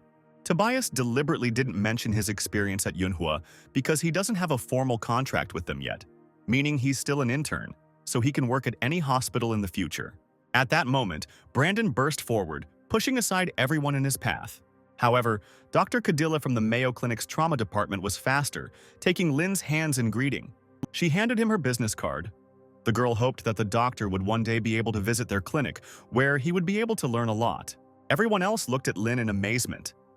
Did he really just get an invitation to the very Mayo Clinic, which is the leader in modern traumatology? Lin looked at the business card with confusion but thanked the woman. Chelsea was watching all this happen. She thought that this foreigner was trying to seduce Lin, and the policewoman intended to stop it. She whispered to Chestnut, ordering him to distract the doctor. The dog barked loudly, attracting Lin's attention, who immediately began to pet the animal. Looking at the angry Cadilla, Chelsea smirked. Her plan had worked. Brandon then approached Lin, remarking that the guy was truly a master of his craft, and then asked if he would honor them with another demonstration of the technique while the conference was in progress. But Lin said there was no need since they already had the recording. Brandon said it would be a shame if they never got to see Lin operate here and now. Then Tobias intervened. He said that surgery is not a show. He thought that a live broadcast on the big screens would let everyone understand what Lin Zhang was capable of. But at the same time, nothing would stop experts from studying and using his technique for their own purposes. Maybe Brandon wanted Lin to train a group of foreign experts. Then Tobias invited everyone to go into the hall. Chelsea asked Lin to be careful with Cadilla. Her motives are clearly not that simple. Chelsea, being a policewoman, was sure that foreign women at that age were very dangerous. At that moment, Brandon ran up to them. He said that his handler Brent Wallace was very interested in Lin's operation. He asked if he had any medical records of patients, including preoperative ones, so that they could study them. Lin said that academician Tobias was looking into this. so they'd better ask him. Brandon insisted because it was Lin who was the performer, and Tobias allowed the man to find out everything from the doctor. Then the hero said that he operated on several athletes using the academician's plan. Brandon asked if he had any who had recovered enough from their injury to compete again, and Lin said yes. The man then asked for their names, saying that one of the reasons they attended the conference was to understand the patient's needs depending on their condition. Lin said that if the man wanted, he could contact one of them. He then decided to call one of his patients, Susan, and ask her to come to the sports medicine center. The woman said she had just won bronze at the National Track and Field Championships and was just thinking of calling her doctor to tell her the big news. Soon Susan arrived at the center, but she was unhappy that she was being met by some foreigner. She said that she was in the middle of a training session, so the man should hurry up with the questions that interested him. Brandon said he needed to check the woman's tendon recovery, which she could consider a post-op checkup. Susan was scared. Was there something wrong with the tendon? Brandon said that everything was possible, but he just wanted to fix the problem if there was one. Detailed results would be available after a series of tests, and now they needed to do an MRI. The woman asked where Dr. Lin was now, to which Brandon chuckled, saying that he would join them later. They then went to the hospital where the woman had an MRI. Brandon thought that the retest was the curator's idea. In the field of sports medicine, Achilles injuries are the most problematic and controversial. You can't be sure of anything. You need to know more about Tobias's plan. Soon, the results of the examination were ready. Looking at them, Brandon was shocked. This was no longer just a good recovery, the degree of healing was surprisingly great. He then asked Terrence if it was true that Susan no longer competed. The doctor said that as far as he knew, the National Track and Field Championship that Susan mentioned was considered the largest competition in China. Brandon thought, in that case, the result is simply brilliant. But maybe it was the patient's physiology. Then he decided to find out about Lin's other patients. Terrence gave him MRI scans of 3 other athletes Lin had operated on, with the exception of Farley. And Brandon noted that these results corresponded to the same degree of recovery, and that it was paradoxically good. At this moment, Lin received a system notification. He received recognition from a colleague. He decided to open the treasure chest right away. Inside were the skills, branch arthroscopic surgery, specialist level, and branch arthroscopic meniscoplasty, advanced level. Lin thought about it. The last operation was related to hip replacement. The skills from the system, surprisingly, have nothing to do with it. If he had the appropriate skill, it would make sense to go to Mayo to train it. At this point, Brandon approached Lin. The hero said that he was thinking about where he could get a chance to have arthroscopic surgery. Brandon said that he had had this opportunity many times in the UK, and Lin could work with him if he wanted, and it would be a joint development. The man has performed arthroscopic procedures on all types of joints, but his best work is on the hip and knee, including meniscoplasty and meniscectomy. Meniscus injuries are not uncommon in sports, and if Lin was in his country, he should pay attention to this. But now Brandon understood that a fruitful collaboration was brewing between them. Terrence, who was watching all this, noted that this did not look good. This man was sent here by his teacher to lure Lin to him. He then decided to intervene in the conversation, reminding Lin that he wanted to do hip replacement surgery. The hero said that it was too complicated and he had not yet mastered it completely. Terrence said that it is complicated, but once the doctor understands the basics, he will be in demand everywhere. At the moment, hip diseases are very common. If Lin learns to perform endoprosthetics, then this will play into his hands in the future. It is worth spending a couple of years on training. The man thought that the trauma department was also known as the rich man's department, due to the huge funding for hip replacement surgery, but he couldn't say it outright with this foreigner hanging around. Lin replied that he wanted to learn arthroscopy, or at least tracheotomy first. He really needed the opportunity to try them out, and he thought to himself that MANHUA Hospital would be the best place for arthroscopy. He also said that the conference lasts only 3 days and no more operations are planned for it. Terrence said they don't have any patients for tracheostomies right now, but they can still find someone for Lena to do arthroscopy.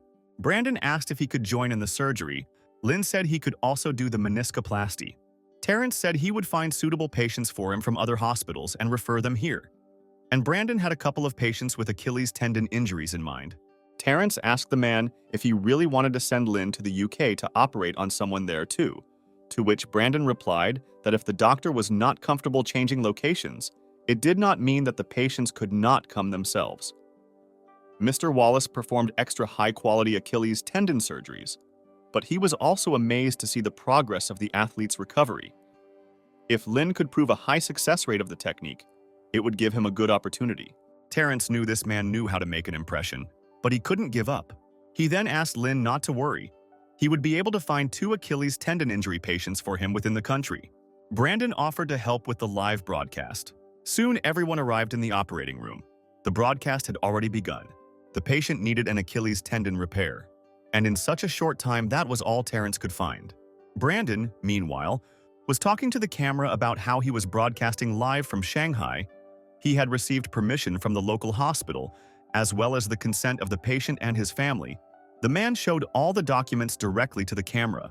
Then he said that they are now going to perform surgery on a Chinese weightlifter. He was previously the national champion. He is probably now the champion of his province. The lead surgeon will be Dr.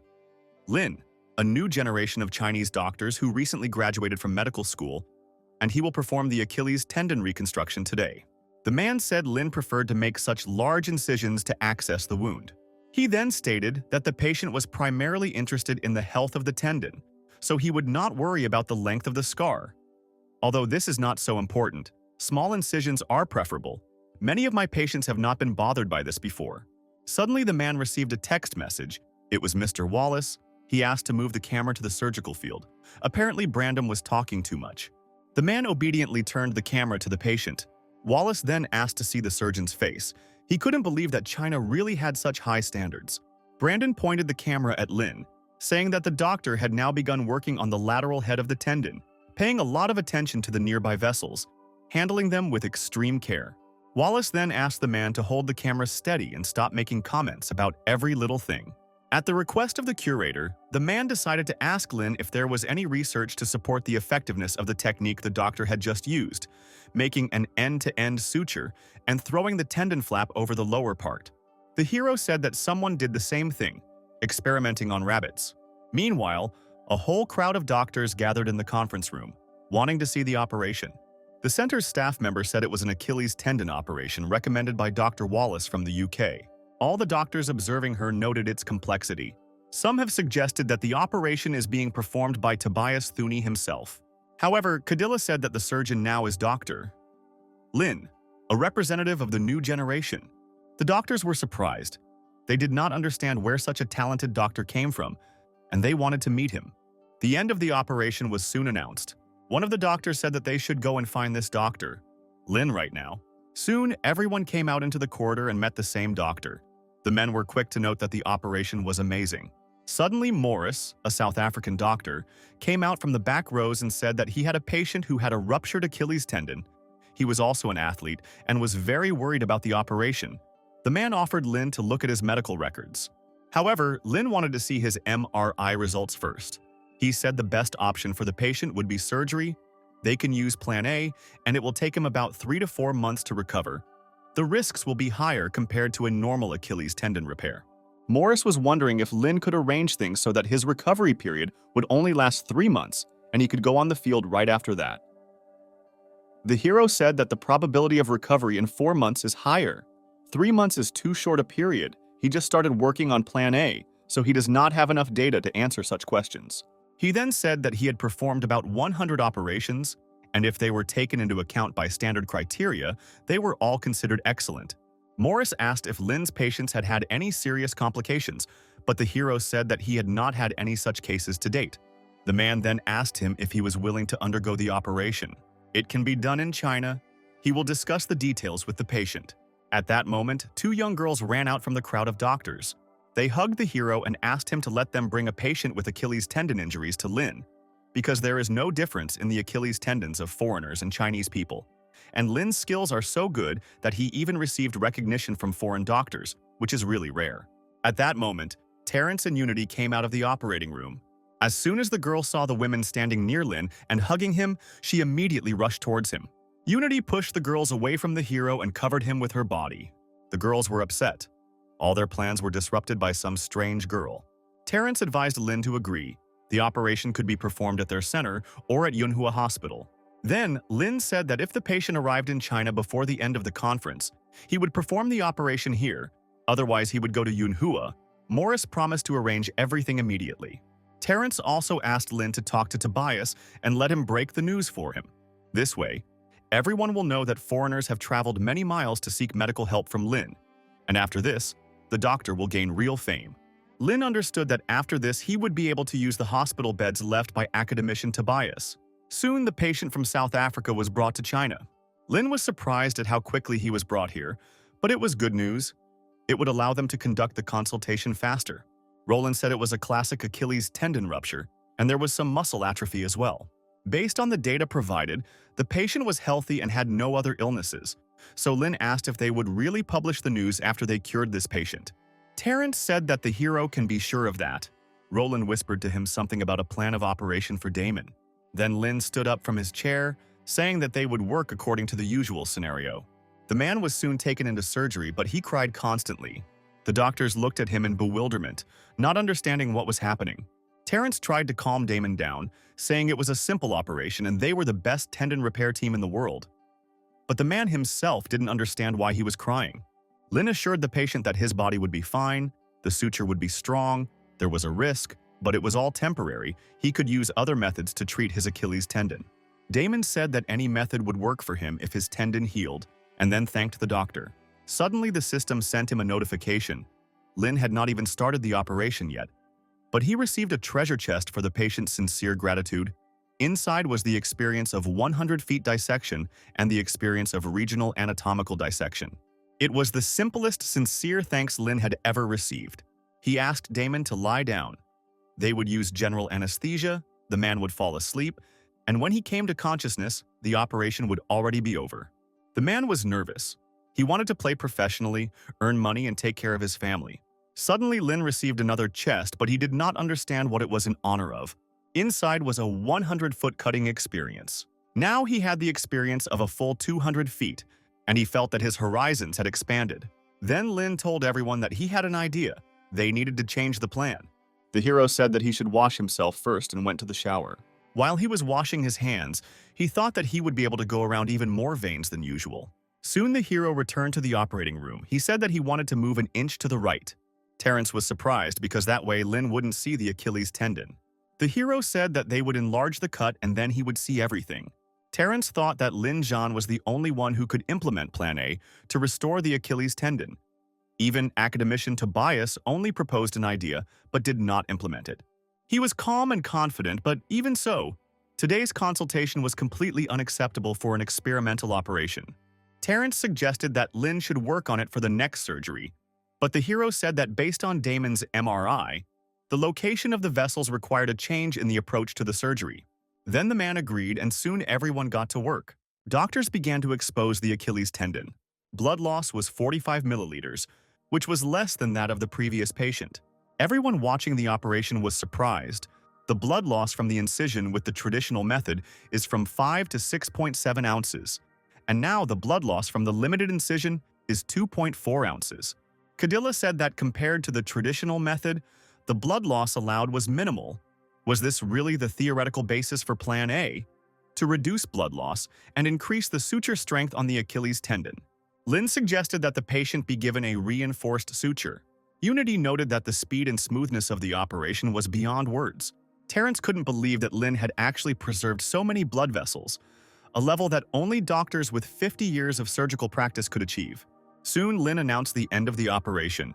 Everyone present was amazed at how well the operation went. After some time, Damon came to in his room. Morris informed him that the operation was successful. The man was incredibly happy that he would be able to play and earn money again. At that moment, the system sent Lin a notification. He received 3 chests at once for one person. The hero said that they would determine the exact condition of the tendon during rehabilitation sessions. Suddenly, he received another chest. Lin did not understand what was happening. Although Plan A is an academic's research, since Lin changed the operational approach, it can be considered an improvement. But can he write his own paper? Or is it better for him to continue further study with academician Tobias before jointly publishing the paper? Unity entered Lin's office and said that another doctor had given the hero a patient. It was a Chinese guy. His Achilles tendon was completely torn. He's an athlete, a long-distance jumper. Lin wanted to go and prepare for the operation immediately, but Unity stopped him. She timidly said that she wanted to learn Achilles tendon repair from a man. She also wanted to become a surgeon. and although her operating skills were not so good, she would try to improve and study hard. The hero smiled and gave the girl the go-ahead. But first they had to go and have surgery. After the operation was completed, Morris gave interviews to several media outlets. Journalists wondered why people would travel so many miles just to get medical care in China. They wanted to know how men would rate the skill of Chinese doctors. Morris and Damon both agreed that Dr. Lin could always be trusted. This statement caused crowds of people to start rushing to the sports medicine center, all of whom wanted to be operated on by Dr. Lin. Among the crowd was the medical representative Huang. Fortunately, he didn't need Lin as much as these people did. When he visited academician Tobias and told him that he knew Dr. Lin, he asked Huang to stay with him, and now he had to go to the hero's hotel. Lin was in the room. He opened the door for the guy, but was surprised why Huang was there at all. The hero said that he could actually go straight to director Josh since he couldn't help him in Shanghai. However, Huang said he came here to deliver a minimally invasive surgical stapler for the Achilles tendon. Lin initially thought he was joking, but the man said that academician Tobias had asked him to give him an important document. When the hero opened the letter, he couldn't believe his eyes. Did Tobias really write this? Huang said that with the help of a minimally invasive surgical stapler, the results of his surgery will be improved. But the hero did not listen to him.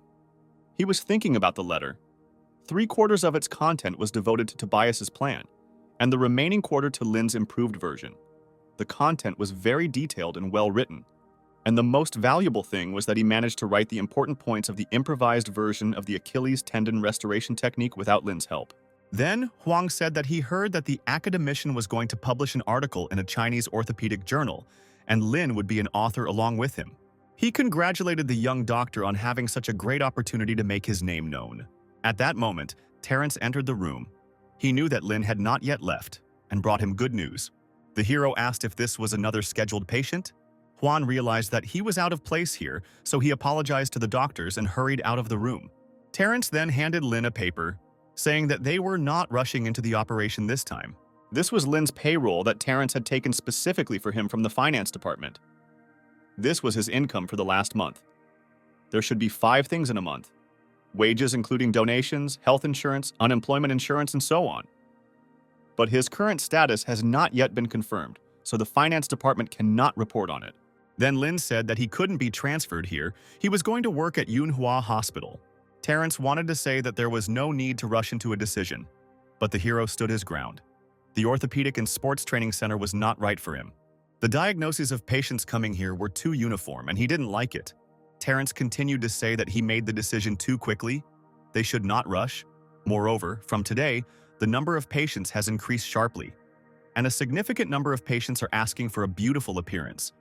Now it is better to give preference to plastic surgery. Lin wondered what they were doing. And then Terrence said that since Lin had successfully performed surgeries on Farley and Damon, who were both athletes, the rest of the patients were also mostly athletes. The hero said that the key point is to reduce the impact of the operation on the appearance of the legs, pay attention to blood loss, further reduce the impact on muscle tissue. The main thing is to see the MRI before making a plan. Terrence was shocked when Lin heard about a specific case. It was like he was in another world, so the doctor decided that it was better for him to leave so as not to worry him. He said goodbye to Lin and said that he would return to the Orthopedic and Sports Medicine Center. They would see Dr. Lin when he was ready. Soon after, Lin got ready and headed out into the street. And as soon as he had taken just a few steps, a joyful chestnut immediately rushed at him. Shortly after, Chelsea ran up to them and apologized for the dog pestering Lin. The dog runs away as soon as it is let off the leash. Suddenly, she received an alert on her phone. Someone was approaching them very quickly, and she would have to block their actions. The girl called her dog so that he would not delay the doctor. But suddenly, Chelsea hit a rock and fell, flying straight towards Lin. Suddenly, a male silhouette appeared in front of the hero. The man intercepted the girl, preventing her from falling. As it turned out, it was Josh. Lin did not expect to see him here at all. The man said he was attending a conference and decided to take a look at his intern in the meantime. Lin was glad to see him. Josh could come to the conference as an independent surgeon. It was quite consistent with his level. He then asked what kind of meeting it was. Josh looked at his notebook and said it was the annual Gynecology and Pelvic Floor Conference. Lin said that he had planned to return to Manhua the day after tomorrow, but due to the new patients arriving, he would only be able to do so next week. Josh was glad to hear this. He knew he could rely on this kid. He then decided to continue on his way. saying that the conference would just be over by then, and after that he was going to meet Lin to go to Manhua with him. The hero soon returned to the clinic to examine the test results of new patients. 2 patients had a fractured upper pelvis, and the injury was too serious for him to operate on them. But another patient had arthritis, so they couldn't do an endoprosthesis on him. But there would be no problem with the rest of the patients. They also had a shortage of patients needing Achilles tendon surgery. Lin had planned to stay late today, but it would be inconvenient if at some point they simply ran out of patients to operate on. Josh said he would look for more patients who needed Achilles tendon surgery and then asked if it was true that Josh was here. Lin said he was in a hurry to get to a conference. Terrence said he missed the opportunity to meet him again, but doesn't he have other things to do here besides attending the conference? Then Lin said that he only asked to accompany him to Manhua next week. Terrence frowned in displeasure. He knew that this old man would not be so kind. He then said that Lin didn't have to obey Joshu because Manhua could never compare to their medical center. Lin said that it was true. Even if you combined the medicine from Manhua, Changsha Province, and the People's Liberation Army Central Hospital, it would still be incomparable to the first-class hospital in Shanghai. Terrence decided to stand his ground. He said that staying in Shanghai would be the best decision. 8 or 10 years, and Lin would become the first surgeon in the country. And if he returned to Manhua, then he would need a lot of time just to stand out from the others. If Terrence were in his place, he would say that you need to think not only about yourself but also about the reputation of the country's medicine in the world. You need to weigh all the pros and cons. Then Lin said that he had his own plans. The hospital would be full next week, just in time for his departure. Terrence and Roland looked at the guy silently. Did he really just want to do all the work at once and leave? The man asked if Lin would stay longer if they had free space. And the hero said that if they couldn't find patients, it would be pointless even if some rooms were empty. Terrence exclaimed that they would definitely be able to find patients. They had enough patients to meet the quota. They would not settle for less. He believed that they still had enough offices that could be converted into wards. And if Lin made it so that the hospital beds ran out, then they would simply put in new ones, as many as possible. Lin felt embarrassed. Since they still had some free seats, he could stay a little longer. Suddenly, the system sent him a new task. Lin needs to become famous and fill all the hospital beds in the Orthopedic Sports Medicine Center. As a reward, he will receive a medium treasure chest. Then the hero said that he would carry out operations as long as they had space. Day and night after that, arthroscopic surgeries, Achilles tendon surgeries, and various other surgical procedures were performed. A lot of time passed. Lin was very tired. He needed to have breakfast and rest. Suddenly, Josh appeared out of nowhere in the hallway. Lin was surprised to see him there because the man had a conference today. Josh said it was still going on, but he would be okay with missing one of the meetings. So he suggested to Lin that they go get something to eat. When the men came to the cafe, the director decided to show him something cool. The directors gave Josh this thing at the conference, but it will be more useful to Lin. It's a complete tracheotomy kit. From the instruments to the disinfectors, all from Germany. These instruments are of incredible quality. But Josh hasn't performed tracheotomy surgeries for a long time, so he wanted to give them to Lin. The hero was surprised. Was a tracheotomy kit really given out at a conference on gynecology and pelvic problems? Josh decided not to answer. He just needed Lin to take the kit, and he would return to the conference. The hero noticed that the man hadn't even finished his breakfast. Back at the hospital, Lin was determined not to let Josh down. No matter how many surgeries he had to perform, he would finish this week. Thus, Lin performed 44 operations in one day. Then, he said he was going on a break right now. At that moment, the doctor entered the office and was surprised to see Lin and Terrence here so early. The hero said that the man arrived on time. He had a good rest and was ready to return to the operating table. Soon operations resumed, with Lin's team hard at work. Thus, in 2 days, they performed 80 operations. When Lin left, the center's employees came to complain to the head doctor. Lin Jiang had performed 80 operations in 2 days and had no plans to stop. Such a pace frightened them. The man himself thought that his limit was 40 operations. He never suspected that he was still working. All the wards that were designed for 2 or 3 people now contain from 4 to 6 beds. At this rate, they won't have enough space even with the new hospital beds. The nurse told the man that all of their nurses had been working a lot of overtime lately, and that this would need to be taken into account in their bonuses. Otherwise, they would stop caring for new patients if management started increasing the number of beds again. The head doctor said he wouldn't forget. They would definitely pay for everything. And he also asked if they could add a few more beds. The girl said that their storage rooms were starting to empty. But they could do what other hospitals do, that is, put beds in the corridors, increasing the number of beds by 200. That would give them 400 beds. And if the man remembered correctly, the doctors only needed 50 beds to sleep in each day, so they could let Lin fill the other 350. The nurse said that 400 beds were too many. They wouldn't have enough patients for even 300 of them.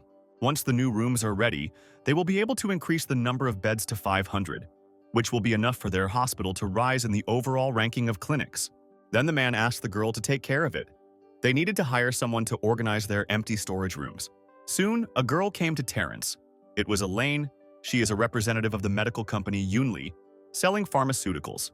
She asked what their expansion requirements were. Terrence said they wanted new, high-quality premises, the sooner the better, and he hoped the price would be reasonable. Elaine said that they would provide them with fast and quality service at a fair price. 3 days later, everything was ready. Terrence was shocked. The quality was amazing, and despite the tight deadlines, it was clear that a decent amount of investment had been made in the equipment. The nurse said that they checked the materials for waterproofness, took some of them for verification, everything matches. But such materials cannot be bought for the money they paid. But this is not their problem. Terrence was sure that now that they had 500 seats, Lin had to stay. The hero was pleasantly surprised by the head doctor's abilities. He was able to add so many new places. But then he will have to be serious and work hard. All of Lin's assistants noted that it became even more difficult for them to work than it was before the renovation. One of them decided to give up and fell asleep standing right next to the operating room. Everyone was shocked. Did Lin really not care what would happen to his assistants? He just didn't notice them, completely immersed in the process. On the 6th day of operations, Lin has only 15% of the mission left to complete, and he only has 1 day left to do so, and then the week will be over. After all, it wasn't just about the mission, but also about his promise to Director Josh. As it turned out, Lin managed to complete all the operations in 1 day. The beds were filled to the brim, and he received his medium chest. The nurse at the center said that they had used all the beds they had, and that 400 nurses were needed to serve 500 patients 24 hours a day. Otherwise, secondary care would be out of the question, and even replacing saline would be nearly impossible. Terrence asked Lin if he could reduce the number of new arrivals for the next 2 days. Lin was a little upset by this proposal. Then the man told him not to be upset. They have very complicated surgical cases. In 2 days, more patients will arrive. They will quickly set up another storage room for Lin, and they will have additional space. The nurse listened in horror to what the head doctor was saying. At that moment, Josh appeared in the hallway, pushed Terrence aside, and said that if they had patients for whom there was no room, they could always send them to Manhua Clinic for help. Lin was very happy to see the director. The man said that their emergency department was counting on the guy. They definitely had enough space for his patients. Josh said that he had a meeting with the conference organizers nearby, so he decided to drop in on Lin. The hero himself had just finished with all the planned operations, so they would have no problems returning to Manhua. So they will meet Josh at the hospital tomorrow. The hero decided to open the treasure chest.